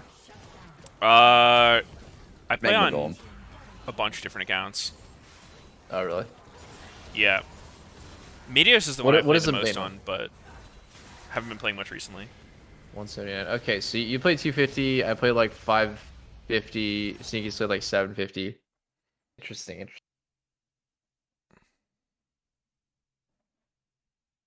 You added Yeah. both your accounts, Sublift? Because you Yeah. play in 2, don't you? Yeah. I had like 100 on my Smurf and 450 on my main.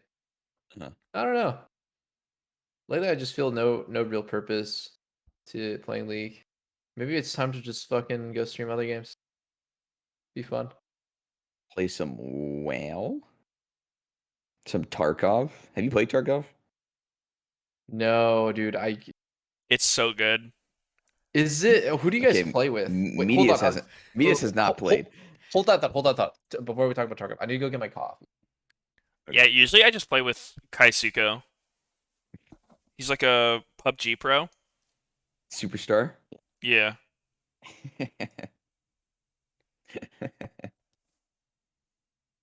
When's Meteos gonna raid in Tarkov with us, Smooge? Dude, I've been playing. I want to get team killed by Meteos.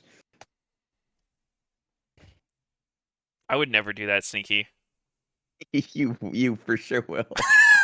Or you won't ever shoot a bullet.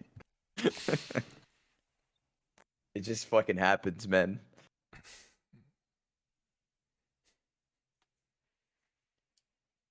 But it's whatever. It hasn't happened to me yet. Uh-huh.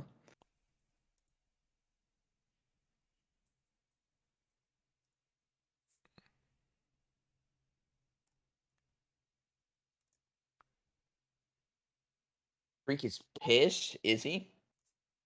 Yeah, I was pissed. That fucking Ziggs play. Jesus, man. That was pretty dirty.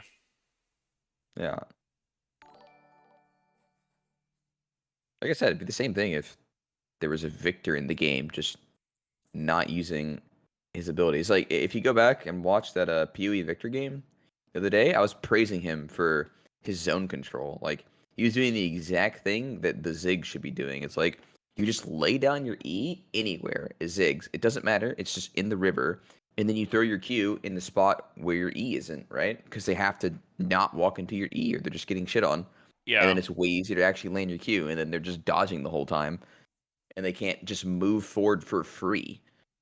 That's literally the problem. It's like he's not using his abilities to zone. He's just waiting till the fight starts to start throwing shit out because he's scared of dying. And you can't Yeah. play like that. I mean, would it have even been bad if they just had He one-shot you. Ziggs go mid and Tristana bottom if Raze can't play mid lane?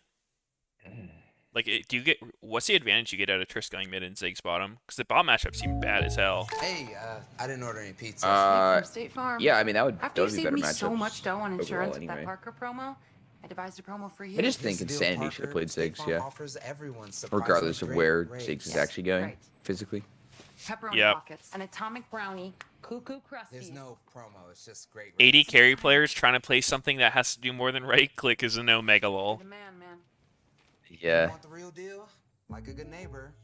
It's probably the same thing that like Heimerdonger, or was he the one doing the coaching for like Deathly? Yeah. Yeah, like it's probably the Heisendonger. same thing that he saw when people were playing Ziggs in LCS. It's like, wow, this is actually just cringe Mhm. watching people win. Yeah, something I've noticed about pro players is they will overestimate their ability to play a champion so fucking hard. Like, it's extremely rare to meet a pro player who will say like, "Yeah, I'm not actually good at this champion. Like, it doesn't fit my skill set very well. I would need a lot of practice to make this work." Usually, people are just like, "Yeah, I can play it." And their definition of playing it is like, "Yeah, I played it in solo queue. I farmed okay, and I won a game that I may or may not have been hard carried in." And it's just like their standards for being able to play something are not the most honest, I think. Yeah, They yeah, just want to believe that they're the player who can like, do it all. yeah. And not you're actually totally right. realize like what this champion played at its peak looks like and how they compare to that. hmm Yeah, it's definitely a learning process for sure on new things like that. Like usually what I would do in my pro career is like I wasn't usually the person who would like try to whip out bullshit picks just to surprise people, but it's more like I want to play something that I know how to I'll be able to play in any situation. Like no matter what they play, I will be comfortable in this champion. I'll know what my job is and like, have a good idea what my damage values are, my spikes, everything like that. As opposed to just like, yo, I want to play this shit and try to fucking cheese them or cheese myself. One of these is gonna happen.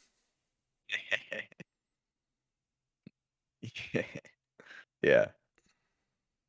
I mean, I think there are some players that are more versatile in their like range of what they're able to play. Yeah, yeah, definitely.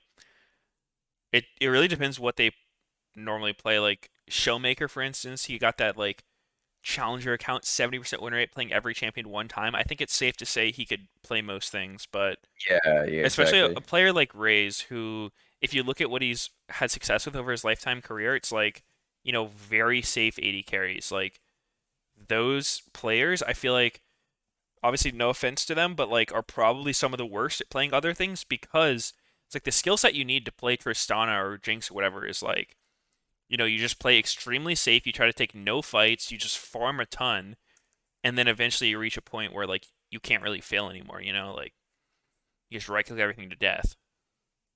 Yeah. And then all of Too a sudden much when you play a damage. champ who is so different in the way they play, like you can't just scale, you can't farm and reach a point where you can't lose anymore. You have to be able to like hit skill shots, be able to do aggressive things. It's just a totally different skill set that a lot of times they haven't practiced and probably aren't that good at. This is true. Oh shit, we got a tactical interview. Want me to listen? Yeah.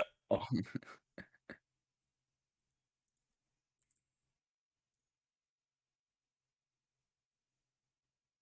I mean, so in your head, assuming all things even coming into the lane, who actually should have the push? Would Callista Galio still have push prio over Ziggs? Yeah, Callista Galio for sure, without a doubt, should have Prio. Our goal was to abuse early. That's like the Galio pick. We just want to abuse them. Even Core bought Spell Thieves. I didn't notice until we're in the middle of laning phase that his Spell Thieves. I'm like, oh, he really wants to win. And then I guess it helps, yeah. When you look at this team composition you're dealing with, the Ziggs comes in, Tristana range, and then they have like the dive of Alistar, and of course like Viego. Like, what's your thought process? Because they tried for it multiple times. Yeah, so the thing about Alistar or Ziggs is that there's no like guarantee setup because Alistar has to land the combo. Yeah. And it's not like a Nautilus or Leona where you have like a multi-second lockdown. So it was kind of hard for him to play in that regard because we had so many like, you just can't lock us down, lock down Callista and Camille and stuff. It's hard.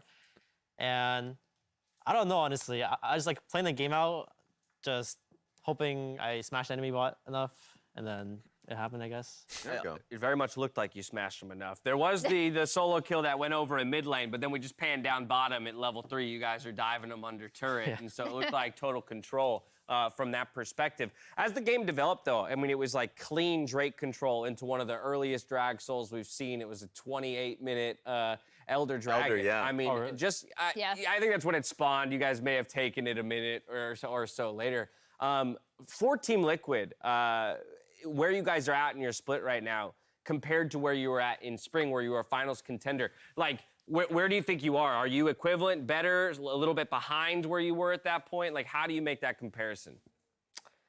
I'd say it's hard to like get an exact judgment because we have been swapping players. So like we do play. There's different ways to draft and pick and play, and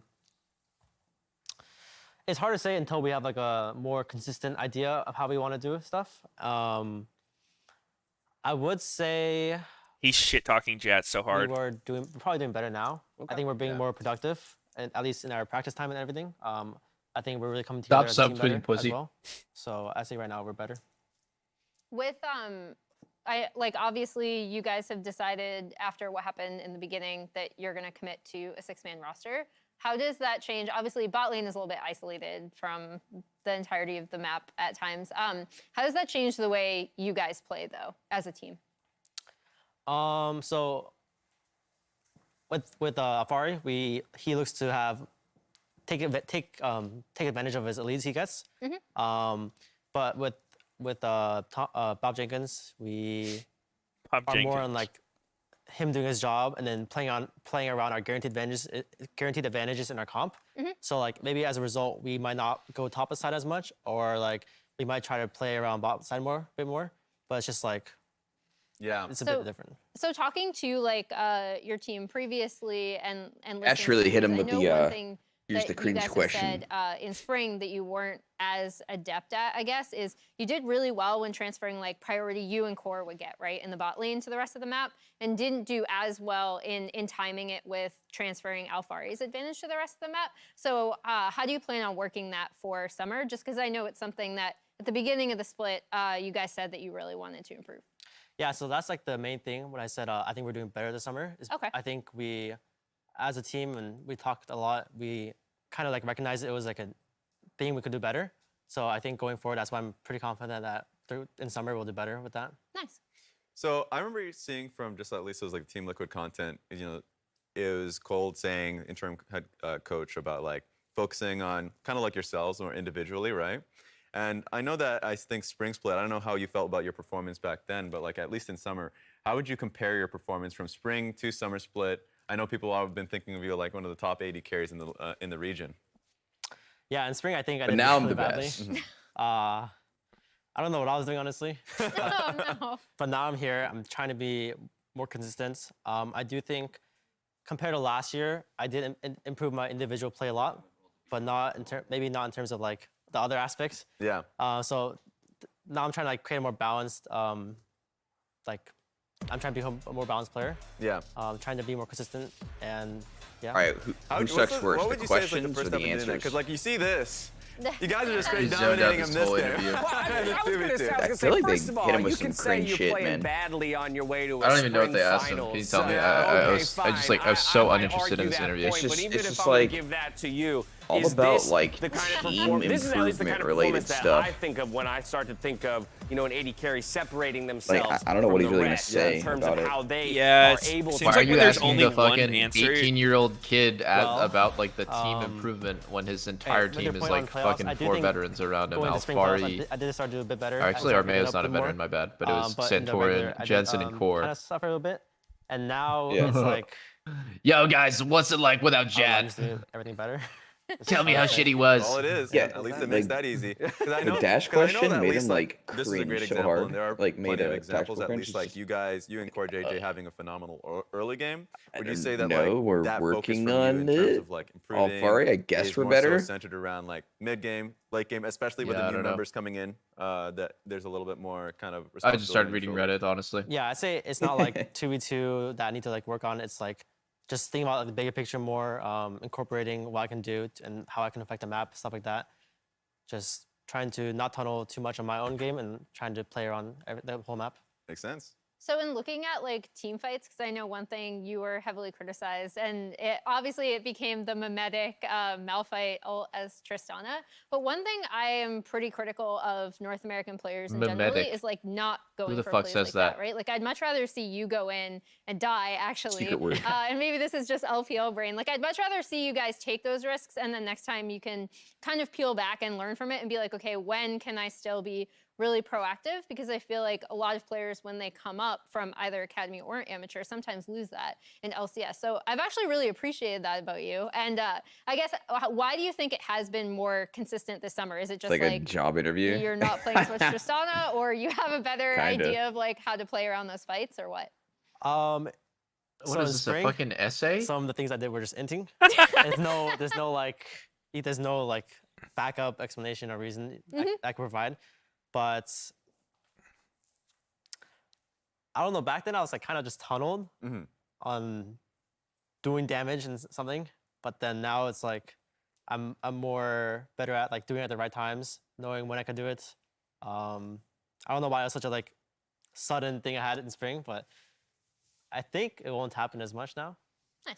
You got to learn how to play on the edge, right? And come out, come up heads more often than you come up tails in that situation. While you did pop off this game, player of the game did go to your lane partner in Core JJ. I just wanted to get your thoughts on him as a support, because that role, I think, for forever has been somewhat underappreciated and very hard to tell what makes somebody good at it, right? And so I just kind of want to hear from you specifically, like, why do you think it is that Core JJ is able to separate himself from others within that role that sometimes it can be hard to shine in?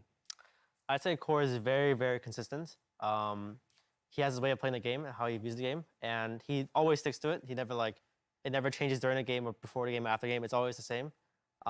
It's a really balanced play style he has and mindset. As I think for him, the best thing that can happen for him is if everyone's on the same page on the team. And nowadays, it seems like we're kind of like that. And it's hard to say because always we don't know what's going on just behind the screens. Like you don't know how much he provides to comms. Like he's a good leader right, as well. Yeah. exactly. He really tries to keep everyone on the same page. He's really good at that. And I don't know, he's just very, very consistent, very balanced player. And every once in a while, he pulls out the spell thieves and crushes there you the go. lane, right? And that's how he gets Pog. Balance is congratulations the word on of the victory week here right today, now. both yesterday Okay, and after hearing today. the A very solid answer from start to the week Tactical, for I you. Thanks think for it's taking the time kind to of talk to us. a wombo combo. Alrighty, from I think here, he's it's time giving for a bad quick answers and commercial had bad break, but don't questions. fret. 100 Thieves and Evil Geniuses, they face off in not too long. We'll see you soon. I mean, that answer was fine, I think. Really? I feel like there was so much more he could have said about it, like, that would have praised him. Because you just said Core is consistent. That's, like, not really saying why he's good. Yeah. I think Core just has a good vision for the game. Like, Yeah, like, he that's will be the first one to give feedback to top mid and Joel. Because he knows what he would rather them do next game. Sometimes you lose and it's just the players that they can only point out the obvious. Oh, we lost this fight. Oh, we, this and that. Core's the kind of player who we lose the game and you talk about the obvious and then he'll say like, I think our mid should have swapped the sweeper on his first base. Yeah, like, we should that have cleared not vision everyone here and would notice. yeah, it's the invisible stuff. It's the next level of like game knowledge. Next level. It's the kind of stuff where like back when it was assassin mids, people were playing like Zed and Talon. Core would tell Jensen, I really think you should go Umbral this game. And then this game, like you don't have to. And he'll like show him different examples. It's that stuff. Yeah. It's really crazy. It's like a strategic way of thinking of the game rather than just, playing it out the same every time. Yeah. Yeah. Big picture player. Good. Yeah. It actually reminds me of in like CS:GO and Valorant, there's like players who are really good at playing certain spots. And when Tactical says that like Core his like vision of the game doesn't change. He has like a certain way of playing that doesn't change. It just reminds me of like if you take those players out of those spots in CS:GO that they always play and you put them in a new situation, they're actually going to play so bad. They're going to play uncharacteristically bad because they are just so used to everything that happens in that flow chart that starts from that spot. Just playing like, like I don't know, CT side B anchor or like, you play lurker or something. And if you play that way every single game, you're so insane. And you see the game perfectly from that angle. And then if you switch it up, and I've seen Core have like really bad games, and it's because his like vision of the game gets broken. He gets put in an uncomfortable spot. He's never played that before. He's never played that way before. And he just like, I don't know. It's just not that he doesn't know what to do. It's just he's never executed on that way before. So I think that's like a huge part of what makes players good is like how comfortable they are.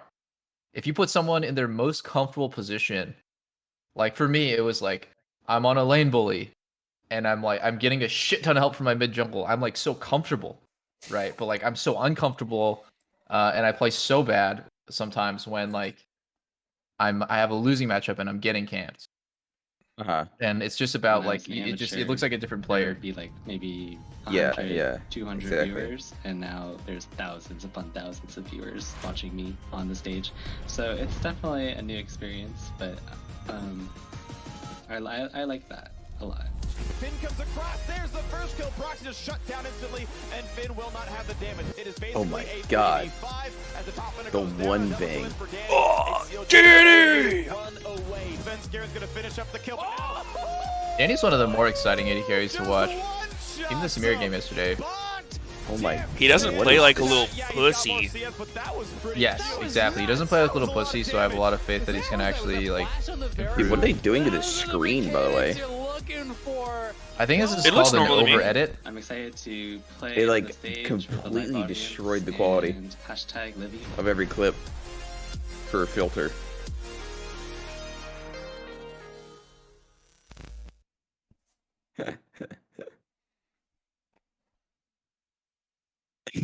Clearly, you just wouldn't get it, Sneaky. You're too Oh, I old. couldn't. That's what all the kids are doing these days. I couldn't see very clearly, actually. Have you guys ever seen deep fried memes? Yeah, that shit is That was a weird. deep fried montage. Wait, subreddit is closed indefinitely. We will not allow anyone to join. Read this document for more info and why. What? What? No. That's why. Wait, why did deep? Where are my deep fried memes? Wait, what happened? I'm dead. Hello, everyone. This has been a long time coming. Appreciate if you took your time to read this. In 2020, deep fried memes surpassed over 1 million subs. Keep reading. Deep fried memes mod team has voted to close the subreddit for good. Why? The moderation was not taking place consistently because they are trapped in a cycle. Overpopulated with shitty posts, misguiding in their understanding of our humor, which turned readed even shittier imitations. Reddit is simply poorly designed in offering consistently effective moderation system to moderators, with team moderation being exponentially difficult. Wait, so they thought the memes were so shit that they actually closed the sub. That's basically what I'm getting here. Every new post was just so bad. They were sick of fucking deleting all the garbage. Yeah. It became depressing to watch as the subs activity was being killed. When the moderation was good, moderators were often frustrated as people would still frequently complain about the sub, making all our work feel useless. Oh no. Is it really Deep a fried memes was so deletion-worthy? dank though. Is it really deletion worthy though? No, just let it be a festering pool of disgusting filth. My ass would have stayed in the primordial soup if I knew there was gonna be days like this. Is it in the dock? There's just some deep fried memes in the dock, man. Jesus Christ, the primordial Yeah, they gotta put the soup. deep fry. Sorry, bro, I have to go to bed. What is going on here? Huh.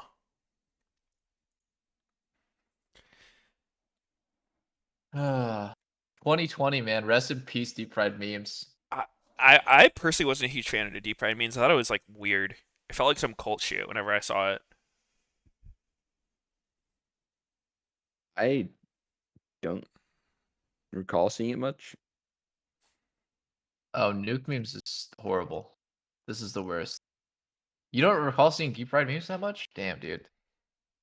Yeah, I don't browse like a general thing. I just go to specific subreddits. I see. What subreddits do you go on, Sneaky? Like naked people. I mean, I check the league one. I'll check like whatever game I'm playing. I'll check like live stream fail. It's kind Gone that's kind of Wild. it. You, Gone you remember Wild. High? Remember High subreddits he would go on? It was some weird shit. What was it? It was like so many different variations dude, of like actually- Asian girls and stuff. Like, Yeah, I was gonna say during scrims you was just browsing fucking like girls. What the fuck? dude, you know that was actually the fun. Crown did the same shit. Like, no joke. He would like every day during scrims, he would just have open a stream of like something on Afrika that was just like girls dancing and shit, and he would just be staring at that all day, every day, like no joke. Did you guys ask him why? Did you guys ask him like why he likes that? Yeah, and he'd just be like, I like it. And he would like be really into it. He'd be like staring at it. That's so funny. Like, Yo, I heard all that. the I heard that time. Sword Art. I heard that Sword Art does the same thing. What is it with it in these fucking horn dogs?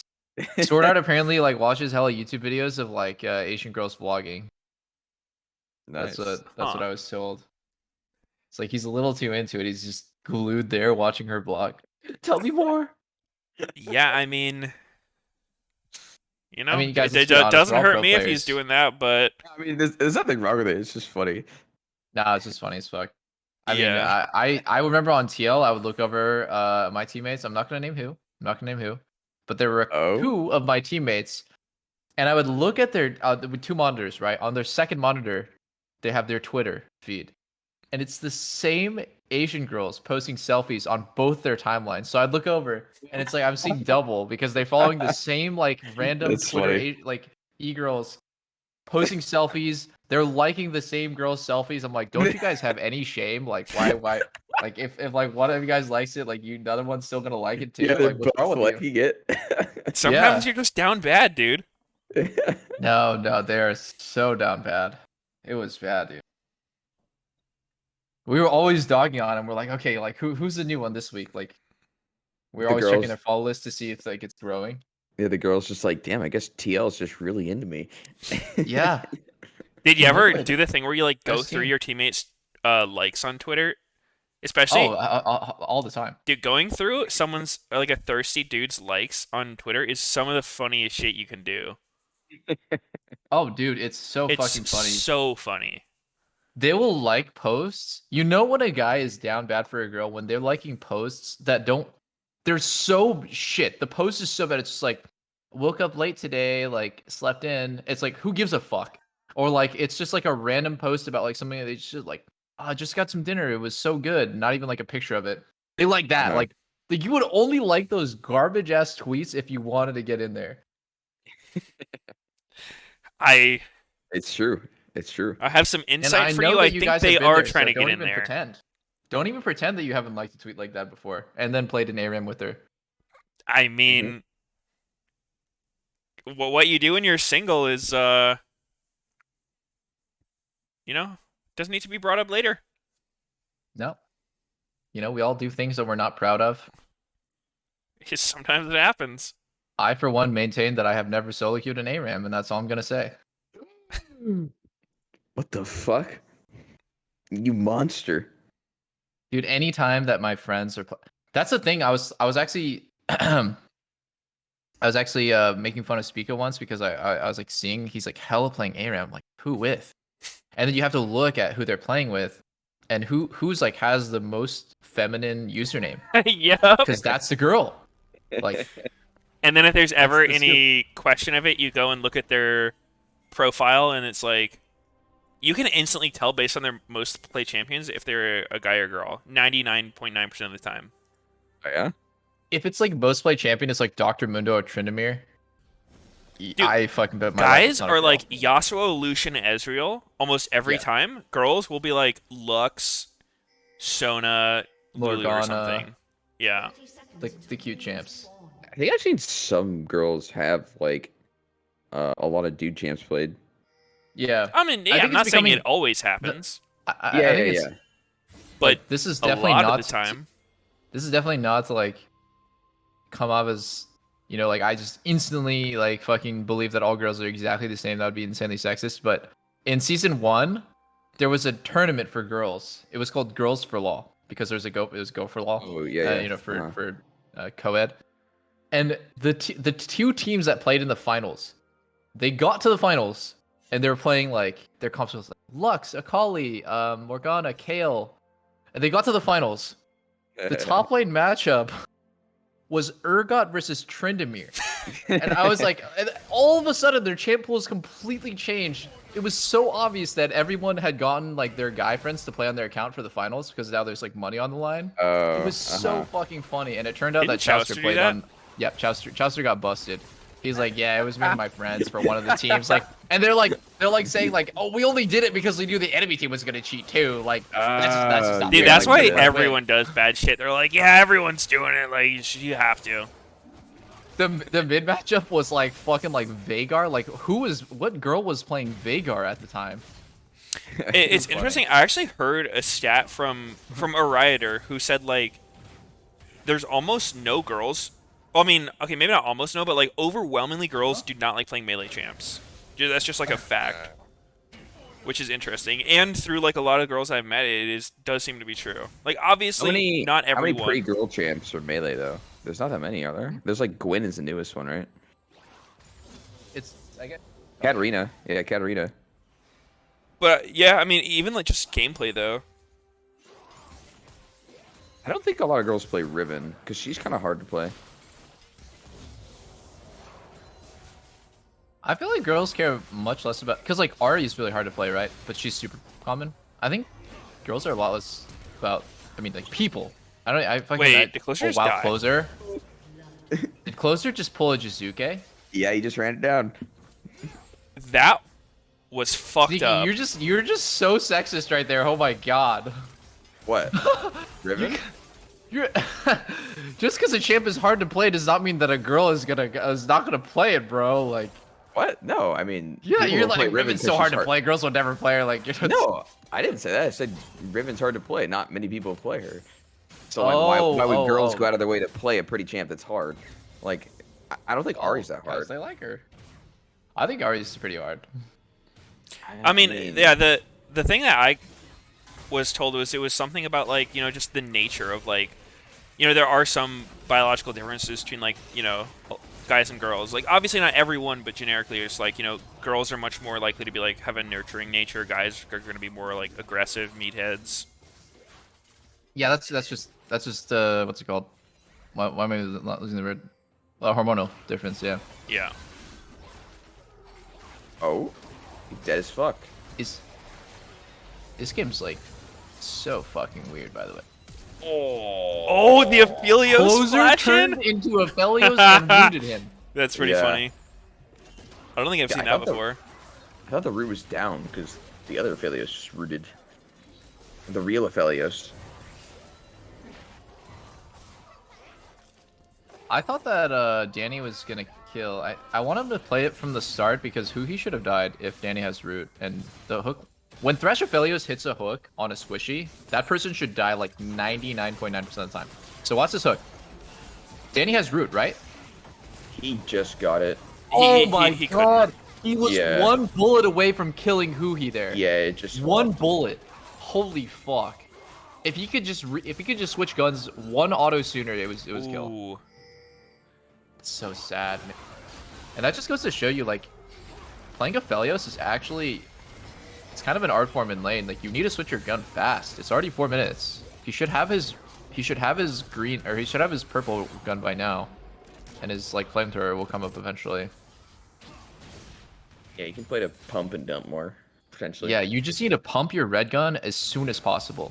Because when you have a green and root gun, it's really strong for laning.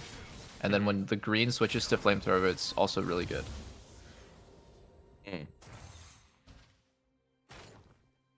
Oh, right. Oh. Oh. Wow, that actually hits. Wow.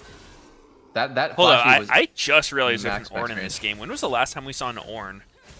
Never. Yo, you think we're gonna see the fucking Viego Ornn interaction in this game, where like you become Ornn and you upgrade teammates' items? Dude, That would someone be tried crazy. that in a game, and it didn't really work. Like, I think you can start it, but it's like, it's super buggy. / slow as fuck. Like, you have to leave combat. Yeah, it's pretty I don't think you fringe even to have actually have it time. happen. I mean, maybe at the very end of a team fight, you kill Ornn last, and then you wait, you take his soul, and then you upgrade someone. Because Yeah, that's honestly like Yeah, like you I hold couldn't on the get it, soul. huh? it does seem like it's something that like if you can do, it's worth going for. Because like getting that masterwork item without having an Ornn on your team is crazy. Yeah, I mean, Hmm? for sure. If you can actually get it off. I just remember like someone on the Soloki game was trying it Healthy. because we were talking about it. I was like, wait, I couldn't get it. I'll order it again.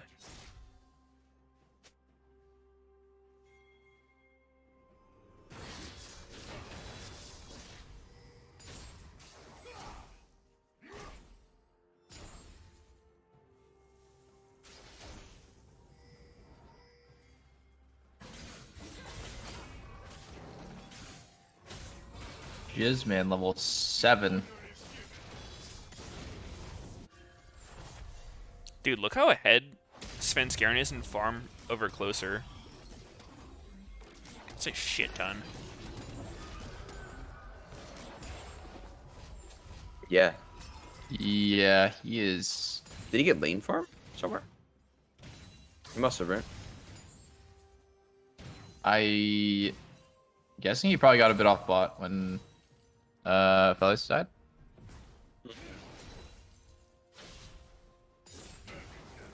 Or maybe he's just a god farmer. I mean, Oh, no. Closer's think gotten so. himself pretty behind. Like, he killed himself mid, and then there was the bottom fight. Wait, what the fuck? Triple longsword cog. What is that building into? Shield bow? Shield bow only has... Oh, actually, yeah, shield bow is free. Yeah, shield bow. Shield bow works. I don't know if I would go shield bow this game though. Might What do be you better got, just to go Duskblade, Kraken. Duskblade Cog? Get Yeah, the pretty resets. good. Tons of AD for all of his ratio. Shit, he only has one. Oh, dude, It's you know just the an lion idea, dance? Sneaky. You don't have to be so mean. Sorry. I was gonna say, you know the lion dance skin ulti animation is like... It's so fucking subtle. It's actually disgusting. I hope they have it disabled for competitive. Oh my god! Oh! Oh! Dude, Hold up. But almost killing. Jizuke just killed himself. He actually Yeah. had the kill. Is he If dead? he flashes over, yeah. The he's alive. The ulti too. He Closer fucked up has the flash ulti. ult. Oh, the cone's there. Oh, yeah, dude, if he just waited for Closer's ult instead of ulting and getting cancelled, he has that, right? Yeah. The easier ult. Because he did it and immediately got canceled. Did he even get like a single bullet off? I don't know. I'll I double won. check. A bullet to the face. He got like 3. I don't really understand what EG's trying to do here. Red invade, I guess? Funny when both junglers just farming right next to each other. Yeah. That pink ward. Oh, that was from the fight. I was like, that is a fucking strange blue side pink ward.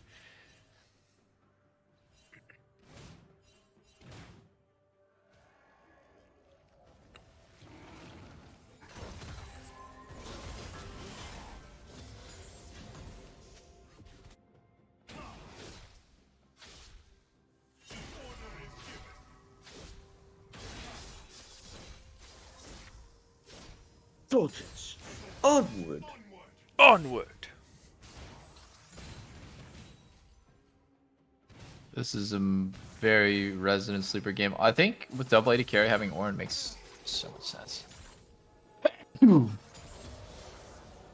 you know the name of all Excuse the me. masterwork items? Oh, I memorized them all, man. Really? What's the No shield bow idea. turn into? No fucking clue. The shield bow? Anyone know? I know almost none of them. I used to know all of them before the item rework. I took pride in it. Yeah, Now I that took don't a know while. AD. Okay, we're gonna find him out right now while everyone's AFK farming.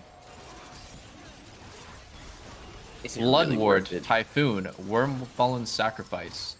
See, the thing about it is that's super Oh! annoying. What the fuck is Wormfallen Sacrifice? I think it's Kraken Kraken Slayer. right? Yeah. Yeah, this is kill. This is kill. Ooh! Damn, that was a No. sick Aphelios combo. What? No, normal. What? Combo? It's totally normal. That was He's just fucking doing- dope.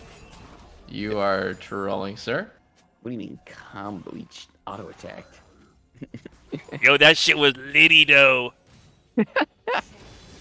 Shut the fuck up. He pressed Q, he switched his gun, he pressed Q again, and he just autoed him to death. But it looks very cool.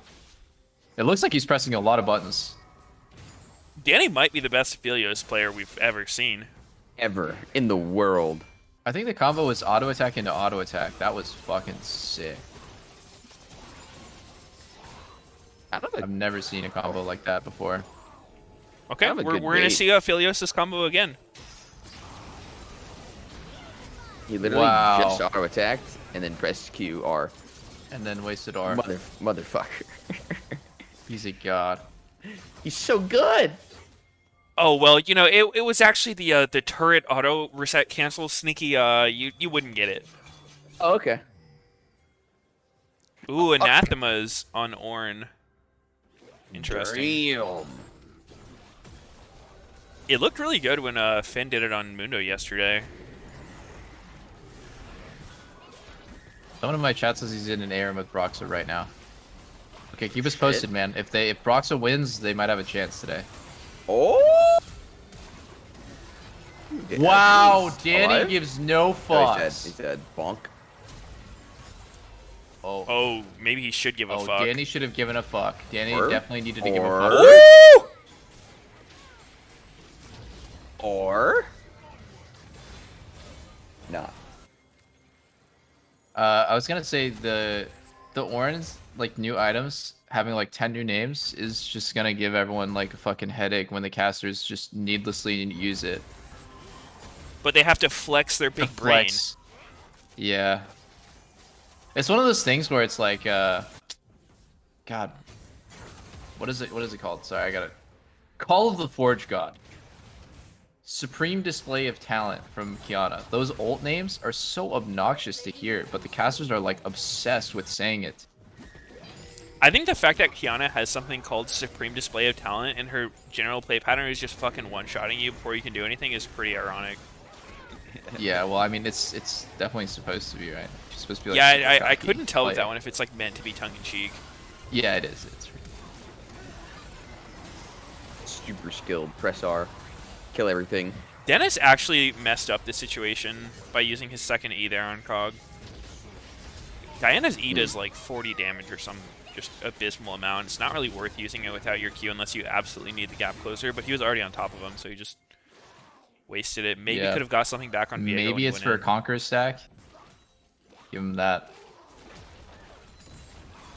Yeah, I mean, I don't know if that's better than holding the E. I think he could have fucked up Viego potentially there. Yeah, that's no way that was worth.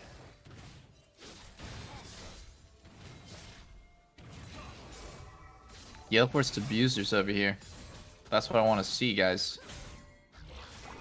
Yeah, buddy. I'm a Gale Force lover. The random 2-man Herald while the enemy team jacks off a drag while drag's 45 seconds. Yeah, I think go top and drop it, and then you'll have the move from Ornn later. Like, you have so much time with 35 seconds. Wait, oh, wow. we're just killing right now. Herald! They actually double wasted their ults there. Yeah. Svenskar should just be able to kill him. Huh. Nope. Really? Unless he doesn't have mana, I'm pretty sure he just has that kill. It's weird. He might have had a no E reset. He did do the double fast E before. Okay, here is slightly weird.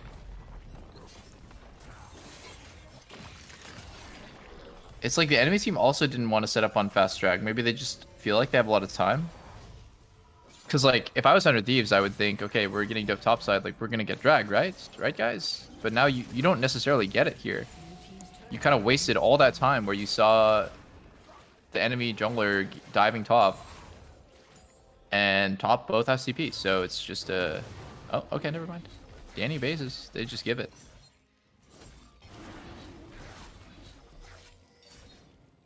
Giving Dragon in this situation, kind of interesting. I'm more on the side of EG. I think that they're getting a lot. I think EG getting bot turret there was really nice. They got top turret, but no one got the local gold, which is a shame. But yeah, it's kind of like Dragon for 2 turrets. I think 100 Thieves is more messed up by like not taking drag insta. Yeah, the thing that I think is going to be hard for EG is like if you don't play for Dragon WinCon in this game, I think 100 Thieves, like, normally I don't care too much about, like, you know, the idea of outscaling, but like Lulu, Cog, Azir, that's pretty fucking hardcore late game comp. It's going to be hard to beat them later. I think you do generally want to go for the early soul when they pick like those Giga Scalers. Yeah, super scalers. I am curious what the game is actually gonna look like.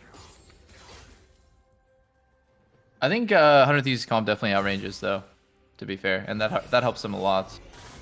Oh, good the Proto Rocket Belt out. escape. That's just Rocket Belt. That was sick.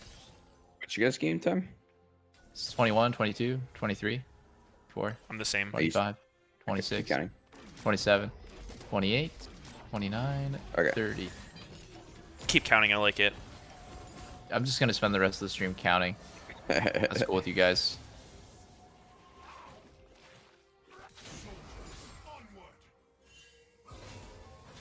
Who's chain bomber? That's a good question. Same thing happened yesterday with Dr. Mundo, Finn playing Dr. Mundo. You just chain your lane opponent so he gets 30% less damage against you and you can't lose 1v1 anymore. It's like your lane opponent is permanently exhausted in the 1v1. Yeah, so So something that they did yesterday, but I think they only did it on accident, is I think what you need to do against this thing is you need to just keep swapping. Like, as soon as the guy puts anathemas on someone, you just fucking swap him to a different lane and put someone else against Zorn. Because then he gets no value on the item. Yeah, dude, you know, there's actually like double value too with Ornn and his passive Brittle. Oh, yeah. Dude, would increasing CC CC? last 10 years? Yeah. Is his E it knockup should. actually 5 seconds? Knockups are not affected by tenacity, Mr. Meteos. Well, it'll be like the. But I mean, his E lasts longer when they're brittled. Does it? I think there's a stun portion on it, isn't there? It says stuns for 1.25. Yeah, I see. I didn't know that. I thought it was just a The fuck What was is that? I don't know.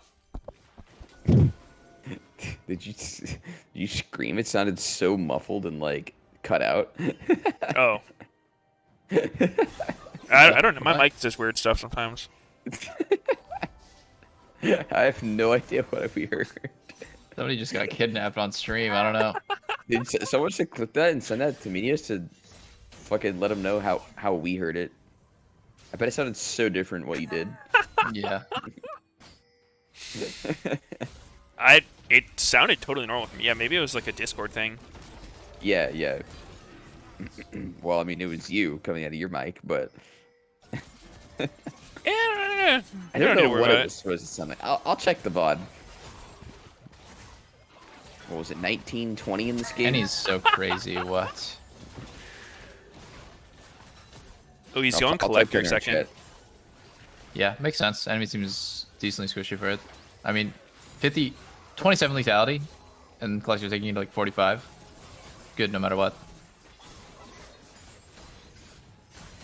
I do think it's really strong. Just go collector always on Nephelios, and then end up with like the third item IE no matter what either. Doing the most damage.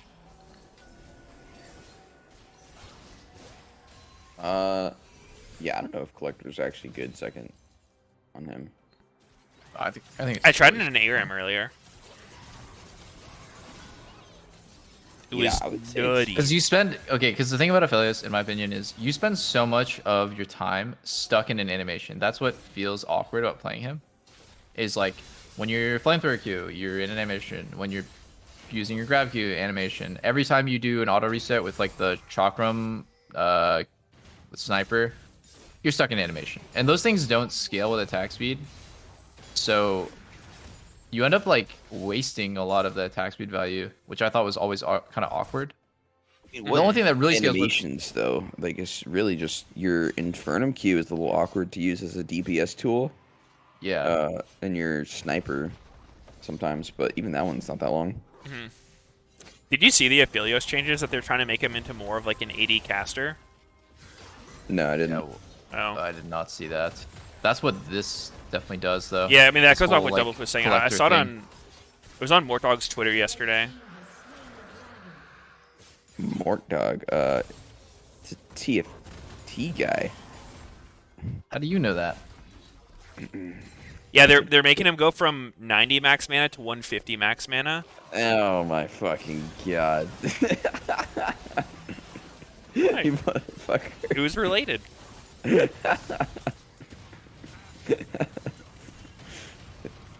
A little troll face. Wow, it glitched out. Wait. The ulti glitched Oh out. my god! I would Did it? remake that. That was so bugged. What the fuck happened? You mean like he didn't get pushed, right? He didn't get pushed and he can't move. If I was Yuzuki, I would call for remake. He just took like 30 turret shots right there. No, it's because the Yeah, the yeah. ulti glitched him. Like he actually should call for remake there. Like, remake the whole game or Chrono Break?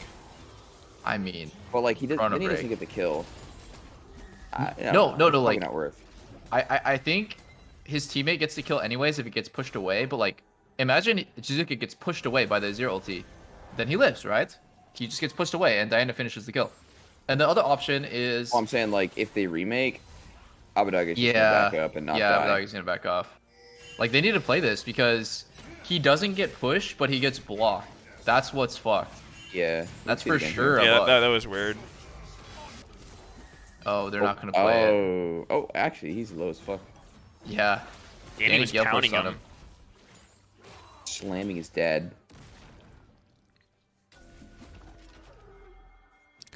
So, what level on Aphelios do you get your E lethality maxed out? Is it maxed right now at 12? Yeah, it is right now. Okay. Yeah. You can just do. Oh wait, no, sorry, it's 666. So yeah, it's 12. Okay. I'm trolling. Yeah, because it's 27 lethality there, and then the collector lethality. So you're actually doing such an insane amount of damage to. Yeah, any to squishies, I think it's ridiculous. I mean, he's doing. Yeah. I actually 60 think that's a damage. pretty cool niche for Aphelios, like the lethality 80 carry. Mm-hmm. There's not really any 80 carries like that, is there?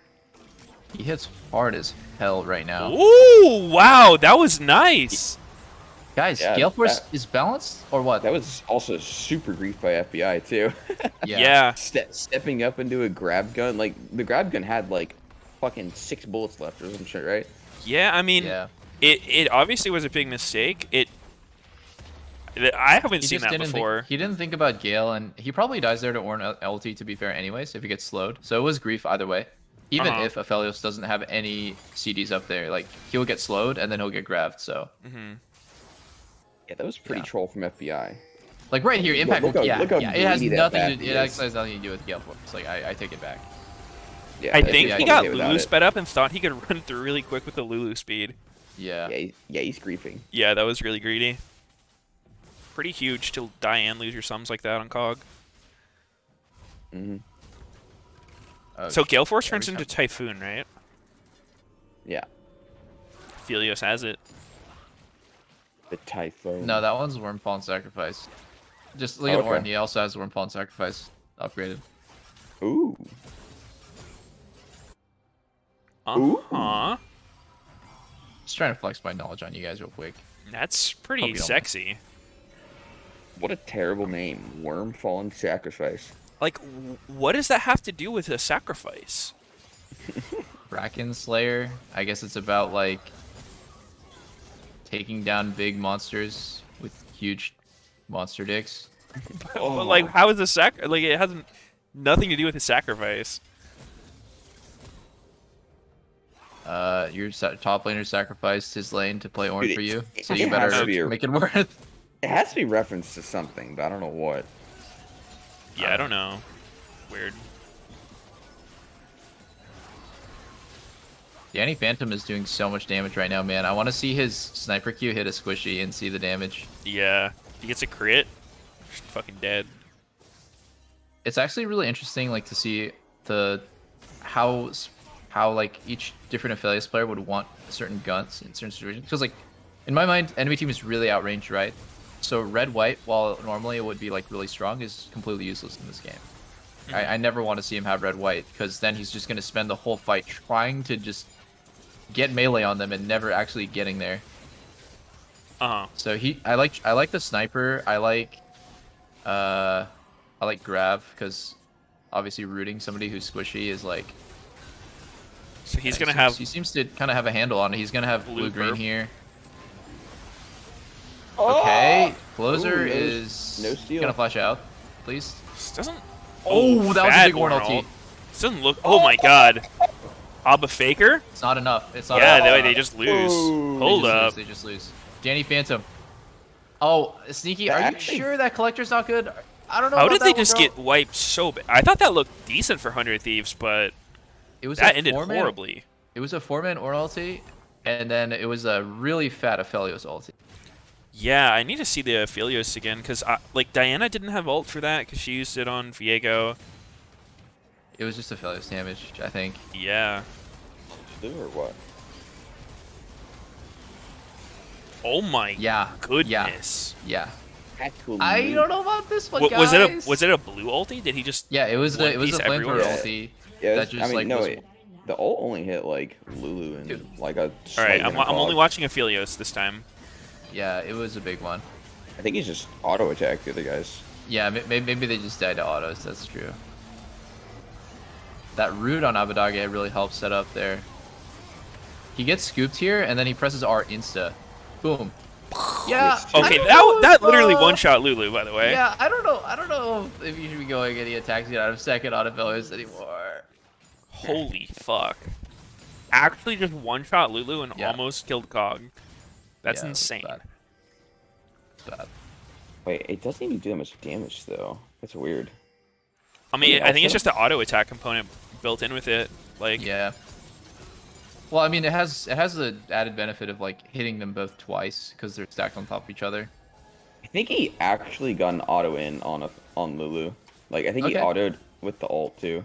Yeah, he that did. makes sense. Yeah. I think it's a fat overkill because he saw his Gale, so he could like if Lulu did manage to live somehow, then he could like Gale auto again. Yeah, because like Aphelios ult only does damage when it actually crits. Because then it's like, oh shit, he does damage. And I think that's the stupidest part of it. It's just like that RNG is weird. whether your ult does damage or not. Mm-hmm. Yeah. They should make it like all other crit scalings, like Xayah and Triss, where it's like your crit chance just increases the damage of the but ult. it can't crit itself. Yeah. Yeah. I think it's weird that he's not going because like you don't normally see people going 2 lethality items on Aphelios. Oh my god, are you seeing what's happening up here? Oh, is it back dead? He's so close. He's out. Oh my god. Perfect calculation by Impact. He's out of there. So I think Impact, I imagine he's just going to put his chains on Cog and take like no damage. Maybe not no damage, but a lot less than he would otherwise. Well, actually, there's his ear as well, though. I think Cog's going to be hitting him much harder than his ear is at this point. Yeah, probably. Can't exactly just sit there and tank his ear, though. Yeah, I mean, his ear hurts, but his ear doesn't do like percent damage the way Cog does. Actually, you see Aphelios, he bought a random Dirk that Yeah. he's not gonna I was actually complete. going to point that out. Why is he not going Lord Doms? I think that is slightly I don't think troll. he's going to complete it. I think he's just going to hold it. Sit on the Dirk. I don't know. I think you should just rush Lord Doms at this point because like that's going to really put the enemy front line on a huge timer. You're going to literally evaporate. Yeah. Renekton and Viego, right? You'd honestly probably just, like, and the two-shot item them. also gives you crit, which scales off IE. Any straight Dirk items that you're gonna buy at this point is just gonna be you're gonna sit on the component or you're gonna complete it. It's not gonna give any crit. So. Oh, actually, he completed it in the Serpent. Oh wow, he ends up doing. That's sus as hell. They have a lot of shields, but not sure about it. That's almost genius, but it's kind of sus. I guess we'll see. One thing I will say about Danny is like, I don't know, he seems like one of the better like new players to split. 600 damage auto splash on his ear. Yeah, he's pretty minions for 1k right now. If he had Lord Doms, that would have done so much damage. It would have been true. It's maybe like plus 40. It's almost the same it's almost the same on his ear, bro. He's got his own, yeah. True. Yeah, but Danny has like 80 lethality, so almost. 8? Warren has 4,200. He does not have 80 lethality. 80 lethality. He's like 50. He has 40. He has 45 with collector, right? Because he gets 27 plus 18. He gets 18 more, so he's he's at 73. So he's not quite 80. Oh. Was that math right? Yeah, he gets 27, right? 45 plus 18, 73. 63. I don't know. I'm hungover, guys. I don't want to talk about it. I don't want to talk about it. I'm hungover. Just open. Oh my god. I mean, it's still a shit ton. Dead. Oh, is he? Yeah, is dead too. Dennis is dead, but he's buying a lot of time. Yeah. He's buying so much time. Oh my god, he almost won against Someday on the other side. Danny Phantom.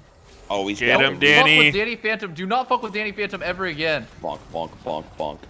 Oh, they give him up. Oh, Infernal Soul Thresh. Oh! Let's go. That was an insane hook. That was the game-winning hook. Dude, your EG beating 100 Thieves prediction came right, Meteos, in your show. You did that one first because you knew. Yeah. I knew it. Except Dennis didn't play Diego. True. Here's a Diana. Mm-hmm. Dude, you think they watch the show and they're like, fuck, we can't let Dennis have Viego or the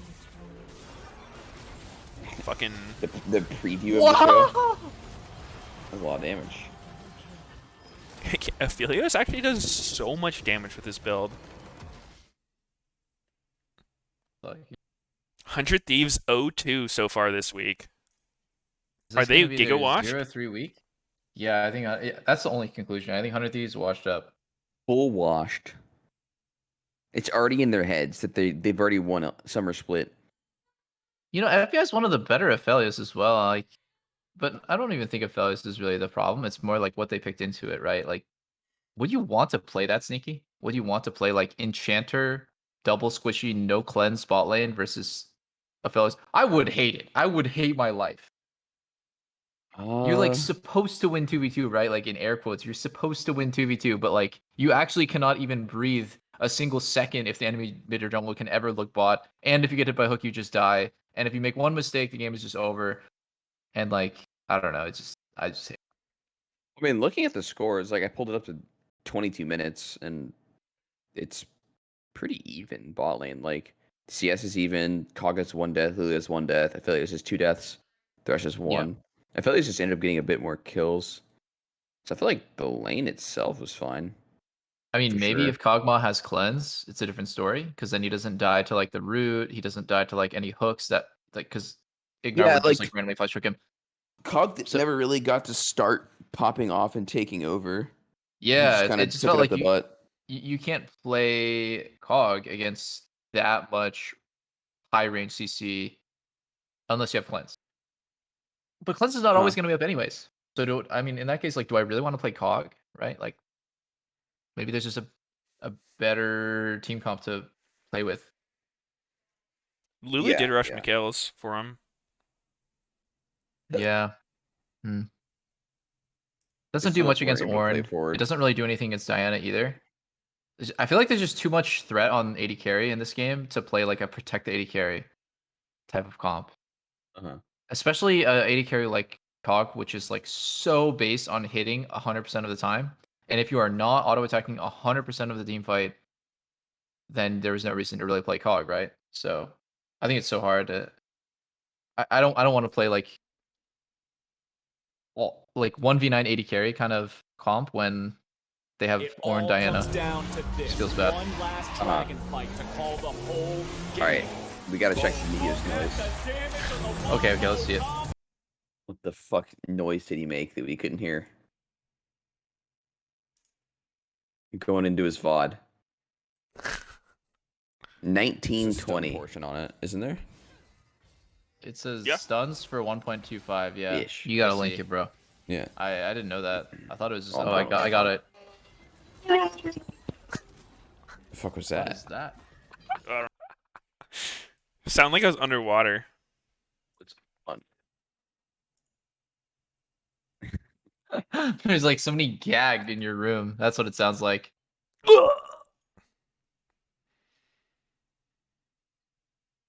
It's like you have a fucking prisoner in your apartment, dude. You got something to hide? No, dude. What? What? Dude, me no. Wait, did you hear from Meteos' end, Double Lift? Huh? No, I didn't. What was it from Meteos' end? Trying to clip it.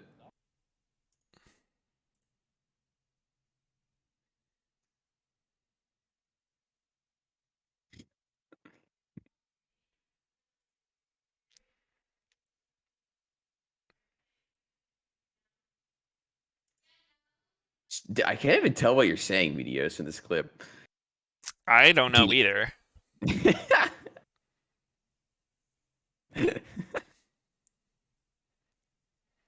Maybe you say get shit on? I think that's what you're saying.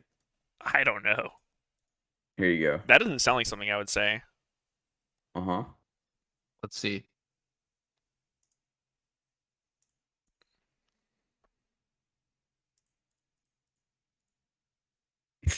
Oh yeah, he said shit on blah blah blah blah blah blah.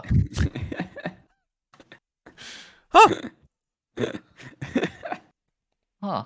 And there wasn't anyone in the basement? Are you sure? No, dude, what? Me basement dungeon? No, dude. I'm just not that kind of guy. Of course not. Dude, like, Do I want to I what? learned my lesson last time. I No. let them out of my dungeon. Gonna go there in person? True. Okay. Okay, I'm done. After 6A stream. is the face of ProView. Of course he That's is. power of If evil. there's FBI should be the face of ProView. They're fucking griefing by not having him advertised there. Yeah. The mad seizure man. Of course, man.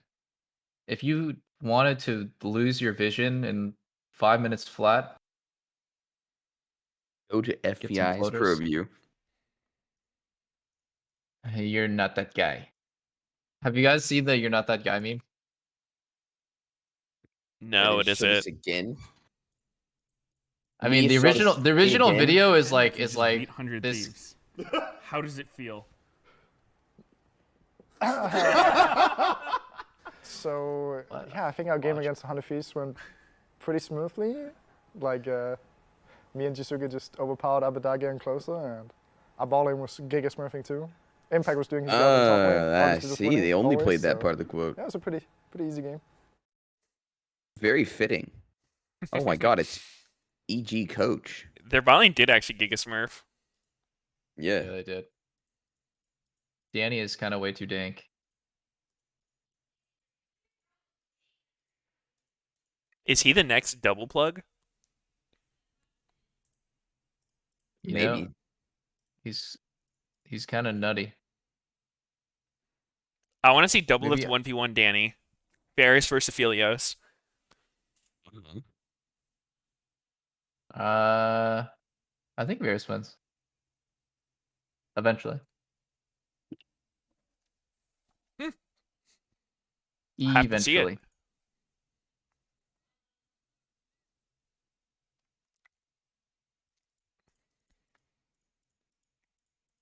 Shit, should we listen? I actually hate listening to this guy talk, man. He's such a cringe lord. Who? I haven't heard him talk. Did he pay you to say that? He was saying, oh, it's kind I of get like schedule, used they car build salesman millions, vibe from this CLG guy. and Also, FlyQuest, but someone who's like yesterday, super full of all three of those himself. teams picked up wins, And, right? like, So I don't think it's just as get cut really and dry as cringe people vibes think. from Like this guy. for me, I know the narrative has always been 100 Thieves and Jesus TSM Christ. just at the top of the league, but I don't think there's a big gap between them and other teams, and I don't even see the standings that way. About us, I think I'm really happy with the league we're playing, and I'm happy with our improvement, but I'm not willing to jinx. They're number one. That's what he said. You Yeah. heard it here first, ladies and gentlemen. Artemis. No. One thing that I'm curious about is something that was really frustrating, I guess, to watch about you guys in spring is that you would have like a really, really good win where everything was working super, super well, and you had this really good 1-3-1 setup, and then you would have plays kind of like what we're about to see here, where you'd end up giving some of those early advantages back, like the one that Svenskeren got with Diana, or it would end up being really inconsistent. Now, in your games, you've been able to turn around stuff like this and like really keep the team stable. So what does that kind of growth look like for the back end, as much as you can tell us?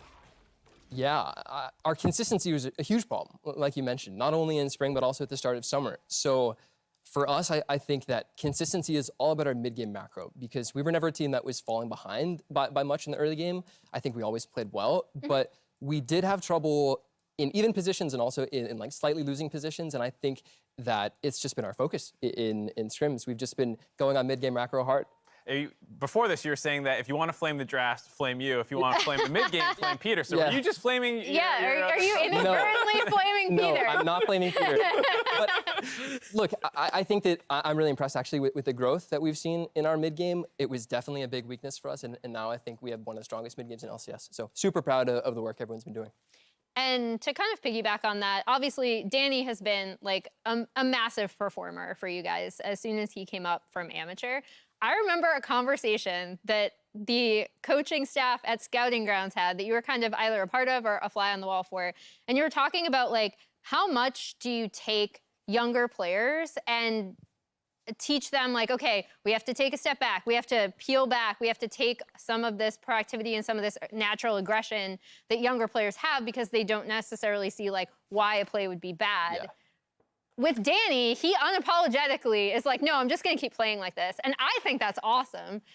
So when you're fostering a talent like him, what does that look like in terms of making sure that he keeps that proactivity while also teaching him about how to make better decisions in lane and then obviously in mid game? Yeah, well, Dan's a super good culture fit. Like you said, we have a lot of guys on this team who just want to go in and fight. And so does Dan, and I think that for us as a coaching staff, we don't want to change that at all. Like, if Dan wants to go in, if Dan sees an angle on Samira or Philios, like, I think that we didn't see the clip on broadcast today, but I think he R-flashed the Azir on mid and like chunked him out in the mid game, and you guys will have to see his pro view for that. But yeah, he has so many aggressive tendencies that we want to keep. And for us, I think, like, as much as we want to lean into his strengths, like, there's definitely areas where he can improve, and I think he's been improving. Like, I know at the beginning of the split, I think like lane phase was a struggle for our bot lane, and we were, I guess, losing advantages there. And also, I think we didn't do a good job drafting to enable them in lane either. And I think we've fixed both of those things. I think we've been giving them the resources that they deserve to carry in draft. And I also think that they've improved their laning as a 2v2, so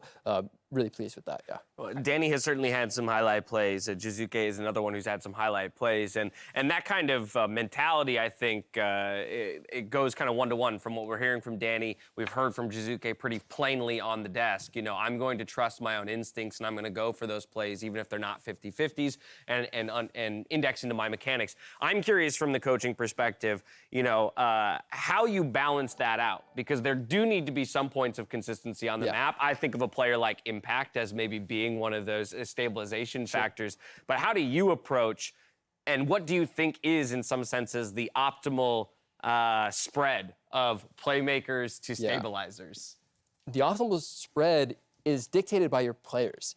And I think that if you have a roster where people don't want to play mechanically or they don't want to play aggressively and they actually get upset in practice when people make those kind of mistakes, you'll have a difficult time improving as a team, because this is going to be kind of this structural tension in the roster where some people are limit testing in scrims, they're trying to outplay, and they're making mistakes because it's just what happens. You won't always succeed, and this is a stressor in practice where players who don't share the same mentality, kind of rifts start to form. So for us, we don't really have that problem because, I mean, we do have that problem, but it's the coaches, right? Like, the coaches are the ones who are like, God, can you please just stop? Right. But the players, they have no problem with it. So for us, it's super easy for us to keep improving as a team without losing that edge because we have the buy-in of the players. All right, cheeky question here.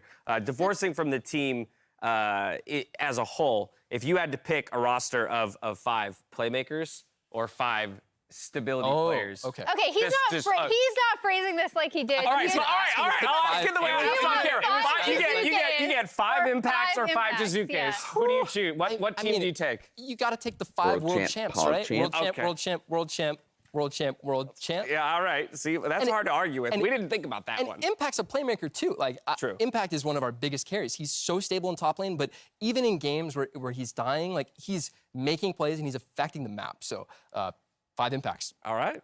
Sorry, Jizuke. No blame anyone. Jizuke is a very exciting player. I do want to congratulate you on the couple victories that you've strung together. A 7-game win streak at this point. He hates Jizuke. From here, we're going to our reminder, a big reminder that this summer's LCS Championship, no one really cares we're about welcoming fans back in person at Newark's Prudential Center, the home arena of Team Dignitas. Go to visit LCS.com. It depends on how for your tickets and catch excessive it is to the point where, like, there was actually no chance that you would win. Like, you're actively taking, like, a 90-10 where, like, you would only win if they fucked up massively. Then that's troll. But, like, if it's like, oh, I need to do this, like, I need to outplay him here, and then he needs to misplay here, it's like, okay, I don't really care. Unless we need some confidence. That's when you say, like, all right, guys, focus the fuck up. We're not gonna, like, play like morons this one game. Yeah, I mean, like, it's just too much of a test. It can be annoying. It's like, can we just please clean out a game? Stop trolling. Yeah. No, that's fair. That's fair too. Because then it's like you get too used to limit testing and you forget how to play the right way. Yeah. But yeah. My biggest thing is just like if someone doesn't play that you know they would never even look for on stage, then it's troll as hell.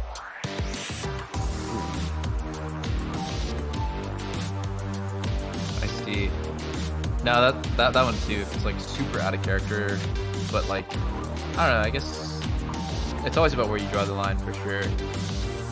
I do like it when I see my teammates go for something that's mechanically hard.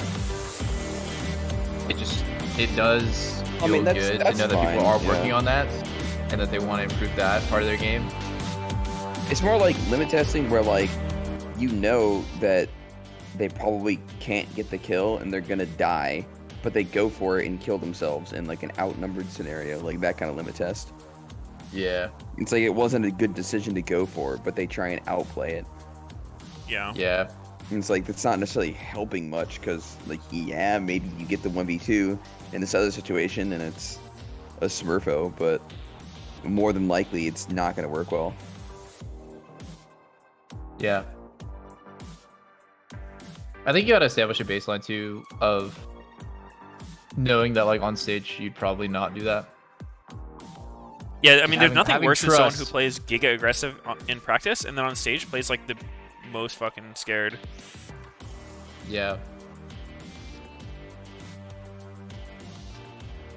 This is just like one of those endless discussions of like it's so situational.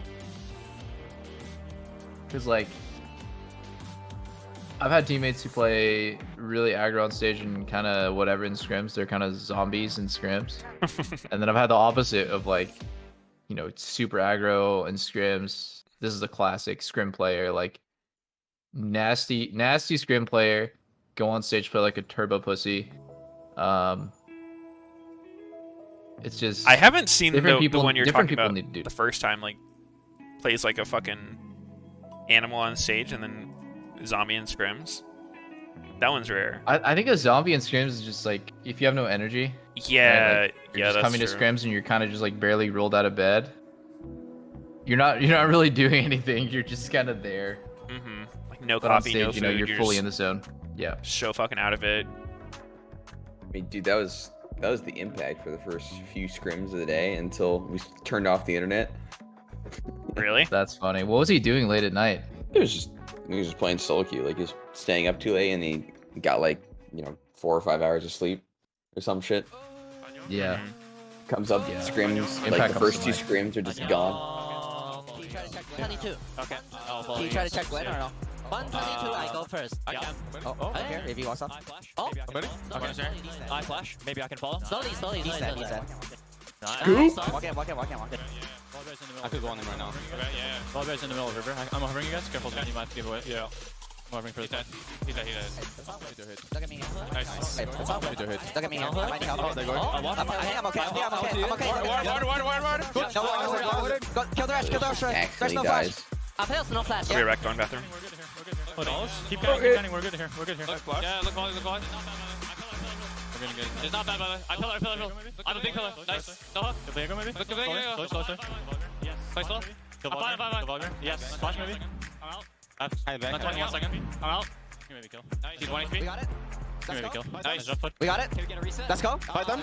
I can. Can we get a reset? I can. Yeah. Keep going. No flash. Keep going. I'm still going. Keep going. I'm still going. Kill them all. Yeah, go. Push bot. Someone push bot. Yeah, go for hook. I have ulti too. I'm gonna ulti you. Yeah, just kill Toronto. Nice. Oh, we killed Nolus. 1 for 1. I do. Where do we want to smite? No. I was just saying Ozzy. Okay. Ozzy. Look at Azir. Go Azir. Azir said, watch Gwen after. Gwen, go. Gwen, no flash. Is that what Huni said? I think someone Because in Korean it's Ozzy. No. Go Gwen. Go Gwen. Okay, don't hit the elder. Just kill Gwen. Not sure. They want to end the elder. No. Oh, 안녕하세요. Huni said nothing. Let's go, boys.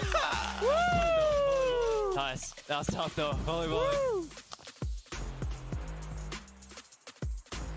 Hello and welcome back, everyone. That was the last time C9 played. Jordan didn't say a word. TSM. Now Cloud9 Crumbs. Where's Bjergsen? See if they can bounce back from yesterday. Where's Bjergsen? Bjergsen? Bounce back because that loss yesterday was against FlyQuest Academy. Something no one would have expected to see. The fact that the Academy team subs in and now beats the team we sent over to MSI.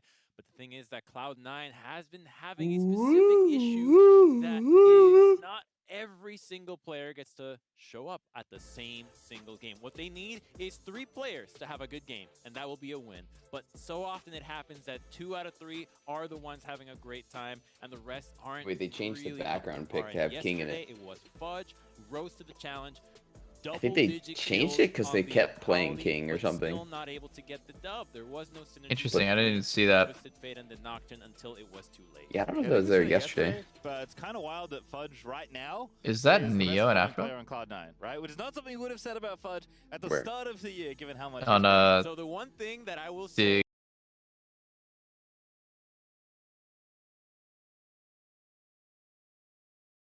There were some Someone on the doubters left. at the beginning I of think the that's Neo Big on the on. season, but if you saw No, how no, well like he on the played hard there left. and how dominating he was, it was just gonna be Fake those- God's Oh, the yeah, second. yeah. Hard. I didn't even see him. He's like a fucking barely, Yeah, barely you can like see his visible. mask and barely his eyes. Yeah, yeah. Right, but It's the thing Neo is, Fake as you God mentioned, Afro. I see. Cloud9 have a player that very well could be the top player in their position in this league, right? Easily, right? At least Faker top God. 3. That is not all playing like it right now. So Cloud9 definitely have some growing pains as a team, I think, to go through. For Dignitas, it's maybe a somewhat similar story. Obviously not quite as powerful, but definitely coming together. And yesterday, felt like they had the game against Liquid in their hands. First and then, pick, Sui walk it away. Diana. Well, you hit level 16 Diana. on Cassidy, and everyone knows when Cassidy hits level 16, the game is over. They just took that too literally and right then and What an amazing meta for Blabber now. Jungle is Nocturne, Diana, The TL was gonna be slow early game that they freaking could get away with Cassidy. Xin It's a slap in Zhao. the TL's face Just like that all Dignitas amazing picked Blabber Cassidy champs. and doesn't lose before level 16. Blabber plays When well they on hit like that Psycho spike, champs they that overreacted, cannot they go, pushed too much. cannot Dignitas, they've got good prep. They just need to disengage. recognize inside the game. What are their win cons? And They how only they can get go in. around those instead of just hitting them and instantly panicking and trying to win right. Yeah, I think he's All right, well, here for this game, let's catch somehow up with really the good at draft. shit like Thresh, that. Nocturne, and Olaf. Kali banned on the C9 side. Xin Zhao, Gwen, Diana's and in. Diego banned on the dig side. He was playing and of course, Nocturne before it was meta, pretty actually. much was in ban. If I remember Diana is the correctly. default best jungler, so Way yeah, unsurprisingly, yeah, it's gonna be he's definitely Cloud9's played first Nocturne. pick. And we Quite a actually bit. will see Rumble again here for Dignitas. Seen it It's the perfect champ once for in him. the He just Rumble this can weekend. go I in know at Freak wasn't the any biggest time. fan, but of course can be flexed to either solo lane as well. And he's that's gonna be always alongside looking. Renekton, again, somewhere Yep. in one of the solo lanes. And the priority Oh, I need to mute the between caster. these two God. AP junglers will fall on both The non-caster solo lane stream. teams. The fact that you now want a Renekton and you're gonna want a Lucian to enable the junglers to have more damage. I think They already have Renekton is a CP. bit of a filler You pick really these want to days. denying away the Lucian already We'll will see. guarantee Cloud9 priority in the mid lane, and Nara I've personally against just Renekton not really been can seeing also it have do priority. well, If just Fudge plays because, as well as he played like I yesterday, said, range Cloud9 champions are coming will be back, setting themselves and up it's a lot to easier for dominate range champions to top carry side, Renekton free because up Stride got Diana to nerfed, be aggressive, did not give a overpower dash, dives, and utilize and the solo lanes that have been playing well it feels to like make Renekton's biggest strength is that he has such insane wave control early game, and so you can like stack waves and just make a dive happen level 3, 5, 6, whenever, basically, whenever you have a big wave. But teams are not... Maybe, you know, Lee Sin as well. I think I mean, TSM did it. TSM did a pretty extended dive with Renekton, and they got like 5 plates top. But I think for the most part, teams are not like consistently getting huge advantages off that. Kind of need to get ahead early. I remember like back for a while, I thought like, damn, Renekton is so broken. Like, I think it's kind of overrated that he's like doesn't scale. That was my mentality, and it was true for a while. But I think nowadays, he actually just doesn't scale, and maybe it's just because AD carry items are fucking insane. And Renekton really didn't get anything. Like, I think Gale Force and Kraken are insane. Types are still very good, like, in terms of scaling and Poor. tankiness. Yeah, he got tankier, but I think his damage got nothing. Oh, I mean, yeah, I guess the build before was Bork Necton. Yeah, it was like Bork Cleaver, and you actually just died in a flash stun. And, like, that was easier to kill for sure, but, like, Renekton has turned into quite, like, the ultimate meatball now, where he is so easy to kite, but, you know, obviously if he gets on you, he can, like, leech off your ass, but I don't know. I think a lot of the power got taken away. We'll see. Yasui playing Lee Sin mid again. That's definitely not Jungle Lee, is it? Interesting. I could be eating my words. Acadian's kind of cracked at Lee Sin. Yeah, it's probably mid Lee. Oh, and this is the second thing that I want to see more of. I don't know if it's good this game, because it's only Diana, but if people are going to play full dive, no disengage to be found.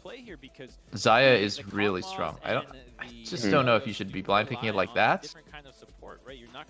But yeah, not sure. I mean, otherwise they have to pick support though. Yeah. Or just picking a. Well, the only AD carries up is like Samira, Zaya. Yeah, there's so many bans. Yeah. I do like Sammy. I would play Samira here. Yeah, it's pretty good against Zaya. You have 2 opportunities. Oh, Kai'Sa's open too. That's a pretty solid pick, but not good with 280 carry. Actually, I don't really like Kai'Sa when you're running double AD. I feel like I have no job. Like my mid laner wants to kite, but I want to go in. You never know. Yeah.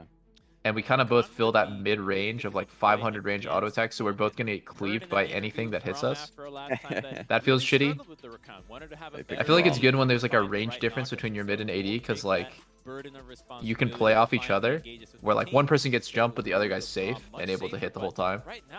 Yeah, I feel like it is weird having both the same team. Hold on, be back 1 second. Not a lot that wants to take advantage of the Braum. Normally, Braum loves to have a jungler that is going to be auto attack based from a distance. That's not Rumble at all, so neither can really set. There's a few things I don't like about both drafts. We'll see how it works out, but it looks like it I don't like the Kai'Sa on C9. I don't really like the Renekton from Dig. Again, there's still time to flex here. You've been kind of the consistent But if I had to pick one, that's his pick, but Clock's gonna wind probably down. go Looks like it's not gonna C9's be a comp is trade. better So will indeed be Rumble overall. back in the jungle. Akaden has been pretty good, but he's been mostly playing AD junglers, and those are much easier to execute. You're right I feel like there. Dig There's is skill just. shots. Akaden here against Diana is not necessarily a matchup where he'll have Yeah, they're just gonna get priority unless kited. he can play off his lanes, and we already know that Cloud9 selected the Seeking solo Meteos lanes kissing early right now? to get that priority. So Akaden's job as Rumble is going to be much harder than you usually would see having Rumble into Diana. It's also something that like this happened when Rumble was the best AP Like jungler. little makeout session between the boys. Where people weren't playing as much Diana, and you kind of got Rumble or bust, and then everyone, the team that got Rumble could build a good comp, right? You have the great AP threat. And had to figure it out. And teams are still playing all these like melee solo laners, wants to play these AD champions, but there's like no other AP jungler half as good as Diana. It feels like. Like, what do you play? Rumble? She's so Fiddlesticks. She's so easy. She's so reliable. And so that's the thing, when you drop like this, right? I wonder if especially when Sneaky and teams ban Meteos and the other actually team made a goes sex Diana, tape if like, you're both it would doing be the same good for kind their of top streams. side, but one team has Would like Diana, more the other team people has watch no their jungle. streams? And you know what I loved about the fact that Diana is now so dominant in the LCS, being first picked by Cloud9, is that when the LCS started, people were saying, "Oh, Diana will never make it. She'll never make it. Shield's just a solo queue Would they stomper. lose some no one viewers? will actually figure, guess what? She's stomping LCS as well. She just does that much damage. Her engage is phenomenal, and the itemization works so well. Rumble's itemization with the hourglass. Who doesn't think about that? Unless you have flash, you're not going to be putting yourself in the middle of the team. With the rocket belt and the hourglass, that is just such a powerful engage tool. Do you get banned on Twitch Champion in the game can if really you open up a and sex tape? guarantee power. The only time I've seen some variation So, because there's like porn stars actually. rushed Leona hourglass and still made it work. All right, well, we'll see what happens here. I think one thing that has become also commonly true when you have low AP points, as you can see, pretty good time for the. What's up? It's gonna be Blap. Wait, are we already in the next game? Yeah, dude, they're actually shortening the time between What the games. fuck? How long was I gone for? A while, dude. Huh. Didn't feel like a while. I think I just experienced time travel. Did you take a dumpy? What? Me? Dude, what? I can't believe you'd say that. I can't believe you'd say that about me. Are we watching the same game right now? Because Prex is actually just trolling. He went Cole against Lee Sin mid, and then he played like that at level 1 and had a buff flash. Is that not good? It's not bad.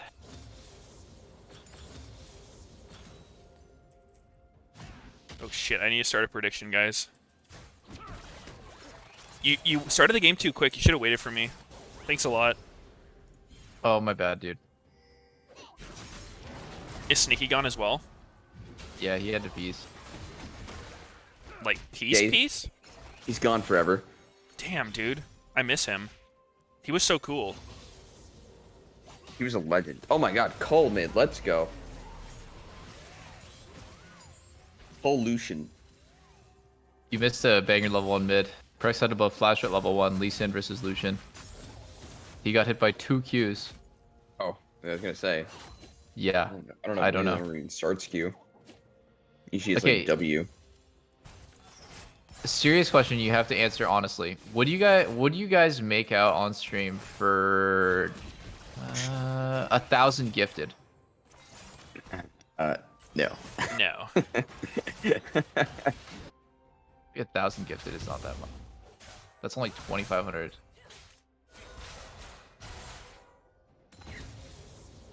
$1 million.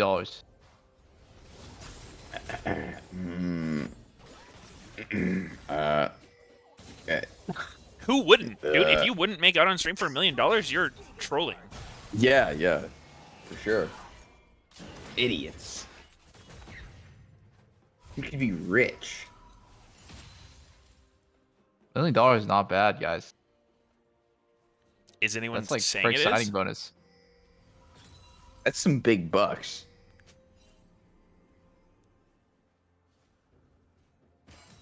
I'm just doing a little investigation on the homies. Uh-huh. Wow. Huh. Are you sure you're not the one about to give us $1 million to do it? Hmm? Susga? Is that what you've been saving all your league money for? I have been waiting to fund this, man. I've just been waiting for Sneaky's Patreon to open that up, but... Oh, shit. What does Susga mean, by the way? It's like a fucking Pepe, like, looking around all sus. Suska. Looking for the imposter. All that.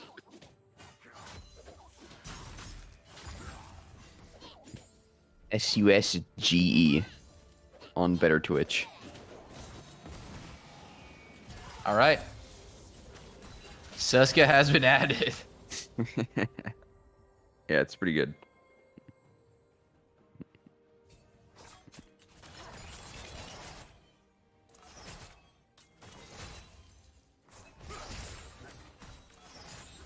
Holy shit, actual mid CS gap. This is rare in this Lee Sin matchup. It looks really hard for Lee, to be fair. He just takes damage and he can't do the same like randomly Sin trades with E because Lucian never gives him space. Yeah. I mean, this is how you would think most Lee matchups would go, but he's just so tanky. Spells healing. Yeah. The thing about Lucian is he has infinite mana because of Biscuits and Presence of Mind too. Where I think like a lot of mages would actually before like yeah anything you happened. play like Victor and it's just like, well, I just damage into Yeah, his shield and I'm out of juice. Yeah.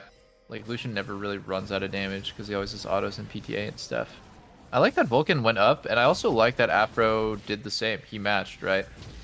Whenever you see this, it's just kind of like well played to both supports for having the awareness. Like I think Vulcan coming up here for top cover was nice, and Afro like match was also nice. It's going bot's not gonna do anything here. There's a bit of a CS gap bot too. It's just it's mid and I bot. thought Kai'Sa wasn't that strong in lane. I think she's better in lane than Xayah. Uh-huh. And to be fair, it's only 10 CS. I think Leona is just a lot of early pressure. Leona just like shits on Braum early because, you know, starting at like level 2, you just can never let yourself get E'd by Leo.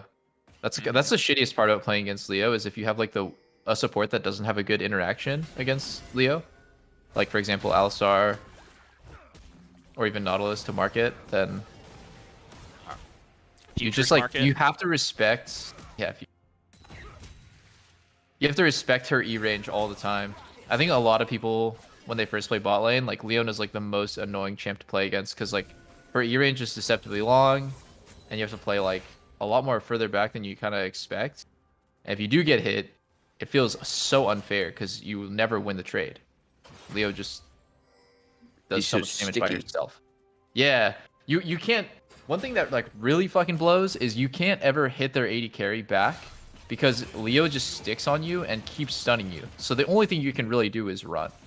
There's no like trade back damage where you like get some random shots in. You have to fully run. Yeah. So when you play Leo and you get on the enemy 80 carry, just Oh my stay melee God. on him forever. Wait. Oh shit. Oh, Blabber? Wait, they actually. Oh! And he's just died gone. there? Damn, that was a sick flashpoint. Wow, nice rumble ult. Ooh. I think Sneaky's I'm slightly hella ahead of us. Yeah, I'm hella ahead. Yeah. Dude, that was a sick flash by Neo. Yeah, it Well was. played to him. Any counters? 23. 22, 23. Well, I'm ahead of double plug too. Oh, got Seven. I think whoever's counting? in back counts, right? So that other people can Yeah. pause. Count. Oh, I'm at 33, 34, 35, 36, 37, 38. I'm with you. 39. Okay, we're good. Okay. Thank you. We're Gucci. Which Suska did you guys add? I'm looking at it. There's so many that all look kind of the same. I just had the first one on Google. Mine is the Davude NC. Okay. Added. Nice. That's a funny emote. Yeah, it is. Pretty interesting. I I Blabber wanna- did not I wanna see flash how this that fight. Rom Q. Yeah. Yeah. He just didn't think he had to. I want to see how this fight would have played out if they had just committed from the very beginning. So like when on the very first stun on Neo, if they had just went all in, instead of like go in, see Rumble, be like, oh shit, Rumble's here, let's just back. You know, like I want to see Vulcan just stick on Neo melee the whole time. Ignite, go. I think it would have been really close. Because like what would happen is like Vulcan goes in, stun ignite, Sven starts hitting, Neo ults, and then he gets flash stun, and then Sven finishes him off. Yeah, Potentially with Blabber, right? D9 didn't really fight there. They kind of just ran. Yeah, they like went in first with Leo, and I think the surprise of like Acadian being there for the counter gank threw them off. But I think it doesn't matter. Like they should have just committed to killing Neo anyways. Uh-huh. That's kind of what I mean by like when Leo gets on you and you don't have a dash, she'll just chain stun you the whole fight. There's no way to like get her off. You'll just get stunned, flash stunned, and then eventually. And like Neo also, he tried to E Leo as she went in, and he completely whiffed. So like his E was down. Like there was no threat of chasing in Desire because her E's down. Yeah, exactly. So she would ulti, and there would be no feathers to like get any damage off from it. Yeah. Oh well, I mean, we have perfect vision. I totally understand why C9 was like hesitating there. When something comes in, it's like you didn't think about their jungler being there. It's just like, oh well, maybe we gotta like get some breathing room for a sec, rethink this. Just too late.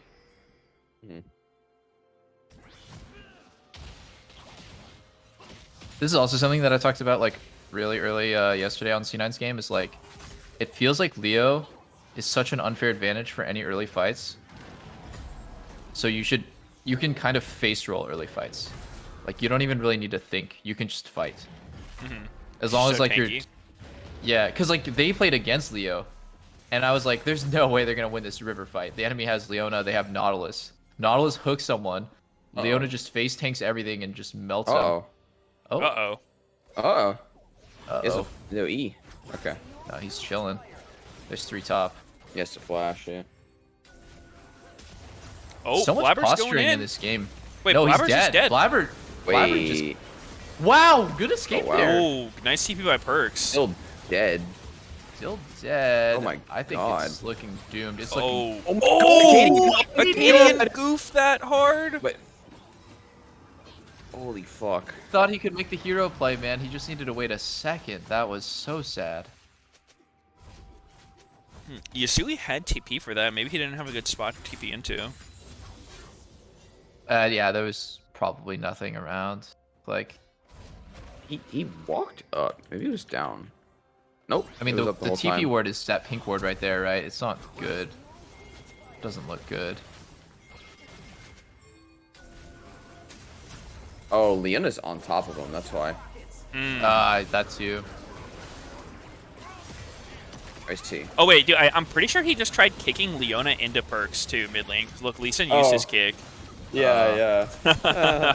Oh, if Acadian played a little bit more patiently, then Fake Out would go in again with like max rage. Just a little too crazy flashing into Lucian Q. Oh well. Little too Suska. Little too Suska. Timer check. 1301, 1302, 1303, 04, 5. Okay. Keep counting. 9, 10, 11, 12, 13. Every time I refresh, this feels it's like so ahead. good, man. If I'm Neo this game, I know I'm gonna carry. I'm playing Xayah against Diana Leona. The sun and the moon. 10 CS per minute and 2 plates. Do you think he should buy Eclipse against that? Oh yeah, for the lore. Yeah. Wow, of course, man. What if a pro player did that? They actually just did some like troll as fuck build like that? If Pricks No. He shouldn't flash up trolling. Wait, hello? Oh? Wait. Hello? No. Oh no, God! no, Balls no, is no, turning over in his no. grave at that one. Oh No. Oh, Acadia! Didn't even get no! the start of the slow from the ult. Yeah. Is that not one of those situations where you just want to ult first anyway? You want to ult first, get his dash. I mean, you want to at least wait till you overheat before you go for that like all-in type thing he went for. He did it without overheating, and then he ulted horribly. Yeah, the ult was whack. He is dishonoring Balls' memory with that play. Pricks has Gale and E. I don't think it's an easy kill by any means. So. Oh, sorry. He had no E. It was Gale and Flash, and his E was going to come up. I think he can space out those 2 dashes to buy time for his dash.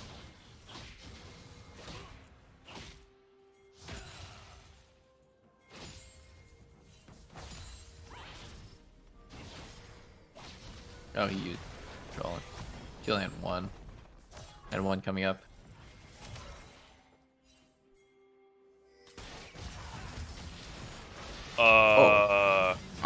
Wait. That was a fucking sick play. Wait, Renekton died too. Who's the owner of Dig? Can that guy tweet about how the players don't know how to mechanically play their champs? He took that KDA player criticism to fucking heart with that play.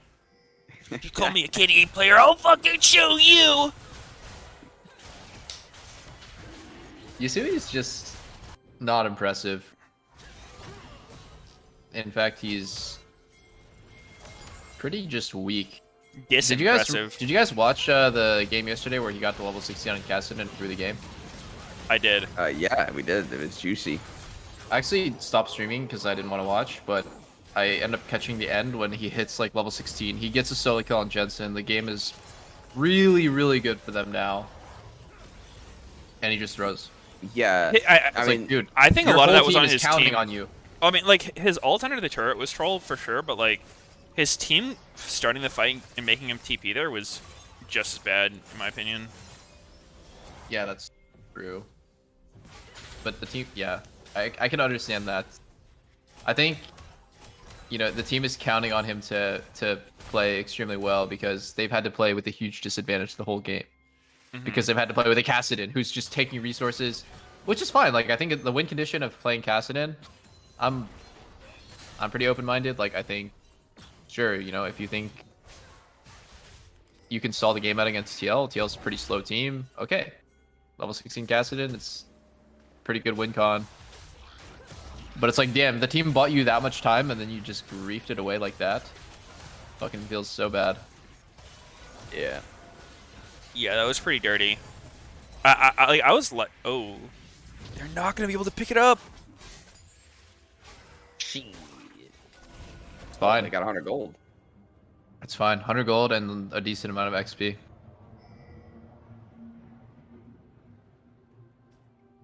What is Lee's win rate in NA? Like, is it good at all? I feel like he's incredibly overrepresented compared to how strong it is. Yeah, I don't know win rate, but it definitely does not feel impactful when it's played mid. I think it's seemed good jungle for sure. Yeah, I think in general with Lee, if somebody is like a Lee Sin one trick has played this champion a shitload and is like comfortable on him in all situations, it works, right? But like, I don't think people should be playing him unless they're like actually really good at him. Yeah. Yeah, for sure.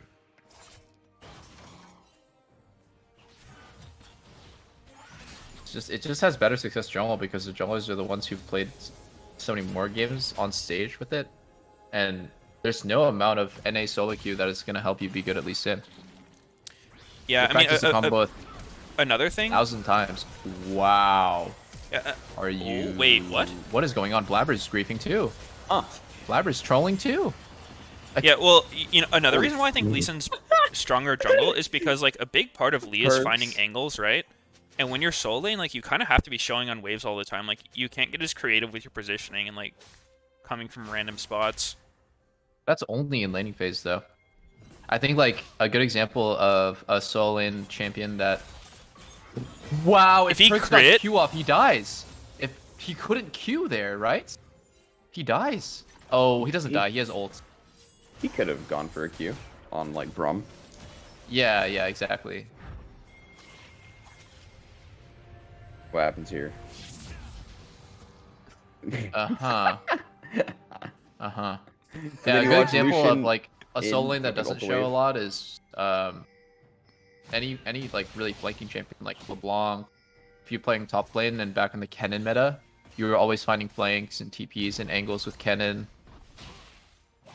Even Camille. Yeah.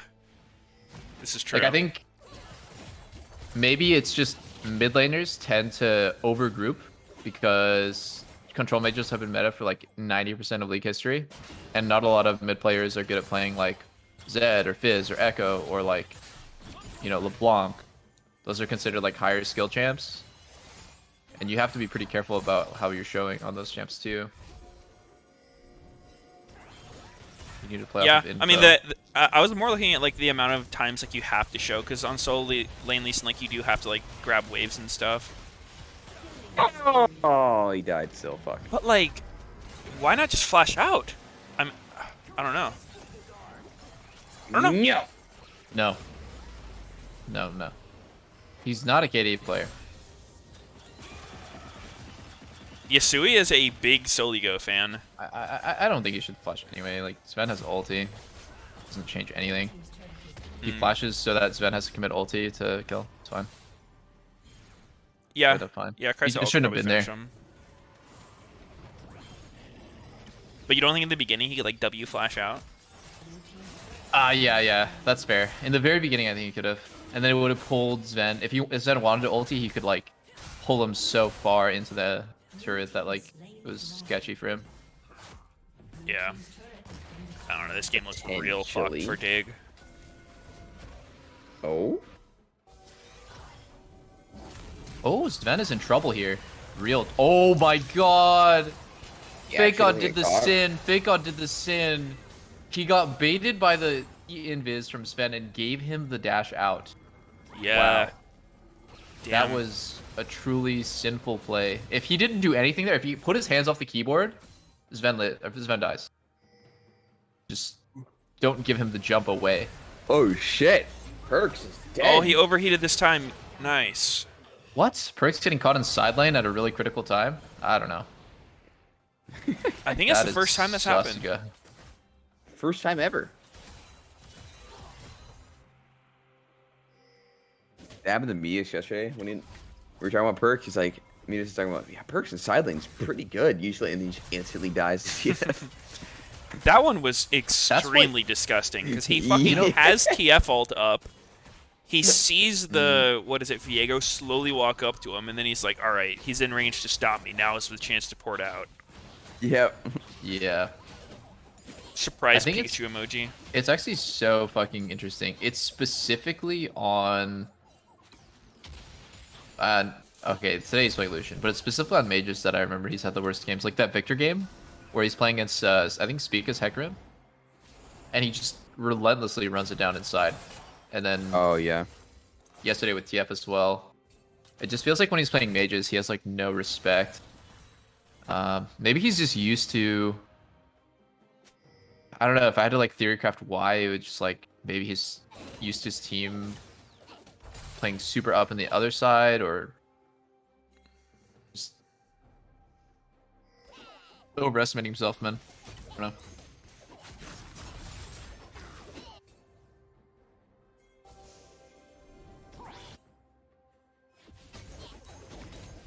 Perks is here.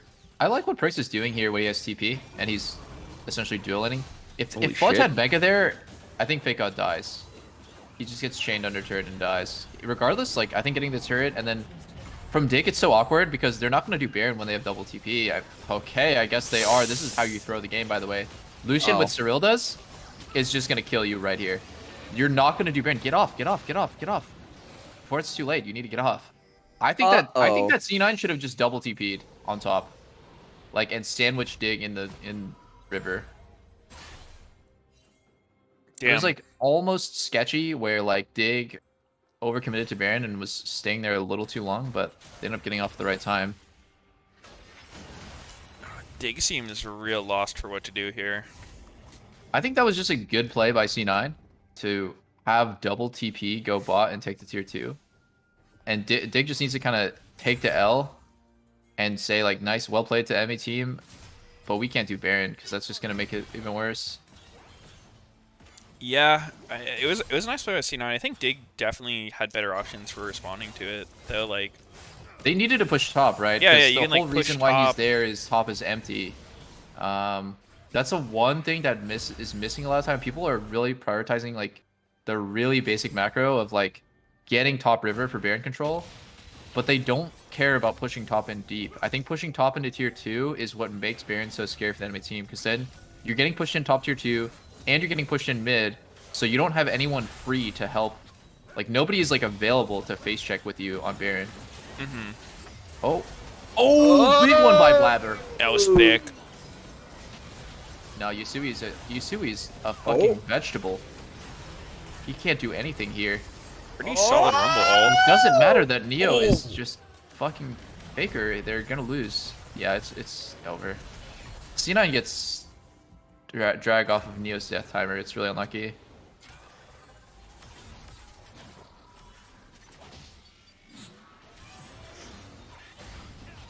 Oh. And he out. Wow. Damn. Wait. Sven's going in? Oh, Sven went kind of crazy there. Huh.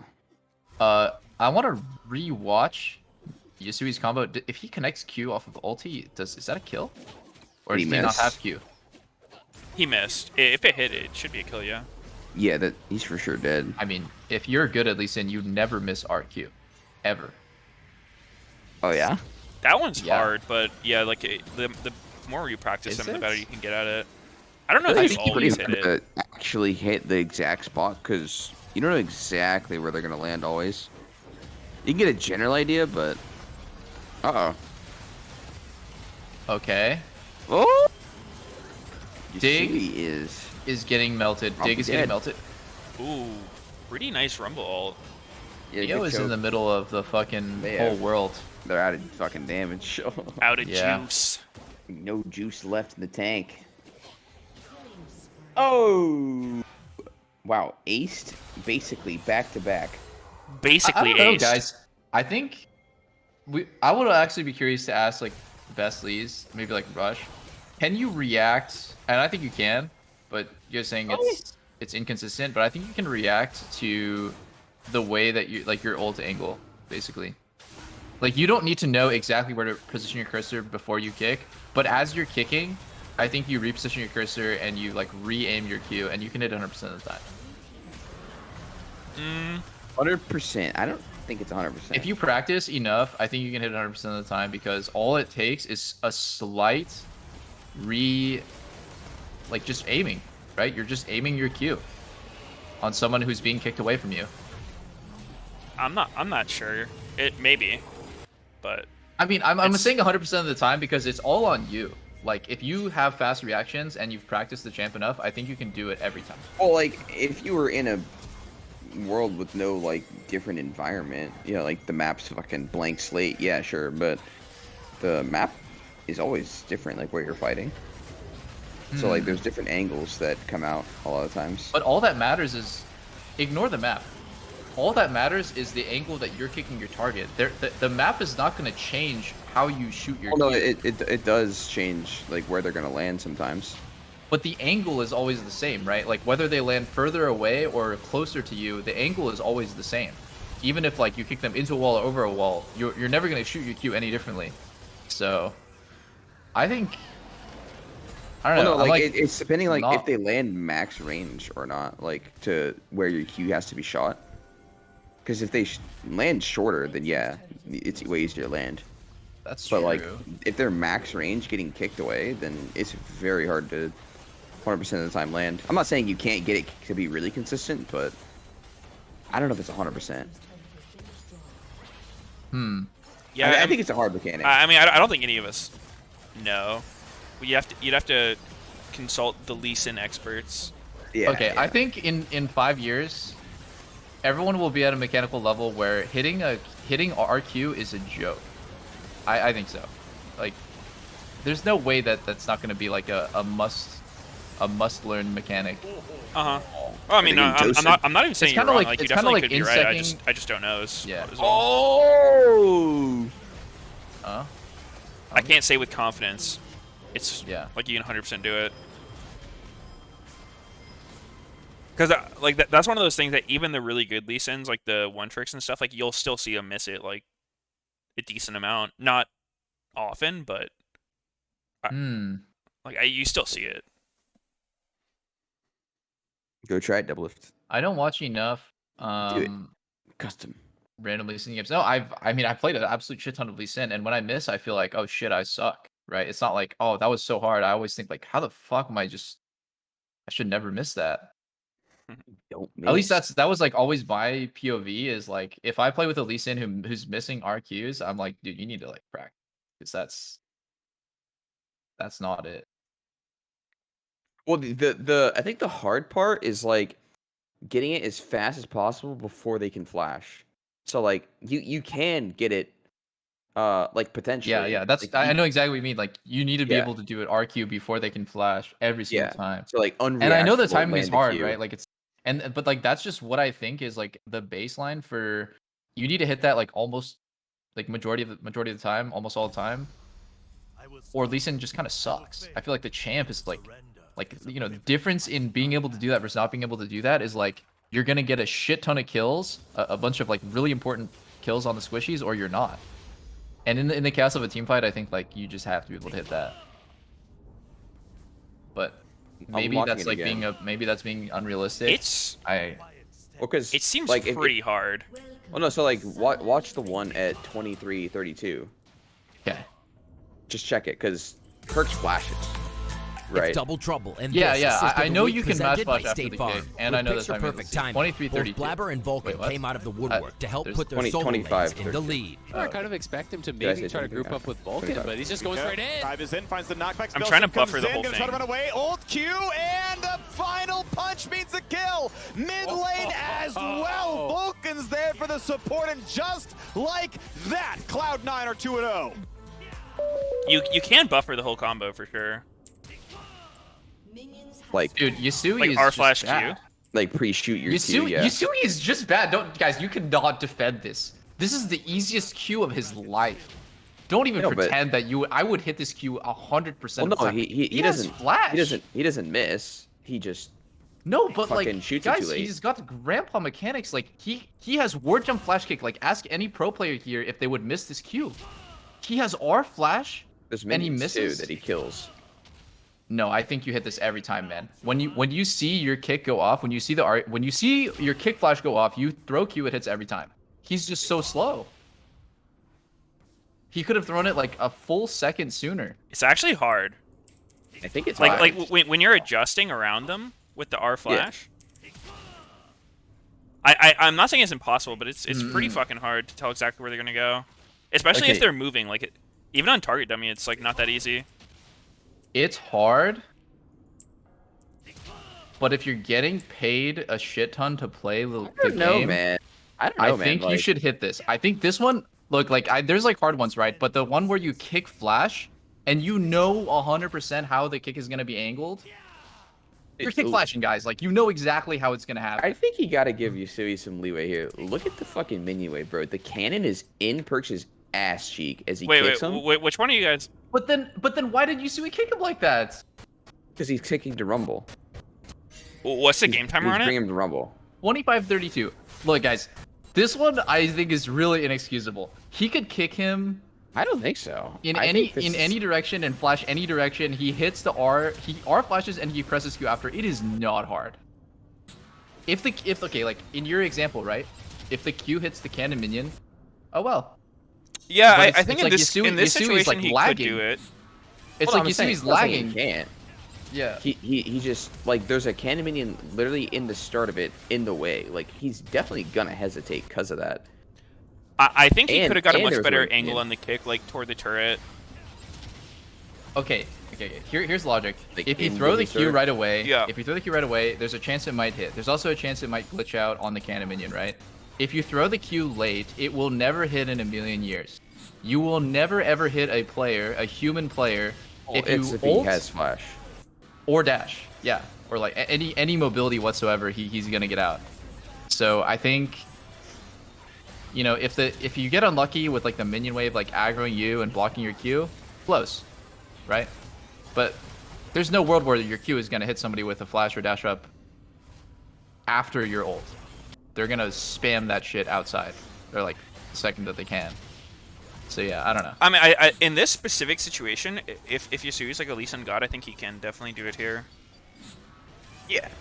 I think it's pretty fucking hard. I don't think many players in the world could pull that off consistently, but I think it's possible, yeah. Yeah, I think if you kick flash, you gotta hit the. Maybe you should Shit try it is in hard on custom. 60 ping. Yeah, you should try it in a custom because it's actually a hard thing to fully know exactly where they're gonna land every time. And, you know, like shoot it in perfect time because the dummy's also not going to be flashing from you. Because if you hesitate at all, then you lose the queue. I'm gonna have a forum of the best Lee Sin players in LCS, and we'll reconvene because I'm curious. You know, maybe we'll get like Broxa. Who do you guys think is good? Broxa, Svenskeren. You think any of them would say like, I can't hit that? Oh no, but I'm just like the expectation, I guess.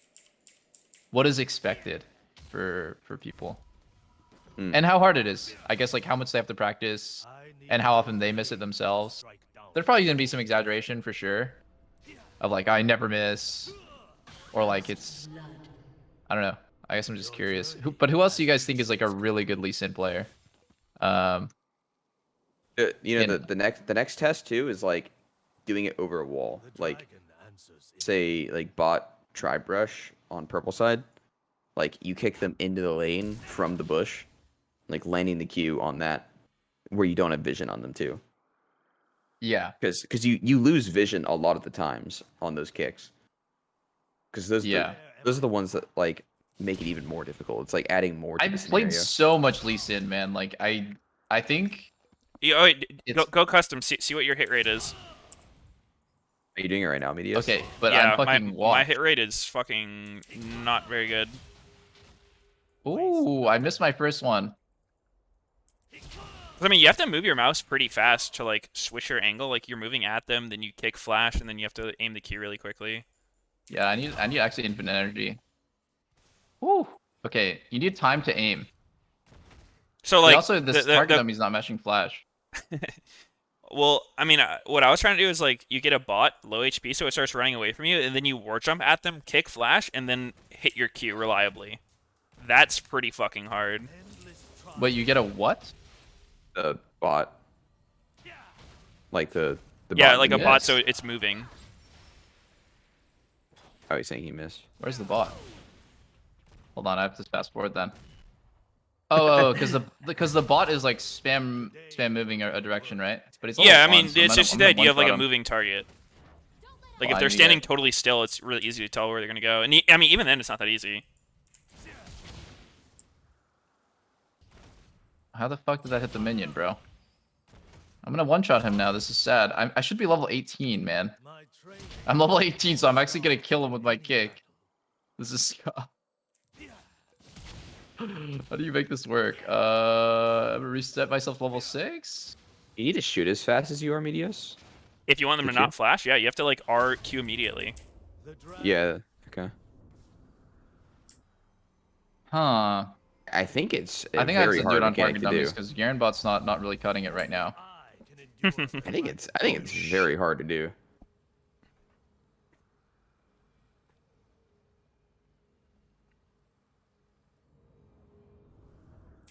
Oops. Dude, this is actually showing me how much you actually have to practice League.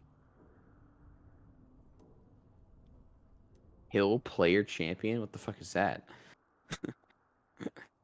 Saw the button, Meteos. What is wrong with my ward jumping, by the way, guys? Are you like lagging your ward jump up the asshole or like below revive? Below.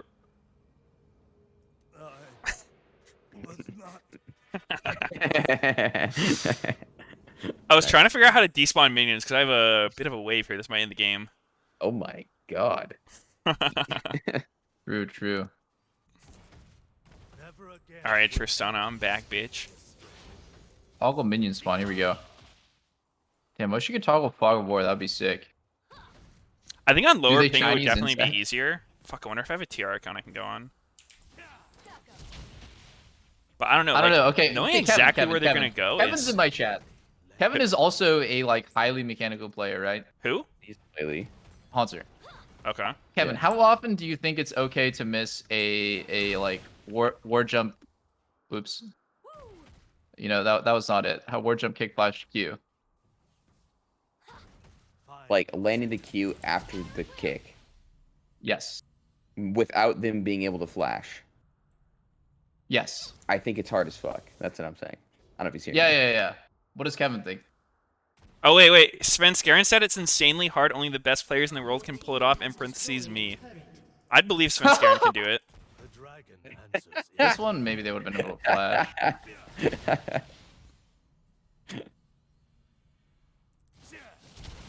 It's not like a never can do thing, but Dude, always my, seems tough. Cooldowns I think are fucking if anything, super they're not bugged. going to be shooting it instantly either.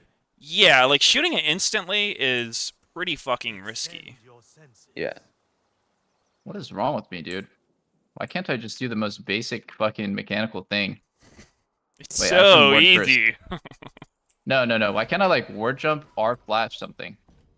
That is like the easiest part. Not even following it with like. Oh my god, I missed. Tragedy. Guys, what happened to my kick? I can't tell if he was able to flash there. Guys?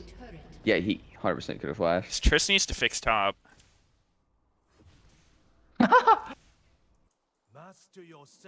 What did Kevin say? It depends on how close you are when you kick. That does make sense, yeah. If you're like literally doing like the weirdest thing that you can do is like you kick flash like this, right? And then they're actually out of range. You like kick flash something and you flash away, but you would never do that. Okay, we're good. Tower's invincible. I actually missed.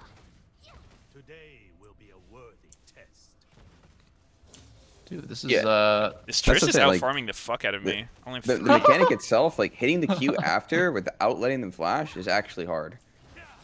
You have to re-aim, obviously. Yeah, you just don't know exactly where they're gonna land. I don't think it's reliable. Guys, you can do it, but it's just very hard. It's not if impossible. you kick melee range, it's hard to figure out the angle. Yes, if you like Yeah. ward jump literally right on top of them. Oh shit, I didn't even ward jump. Yeah, that's true. Yeah, if you're further away, right, like the angle seems a lot more easy to detect.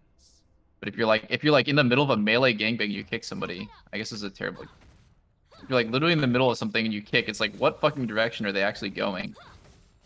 Yeah. Then it's like super whack. Yeah, that's the whole thing. Because you know you can get a general feel of where you're trying to kick him. Like Yasui's trying to kick him into Rumble, but Yeah. he doesn't know exactly where he's gonna land. Like I think doing it instantly, like the way that I imagine it, is definitely not you should particularly check. easy. You should check Meteos, because Meteos is doing it faster. The Q. Like check his stream. I right now. don't think you need to do instant Q at all. You just need to re-aim. Well, I mean, if you want him to not flash, you have to Q like right away.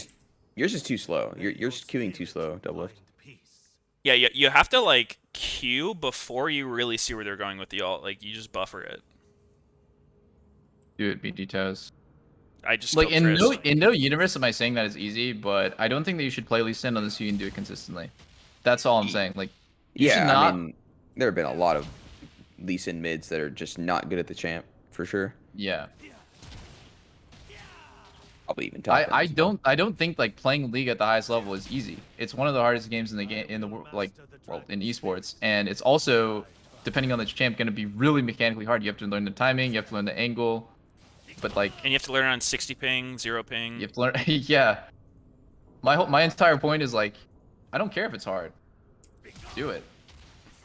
Tons of people do a bunch of stuff that's super hard all the time. The champion's designed to be hard, so if you can't do the hard stuff, you shouldn't play it.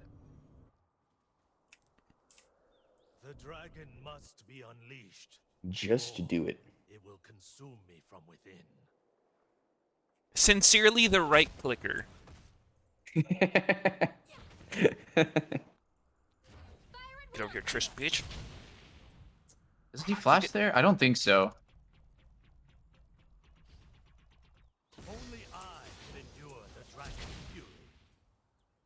That one's I have to like sketchy. think where I want him. He does. I have to think about where I want him to end up after the kick. I think you have to like. I know. You have to visualization like thing. actually think about it. Holy shit! You have to enter the zone to know where they're gonna land. The zone. I think that's actually the best way to do it. Easy Is when like you there's just a billion think where you words want down. them to end with the kick, and then like you aim your Q there without actually like trying to see the angle.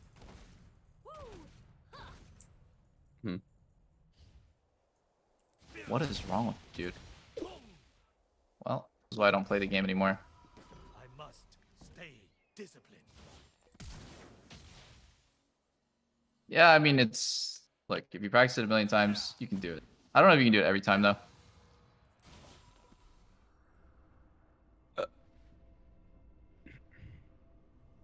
The Chinese insec, the one where you buffer E into R, no way.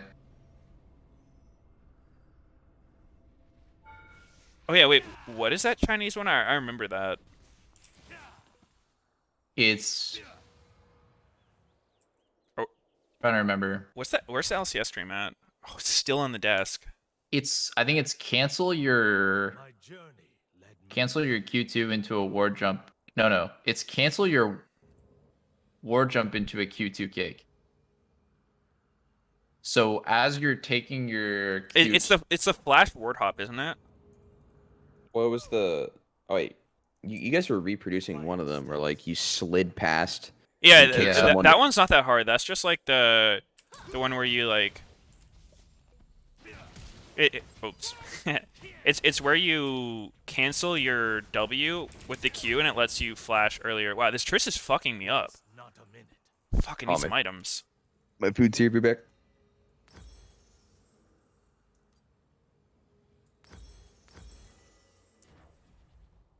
All right, bitch. See you do it this time.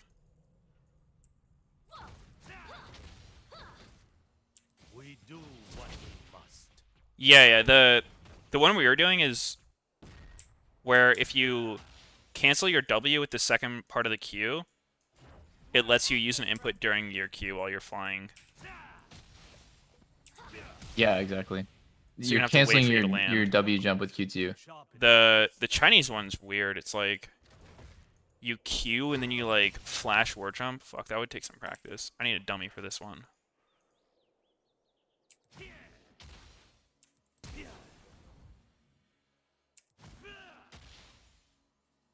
am I needed?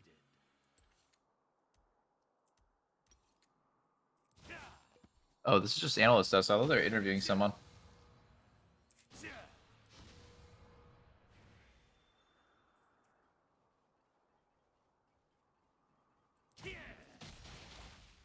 My training left more scars than any battle. No, this doesn't work.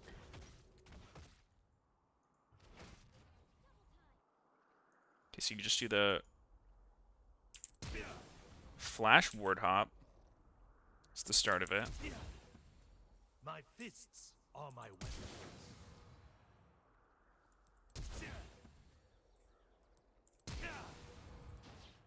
Well, I'm bored again. I'm gonna go practice Lee Sin in 60 ping. Yeah, try the Chinese one. It's actually hard. It is actually so disgusting how hard ward jumping is on 60 ping compared to 0. Yeah. Because when you have 0, you just press your ward key and W. It's that simple. It will immediately come out. Tristana wants some fucking smoke. No blade to strike down my foes.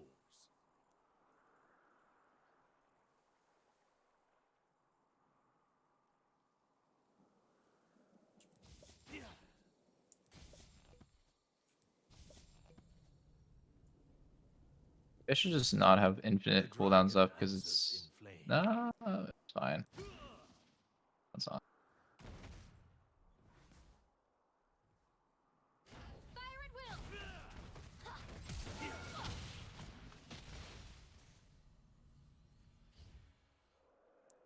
I bloodied my knuckles Yeah.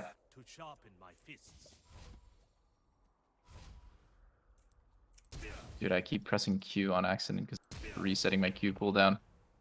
What? It's you have to like put the ward down and then flash W it. You have to put the ward down and flash W it for what? For the Chinese insect, like that's the input. You do like ward flash W. And you have to flash into range of like dropping the trinket.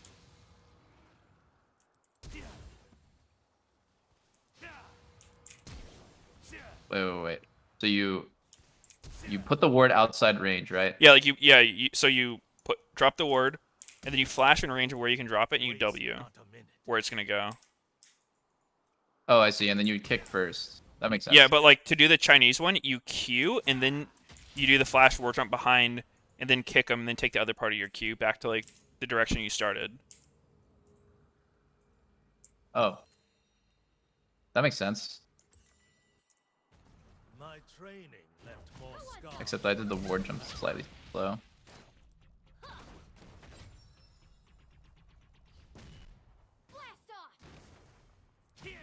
Oh, range. Dude, I'm so like these hotkeys are mind fucking me. Master yourself. Master. This is way harder than I thought. What?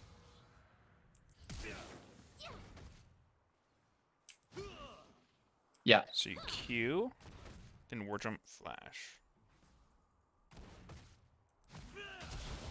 Oh, my Q fucking reset cooldown again. 1 sec. Q. That's a nut. Oh, we're in draft. My training granted me this victory.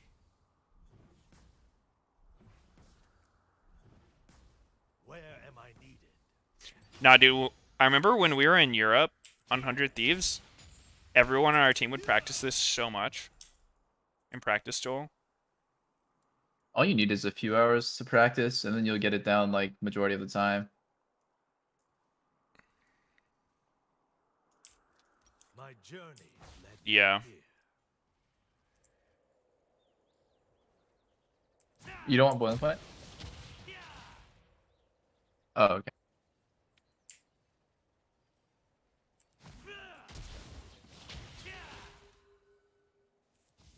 Today will be a worthy test.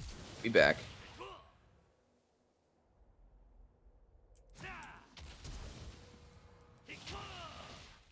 Drafty.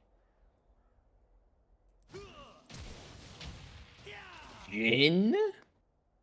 Actually, they played Jin yesterday, right? Como. Extend your senses. Now I'm getting I'm it gonna pretty sneeze. consistently.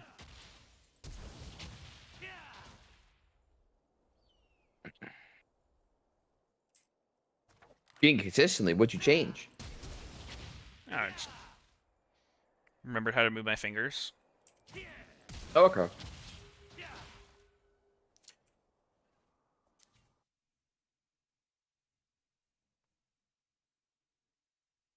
Remember how to use your hands. All right. It's been a little while since I've practiced those. Okay, I guess.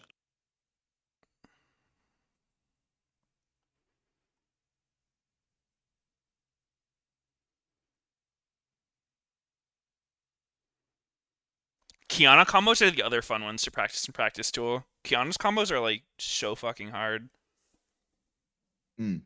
Why? Because dude, you have to move your mouse so fast at different points. For which abilities? Like the W Yeah, like backwards, her basically. W, you have to grab the correct element. Because it's not like you just move your W in the direction you want to go. You actually have to like have it close enough Yeah. to an element you can grab. Uh-huh. You can't just Kiana W in the middle of a lane.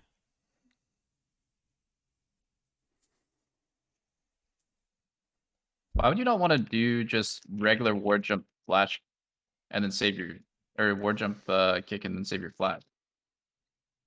You don't even need to flash, right? What? They can't react to the flash war jump kick. It's I faster. see.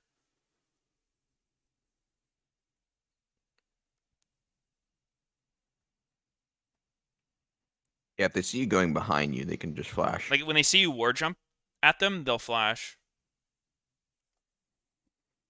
Yeah, makes sense. I guess the ward jump is kind of the cue for flashing. Yeah. Oh shit, Broxa on that Olaf. Olaf Leona is the fucking bot side anal fest. Oh, baby.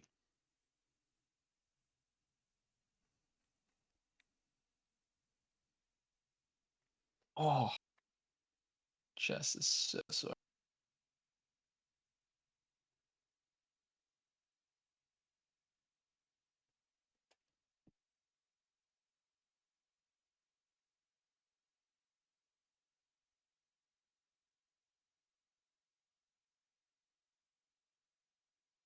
I think this is Diamond. interesting discussion because like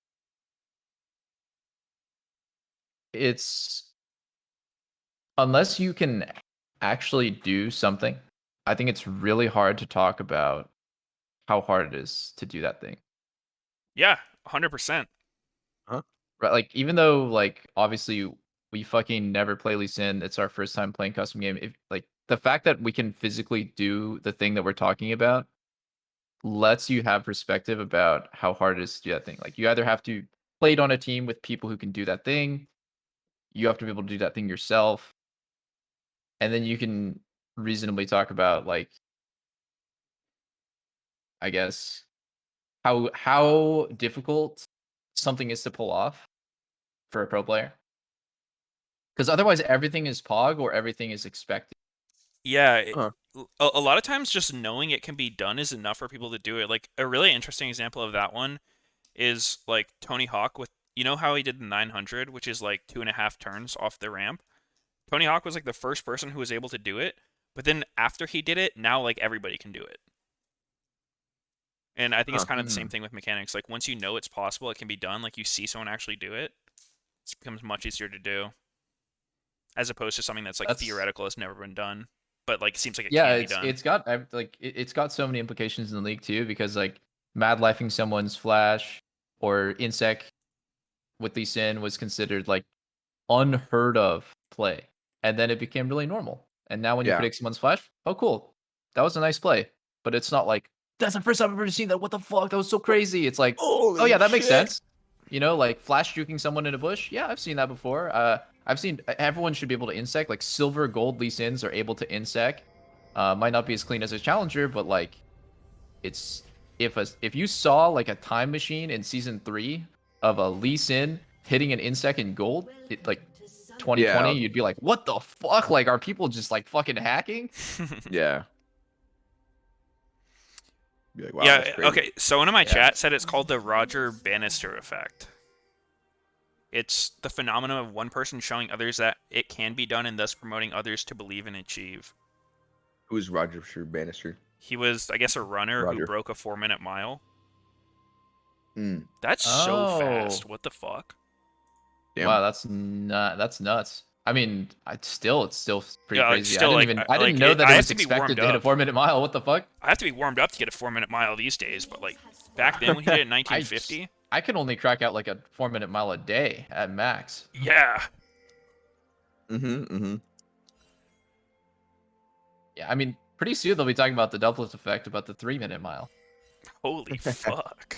I just need to show you guys it can be done, but Has no one heard of a tomorrow, maybe. fucking car? Like, why do people even care about running? It's so useless. What? Yeah.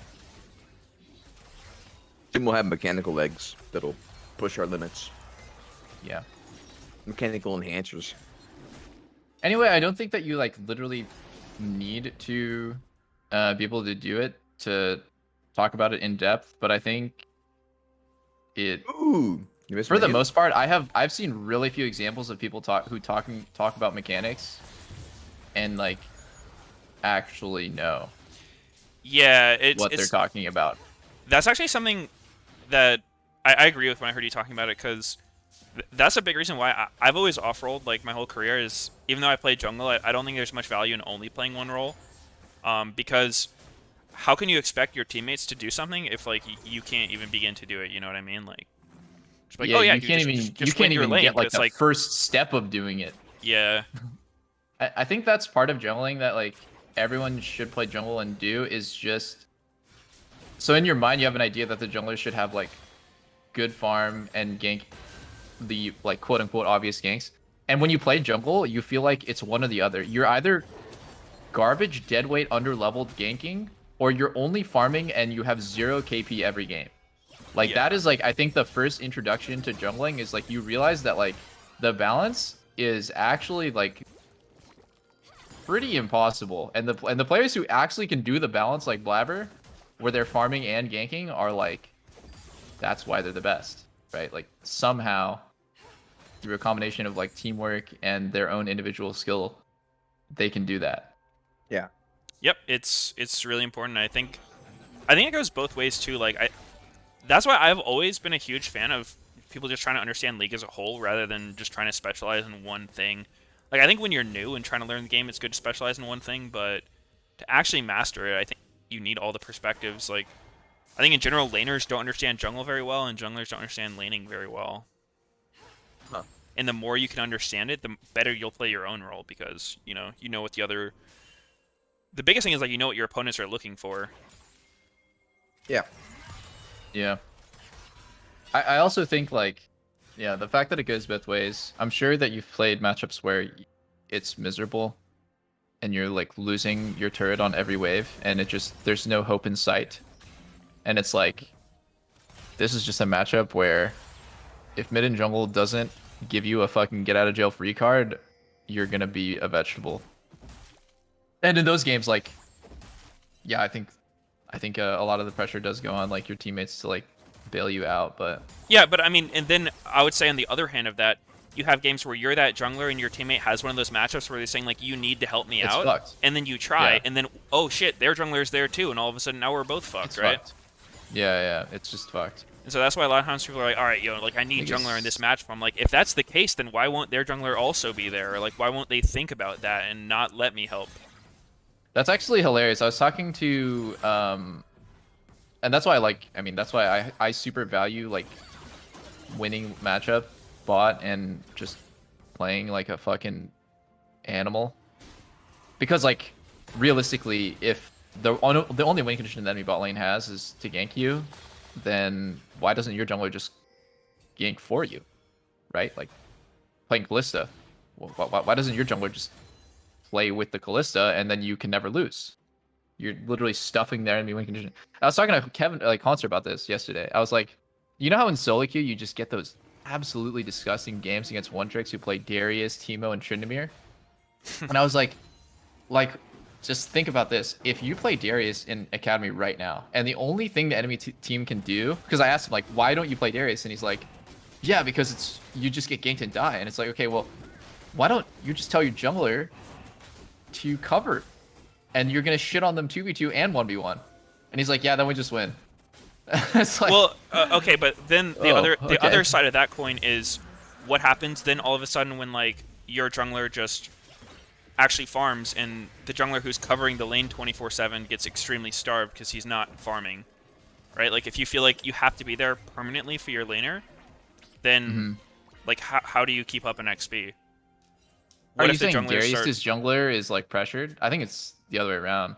No? Well, I mean, if he feels like any time that lane is gonna die if their jungler shows up and you're not there, then yeah, like what do you that's do as not a a good jungler? mentality. Do you just sit there or what? No, but like if you're winning lane, you control the wave, so you decide like if you're gonna, are you gonna stack the wave and push? Are you just gonna freeze? I don't know. But I was just humoring Kevin by asking him like, these champions are obviously broken 1v1 top laners, right? But no one plays them in competitive, and I always wondered why. Like, why does no one play Darius? I mean, It's Darius' obviously dog shit team fighter. Like that's Yeah. that's like the real answer, right? But like if there is a champion where you just cannot lose if it's 1v1 and you can't lose 2v2, I think that's a pretty big win condition that's like being overlooked. Like people can just play like Teemo top in competitive. It's viable. It's just like, I mean, I don't think Teemo the just downside. shits on every lane though. Like I don't think he's particularly great in lane. Most people can just take like second win D shield and like ignore him. He's similar to an I would say carry. Kalista top is closer to that. Like Kalista top is easily the most impressive laner in any role I've ever seen. Kalista top. Yeah. I think since Kalista got nerfed quite a bit, maybe Lucian is like the more balanced version of it. Yeah, But, because the way I've always looked at it is jungle is a lot about like recognizing options and threats, right? So it's like it's the classic range support versus melee bot lane, right? It's like if the range supports jungler, feels like you have to always be able to match their jungler on that side of the map. Otherwise, and their jungler has a freedom of like, okay, I can pretty much go down there at any point in time and just get a double kill, right? Like if their jungler is not matching me. So then it's less pressure on you because you're like, all right, I'm just going to farm, play normally. Their jungler is going to feel pressured to have to babysit this lane so they don't feed. Yeah, but then you just need to think about how hard is that winning lane actually winning? Because like when you're winning lane, you should realistically like almost be able to 1v2. That's winning. Winning is not like I have the push, I have slightly more HP, I'm like 5 to 10 CS ahead. Winning is like you won't die to a gank. Yeah, winning means like really truly winning lane means like their enemy is so fucking low that if the jungler ganks, it's sketchy.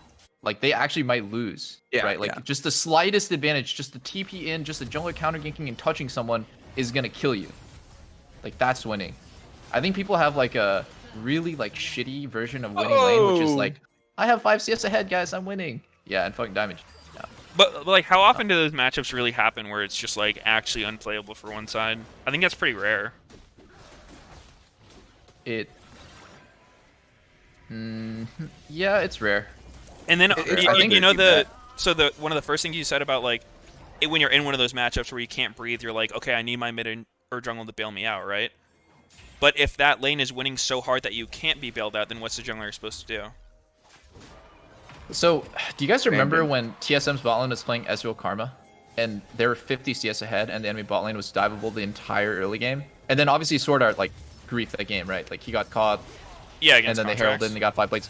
That's like that is a truly like winning matchup. You play Ezreal Karma, and the enemy's playing Nautilus. They can't breathe. The only way they're gonna win is if they get lucky. And I think those matchups aren't that rare. I think people just straight up don't play it. Like Ezreal Karma still does the exact same shit as it did on that patch. I don't care about the Divine Sunder nerf. That does not affect the lane at all. I think Karma's actually the exact same. They didn't even nerf her.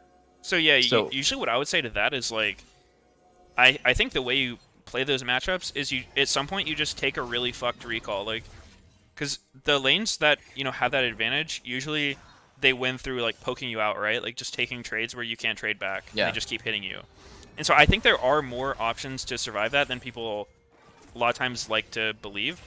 It's because like you can literally just recall on a fucked wave and come back full HP, full mana with items, and you're like probably stronger than them at that point, and you can fight them, right? It's like it feels bad. Yeah, but because they're gonna be permanently ahead of you in XP then because you actively lost that XP to the turret. Yeah, and that's a trade-off you're giving, but you get out of that situation of like being unable to play. Dude, NXI just had a pretty sick flash stun combo on Pope. Did Pobelter not? I want to see that again. He had a slow reaction to self ulti, right? Yeah. He got chained. He's rooted. He can still self ulti, but I'm actually really impressed with Triple and NXI. I think they play pretty well together. Yeah, they've been good. Like the double chain into flash stun. Like I'm not gonna say Pobelter like should be able to react, but he could have. He could have lived if he self ults flash stun. Beat Belter. Sag. I mean, he's unlucky there. So this is it. He gets double chained. He doesn't have vision. God, NXI is actually showing. Oh no, going away from mid play. Goodbye. Triple just flash. Yeah, he was gonna get flashless ulted, right? So preemptive flash makes sense. Sucks they keep cutting replays because there's always some action. Yeah. Yeah. It's just let it roll. And we just missed the action because we got none of either. Yeah. The worst of both worlds. Legit.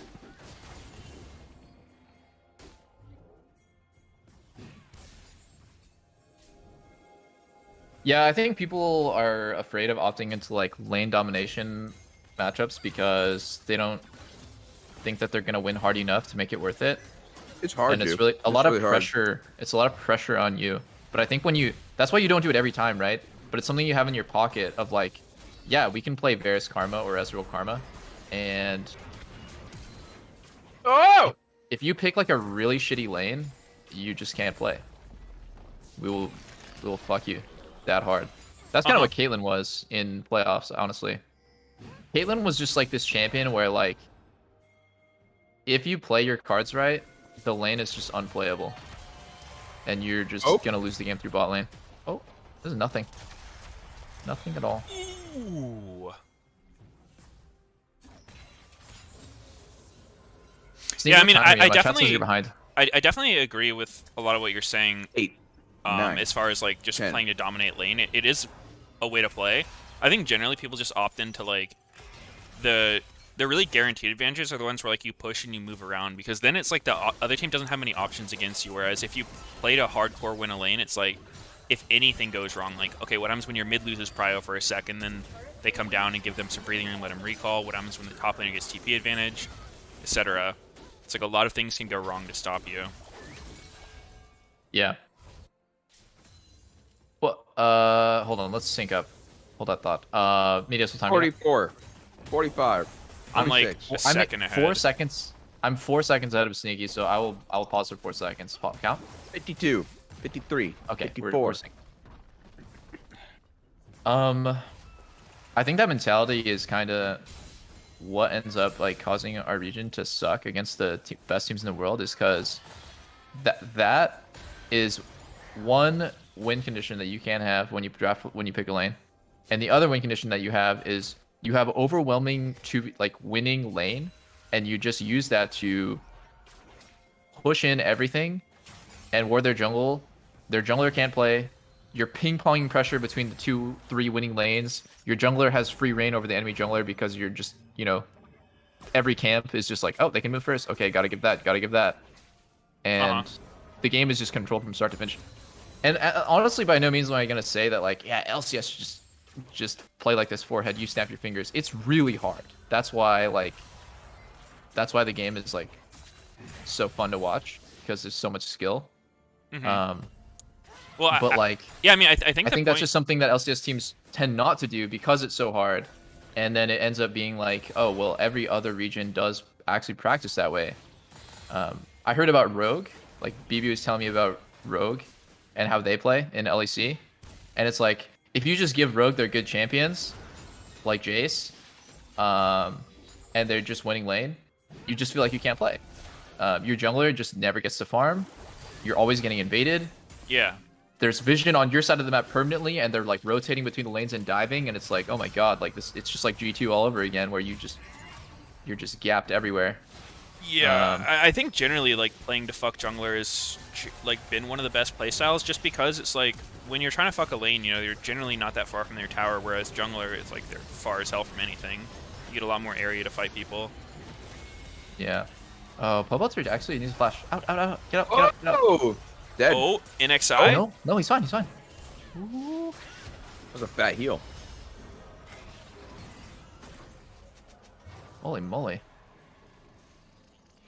I thought NXI was going to make that hero play and kill Liz, take her body, and kill everyone, but it was like barely not enough damage. Yep.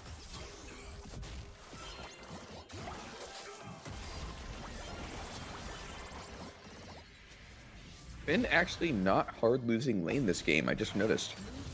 He's had at least one Better. Broxah gank up there. He's got a Yeah, little help. but normally he's like dying no matter what.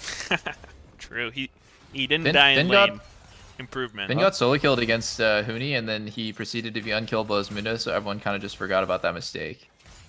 Yeah. It's like, oh, it's fine, they won. CLG beat TSM. Built diff. Yeah, and he was strong. He built the chains that game. Yeah, yeah.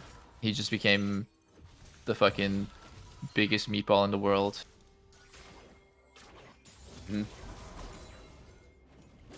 Yeah, what were we talking about? I actually totally lost train of thought for this. How big my dick is? I think, yeah, we're It's talking big. about Sneaky's girth. Girth? Oh, we You were kind guys of talking about measure like the circumference? evolution of how people play the game, right? Or like just learning how, you know, usually it's if someone's winning their lane, it's like, okay, you know, this guy's fucked unless their jungler comes. And so using that info, you're like, okay, what if we just win our lane and then we use our pressure to like take away their camps on that side of the map so their jungler can't come? Yeah. And then that's a lot of time how the best teams will play. And then that's when a lane gets really fucked, because all of a sudden you push your jungler out, you can't even stand at your turret, you're just constantly getting threatened to be dove, and you have so many options. Yep. You dive them, you take all their junglers' camps, you rotate around, I think- you just do whatever you want. I think how good a team is, like, unlocks a new level of, like, that's how you play the game. Like, G2 played in a way that was, like, unseen and might, honestly, like, maybe never going to be seen again, because they're just so fucking much better than any other Western team. That team was godlike, but it was really interesting to watch them play, and it was so fun, because it's like, damn, you could tell, nameplates off, that's G2. That's how they play. Because they're just so good, they unlock that way of playing. If they weren't that good, they can't play that way. And so I think that's what makes, like, the like better regions super interesting to watch, and it kind of, like, not to like dog on LCS, but the weaker teams tend to play like the same way because they just don't have the skill to play any other way, right? Like, they play pretty slow, the comps that they play are pretty similar, there's not that much like uniqueness sometimes, and yeah, like the higher level it is, I think you see like the same front to back team comps, and you also see like dive, you also see like lane domination. You're gonna see like more win cons come out in draft. Pretty cool. Yeah, I mean, you definitely have a point. Like, when teams are doing something that's so different, I mean, it's like a unique trait, but when teams are doing something so different, like, people actually start adapting to it and trying to pick it up themselves. It'll take a long while because the team that is doing that unique thing found it in their own way, and like it is hard to apply it all the time. But yeah, that is how like League evolves. Yeah, it changes everyone's mind Dude, about, how is about Triple things. 3 levels up on Pobelter? What the fuck happened? I don't know, but Triple has like Showmaker level CS with LeBlanc, Yeah. right? He's got That's what, insane 11? amount of farm on LeBlanc 11 too. CS per She's minute? not particularly good at farming. No, she's. I mean, yeah, it's fucking hard to perfect farm LeBlanc. That's actually Not like insane. her wave player is easy. Like I know one concept that we picked up in 2018 was the concept of defending areas even when someone's dead. So like say you lose, just one member on your team, like you don't have to give up everything to the enemy team. Like you don't just let them walk in your jungle. Like I was playing against Gen G, like Core was on the team.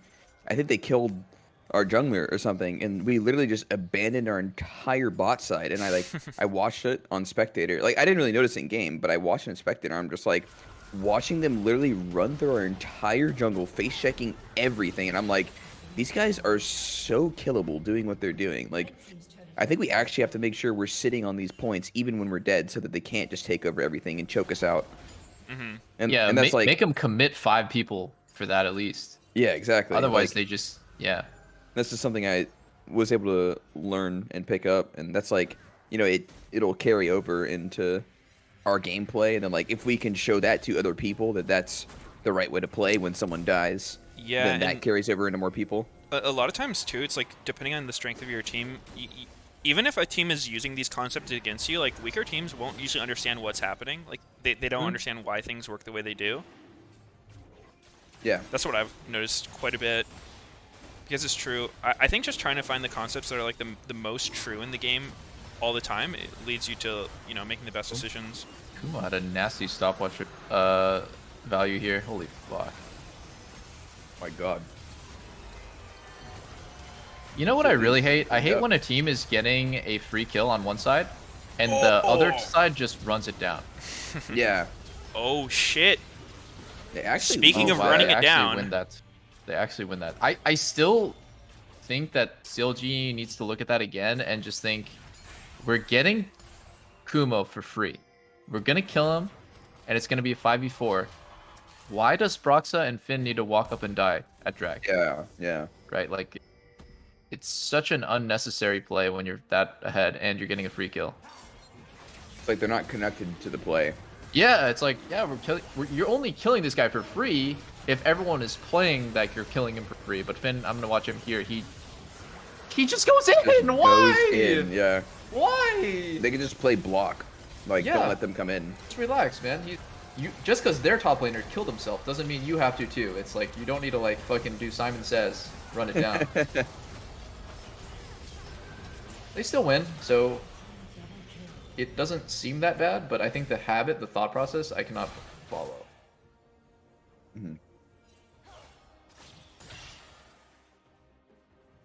Gotta go in. Gotta Simon feed. Says get caught. Okay. Sure. Woo. It's really surprising. Like Lena has the chains. Mid is so ahead, right? Like Triple is 2 levels ahead. He's got amazing farm, and yet like the team is actually 3k gold down. Like where's that advantage coming from? It's 80 carry obviously is a good chunk. Jungle. Who else? Jungle? Brox is giga strong right now. Yeah, for sure. I think once Triple's 16, he's gonna be able to start poking them out really fucking hard, especially on death cap. I'm of the opinion that like giving poke Varus is just a goddamn disgusting mistake. Giving it? Like you think Varus Giving is it. too OP? Yeah. Interesting. Yeah. I was thinking poke Varus is a trap because like his win rate in NA is like 40% or something. It was like 42 yesterday. Really? I think poke Varus is I didn't know very it was so strong, low. but I think a lot of times people who play it don't have the proper team to support it. Like I think you need a lot of consistent damage elsewhere to make up for the fact that you don't really have an AD carry. Like you can't kill frontline, because that's the issue a lot of Varus comps run into. Yeah, somebody has to provide the consistent DPS, and it's kind of sketchy when you have LeBlanc too, because that's not good. Or wait, no, I'm trolling. Lissandra, not LeBlanc. Yeah. That's not good to like kill the closest target. It's just a burst mage. Honestly, his whole team is not particularly strong at like pumping just raw DPS. But I think Olaf makes up for a decent amount. Like Olaf can definitely be a carry if your team plays around it. Like gives him all the resources. Olaf can be fucking insane. His DPS is actually like crazy. If you're just he spamming melts Q over and over frontline to again. the Z. He just fucks them. Yeah. Especially Alistar, dude. Like that matchup is so fun to play as Olaf because Alistar is just fucking dead. Nothing you can do. Can't CC you. Can't run I think away. the counter argument to like that is, you don't need the AD carry to fill a specific role. Like, no one made the rule that like AD carry has to be the consistent DPS, or that mid has to play Azir and be the consistent DPS. It's just about like finding the best champs that work together. And I think in general, Pokevarus just like wins every matchup. Sure.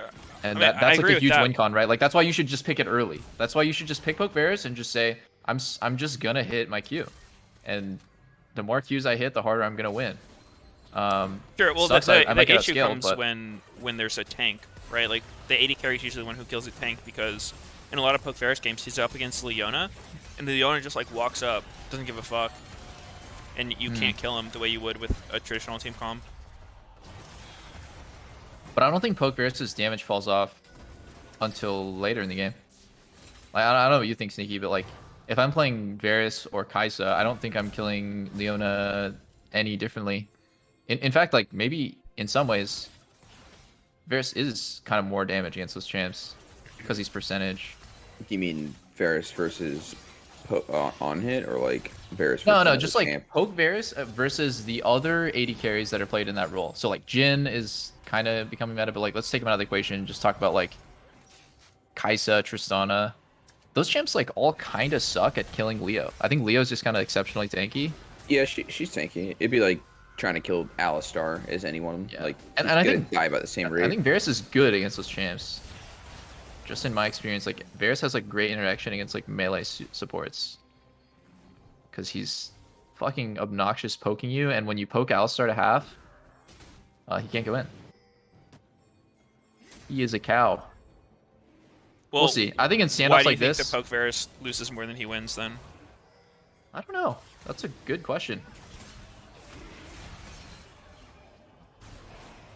Part of it is probably just that the better teams have an answer to it and they're willing to give it over. Oh my god! It triples damage, dude. He's the Berserk's poke. proc, actually. Yeah. I mean, you can't go in anymore, right? Oh. They're still gonna go. Kumo's 1 HP. Oh, Sandra got it.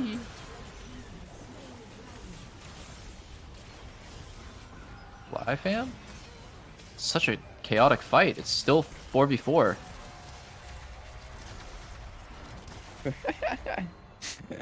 Oh, the TP mid.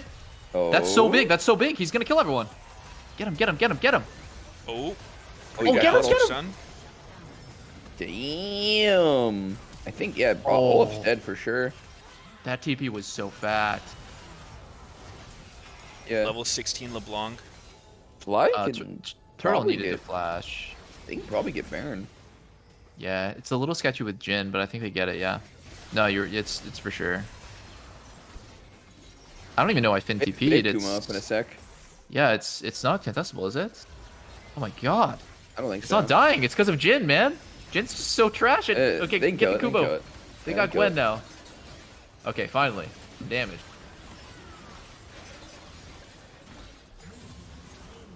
Wait, Kumo's 0-3-0. He's carrying.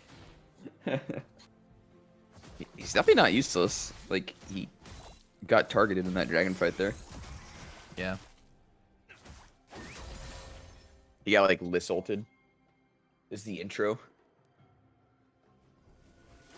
Wait, what the fuck? Finn has Wits in set. Yeah, I saw that. There's no Pretty way fucking that's right. strange. What the foot? Seems That has to extremely be wrong. squishy. Kind of reminds me of Bork set. When it was like, Yeah. so yeah, good, dude. I'm killing, and it's like, Dude, oh, I so hated dead. Bork set. I'm like, bro, why Yeah. don't you just build Cleaver? You're actually too squishy to be involved in anything more than a 1v1. Yeah. Like, yeah, you win a 1v1 and that's it. Congrats. Are we winning the game off your 1v1? You're like, you're not a split pusher. You're not going to smash turrets. Yeah. I think it's just the beginning of set, though, like, trying to figure out how to play them. Mm-hmm. Did they not pay attention? They didn't pay attention to B. They did not. Yeah, hard to see with their camera angles. Yeah, they're just. But the dead person, right? Wow. That's like, Oh, yeah, ideally. when you die in game, you need to stay alive IRL so you can call Yeah. stuff like this, like TP here, run, run, run. Damn, Those sorts Triple of things played that really really help. well. That angle on Turtle was pretty dirty. And didn't die Yeah. for that. Yeah. He's level got the 16 max. Deathcap LeBlanc with Void already. This is just, he's so he can fucking one-shot anybody with QRE. Oh my god, the Oh, needle work. Gwyn. Needle in a haystack. That's so much damage, man. Melee, by the way. My chat says Broxa won the ARAM earlier, so I think we're good. What did he play? He played Olaf. Legit? No. Oh, That would be hilarious, that'd though. been funny. Hey, Pope, he's level 16, homie. That One looked bang. close, but he ran out of damage, like, right there. It was not that close. Yep. What do you think happens when the death cap comes off cooldown? Holy I don't fuck, know. that's when it gets real. What if it actually wasn't active and you used the death cap and you put on a hat in game? Dude. Wait, is this Maybe the last Bricks- game of the day? Yeah. Holy Yeah. shit, today went by fast. It's because time flies when you're having fun, guys. Fun, yay. True. I want the goddamn cannon hat. I haven't even Oh my seen Hullbreaker, dude. I haven't seen a single person buy it. Is it overrated? I saw it or on what? Nessus in solo queue once. Oh, that sounds so obnoxious. It was. I think But Nasus we is were one already of those getting champs stomped. who's like an inch away from being game-breakingly broken. Because when he does what he's trying to do, it's so stupid. He just two-shots turrets. Yeah. But like he's so kiteable. He is, but like if he doesn't ever fight you, how do you kite him? He just fights your towers. It's true. Like I think I Fiora agree was- that that's why he's I not. think Fiora was like bullshit in that same way when she was meta. It's just like, oh cool, we're losing the game against Fiora or Tryndamere. It's like, cool, I don't get to play the game. We just lose our base, and I'm like, if I go long on him, they never die. I don't know. Feels sad. This game feels so giga lost for CLG, even though they're only 2k gold down. Tomo has cleansed Pobelter. He has cleansed, bro. Oh, Tomo is it doesn't dead. matter. Broxa's got that. Zoom. He's zooming. No way, is he out? Broxa's whipping. Oh Dude, my that's God. so Broxa's sad for choking Broxa. Holy fuck. Tomo actually gets out there just from running at 700 move speed. Fucking Is that Sneaky hilarious. Jin right there? Oh, uh-oh. Oh, Wait, God, what? Tomo, no! Oh, Tomo. All of Oh, CLT's Tomo. face palming. Dude, Triple is fucking popping off this weekend. They not end because of that? I mean, he was really far anyway, I guess. Yeah. I'm gonna reserve judgment. Yeah, Because they're it's like pretty fucked up to be like, this guy's the second coming of Jesus, and then like, you know, he has a bad weekend. It's like, haha, he already sucks. But like, he's been doing really well. And yesterday he still killed Prix, had a great Lucian game. Coming straight from Academy. I think the top of Academy, people should be more willing to import teams and not like individuals, I guess. Yep. If you're I in the would middle love of to see bottom. that. Yeah. Can I you would guys love to see remember any more other example? teams. I'm trying to think like when is another time a team just straight imported their academy team into LCS, just copy pasted it. When you say import, you don't mean from another Not region. import, but like, you know, swap Okay. academy and LCS fully. Yeah. I Oh, can't it's remember been if rare. that's happened. Yeah. C9 did it. Optic That did not go so hot. when I was on But the you guys team. have like star players, so it's hard to beat that. Yeah. It's a little People different. played that so well. Did you see that? W Yeah. back, like bait some CD, go in again. The guy seems not bad. Uh-huh. A bit sad, like he's replacing Palafox and Jose Deodo, who like I think they have potential. Those Yeah, I players mean, have they're both good. Those guys. just they're getting like overshadowed because the academy team has way better teamwork. Yeah, and I mean that's always gonna win out. Like the team with the better teamwork is gonna beat the team whose individuals can't play together. Yeah. Yeah. Rocks it. Finn dead as fuck. Diamond's gonna live. Oh, he's dead. All right, did you guys see the new dragon in the new mode? No, what is it? It's like you get a 0.5% magic damage burn on turrets just to make the game go faster, and then when you get soul, it's like a 5-second reanimate. Like you come back to life as a GA, but you are guaranteed dead because your health gets drained for a second. That's cool. What? Yeah, You're like a passive. Scion zombie, but like Yeah. you can cast abilities? Are you serious? That sounds just like Yeah, Elder was yeah. already so OP, and That then is it's pretty that? crazy. Like, You don't and get you the have elder buffs, do you, but do you have the no. do you have the execute still from Elder? No, just the, Okay. the zombie portion. I It's see. like a different take on a soul. Yeah. Okay, that's cool. I thought you still had the fucking laser beam, which would be crazy. I like the idea of more ways to kill towers, like that burn thing. I think that's pretty cool. Yeah. I think the hardest thing in the game has always been like actually killing turrets in front of a team who's defending it. Yep. There's like Baron and Herald, which are good, but outside of that, there's not a ton. New hole breaker. This game gives me the answer to why do teams always lose to the poke bears. It's because they draft like fucking shit with it. What You would need you pick consistent with it? DPS What do you somewhere. see So I think like having a top carry like Gwen, or maybe even Viego, something that is like going to be like the team fight. Yeah, they don't like, really have a carry, like unless Yeah, you like, say who- Olaf is. Well, who do you want the gold to be on? Olaf doesn't scale. I mean, I know that he does a lot of damage, obviously, but like I think ideally you have something that is like, it's kind of like the Azir. It doesn't have to be Azir, but Yeah, it's not to say that these champs are bad. Like set Olaf, Lasana, like I think they're good champs. They just together. Okay, well, let me ask really you do this. the So, damage. so you pick Poke Ferris with like the main reason he's strong is because he's so lane dominant, right? And then you play around And his I lane. think he's just consistently useful for the first like 30 minutes of the game. Yeah. So like you would say like with the winning lanes you'd want to play around him, right? So like most teams with Poke Varus would want to play through bottom, right? Yeah. And then if the other team opts to like trade and play through top side, they can really fuck over I don't- whatever late game carry you're trying to play with, right? Hold on, I don't actually even think you have to play through his lane. Like I think Poke Varus is like in that Ziggs territory where if he's getting pressured, he can farm without any problems because you have infinite mana with Tier, and you have a shit ton of range and wave clear. But you can play around him. It's just like an option, right? Like, and the fact that he's pushing, it always feels really shitty to gank when your bot lane is getting pushed in, because like unless you kill them, you just walk up, you maybe blow a flash, but you show, and it feels hard because they might have it warded. You might not actually get anything. I don't know. I think it's really good. It's not as easy as just push lane and win the game, but I think it's just a really high tier pick because it's like a very well balanced pick. It has CC, has good damage. The only thing I would say it doesn't have is scaling. But yeah, I mean, I don't care about that. definitely agree. I think Varus is strong. Just I Somebody on your think team needs to take the L and play for late game though. yeah, Mid top, someone. yeah, and I think that's usually the hard part. I think with Poke Varus, like playing for Soul is really good too, because like you can transfer that bot prio into something that gives you scaling. Like that, an early Soul is a way to combat like your scaling issues that you might have. Yeah, that's true too.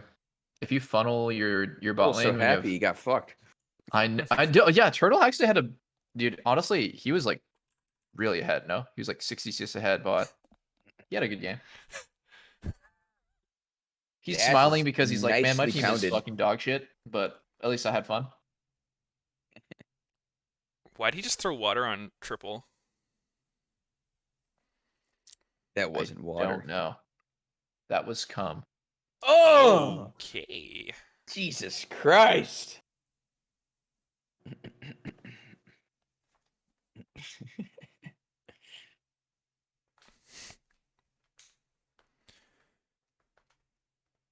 Damn.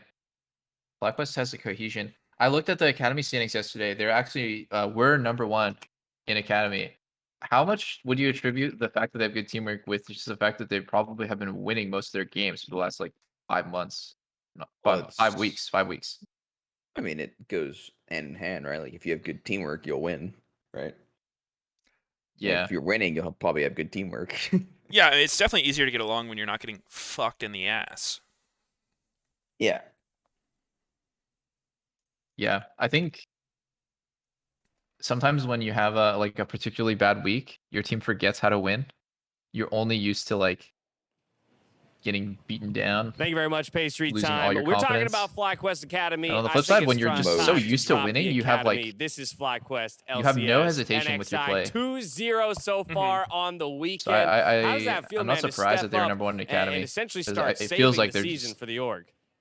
fully lubed up, Feels pretty and good. they're like all in on the plays I that they think want to a lot make. of people had doubts about us when we first came in because, you know, we're like Academy. So I'm just glad that Doubters? let like Nick down and, you know, the whole staff. And Doubters? Because we kind of went in like with nothing to lose because, you know, like we were kind of on a 10-game losing streak. But yeah, I'm glad we could start off the weekend 2-0. And then hopefully if we can win tomorrow, we'll close out or we'll have the first 3-0 that FlyQuest has had all year. So Damn right. That's what I like to hear right there. You talk about not wanting to let people down. I think you've already blown expectations out of the water. You're making tons of fans for this His English squad, is good for a and you're rookie. giving us exciting games. I'm curious from your perspective. You did fast. mention how it kind of felt like you had nothing to Shut the lose. fuck up. Is it that kind No. of freedom, or what specifically it is about this roster that you guys do seem to play with such freedom on the Rift? yeah, I mean, when I talk about freedom, it's more just like, you know, like get in there, like really we had nothing to lose. So, you know, like just play however you would. Mythic when, item we're in 1138. Academy, and, you know, like just have fun out there and stuff. new 'Cause, world record. I'm confident in our team fighting and stuff. So when we get into games and stuff, like we're not really afraid to like skirmish and stuff, you know, take team fights, whether it's good or bad. Like I really just, I enjoy that aspect of like our team specifically because I think all 5 guys trust each other a lot. And when we make a call to fight, like everybody just jumps in and, you know, commits to the fight. So That's been one of our main talking points. Good or bad, everybody's committing to the fight. And even if it does go poorly, we're right back out onto the Rift looking for the next one. I want to talk a little bit about your personal journey from scouting grounds to LCS starter in a year's time. Did you expect to be here in your journey at this point? Not really. LCS I walked starter. into, you know, FlyQuest Academy because, you know, I trusted Nick and the whole org, and I was under Jose Dioto, and, you know, his fan base is a little crazy. Like, not crazy in the sense that, like, you know, they're, like, crazy, but it is, like, he has so many fans, you know? So Yeah. that on top of the fact that I really do respect Brandon as a player, jungler, and, you know, like, as a friend, like, we're pretty close. So I wanted the best for him, and always looked up to him and, like, respected him, and always, you know, we used to always talk back and forth about jungle, but I do think know. Thank you for asking. Now the past few weeks he's with my our main bitch. team just not having synergy Do and you stuff, guys right? know? Things just not clicking. I Yeah. expected to, you know, kind of play with the academy squad a few weeks down the road, but from scouting grounds, no, I didn't think I'd be LCS in 7 months. All right, well, so it might be an accelerated timeline, but considering that you are here, I want to get an understanding of the kind of jungler He's just that you nervous, want guys. to Give him be. some When you think slack. about, It's his first you know, interview. Most people years say down like the line, interview ever. the way He's that just saying your he career has stuff and is you know a lot. ultimately going to be remembered. Could be much worse. What kind of a jungler are people going to talk about Sure, when my they first say interview the was name terrible. NXI? Could be saying butthole and stuff. Yeah, yeah. I don't want to be remembered Butthole, for you know, anything like specific, butthole. just hopefully like accomplishments down the road, you know? I like definitely winning say like a LCS, lot when I'm whatever nervous. it may be. You know, maybe going to Worlds and performing well. But not any playstyle specifically, right? Because I don't want to be known for like not being able to play something. Okay. So, yeah, just I guess just that. Jack of all trades and a world champion to boot. Yeah. All right, we'll settle for that. World champion. Why not? NXI, congratulations on the 2-0 Who wants to start to skin, the weekend. boys? I don't want to take too much of your time because I know you got to prep. I for want a one more world. A I would little have early big to skin. say, but can you start From here, we're designing going to your a break. world When we skin come right back, now? it's the State Farm Analyst Desk. What's your Put it in world Diego. skin recall dance? Yeah. Can you bust out the dance right now? He starts flossing. Says, "All right, everybody floss." Dude, that would be fucking hilarious. Like, imagine you're the first guy No, it's broken. What are you talking about? You like that to TSM bust sword? out the floss for or league skin. I don't know, man. Like, what's the most recognizable dance in the world? Is it actually like gamer dance? The floss. Is it actually the floss, or is it like some sort of like fucking TikTok dance that we've just never seen before? I feel like Gangnam Style was pretty obvious, but I think someone already did it's that been- though. Yeah, it's on TF skin. Yeah.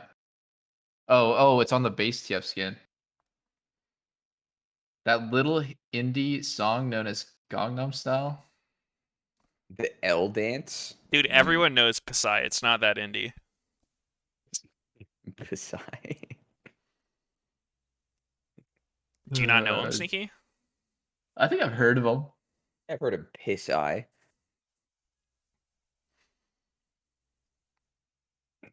Oh, dude, it's the YMCA. That's the most known dance. No. Dude, what? No. What about the Macarena? Zelda, Mm. the Macarena of Time. Oh That's a good shit. gamer dance. I'm fucking out of here.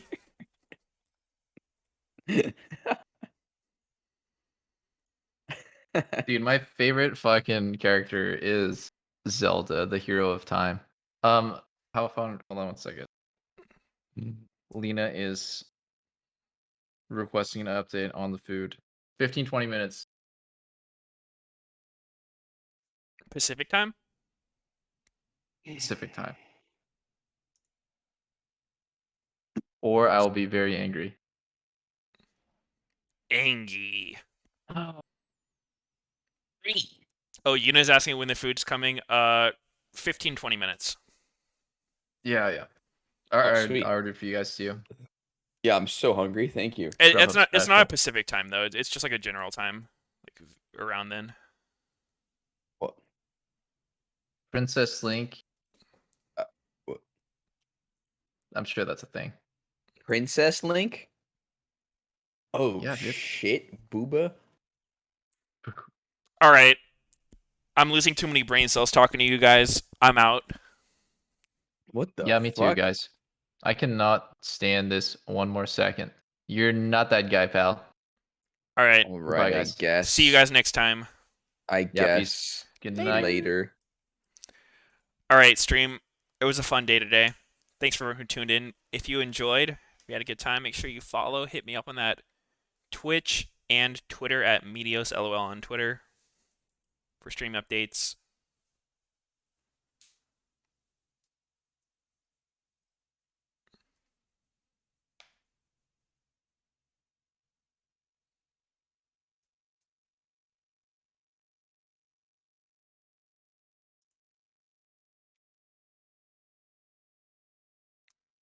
Anyway, that's it for me. Take care. And I'll see you guys next time. Bye.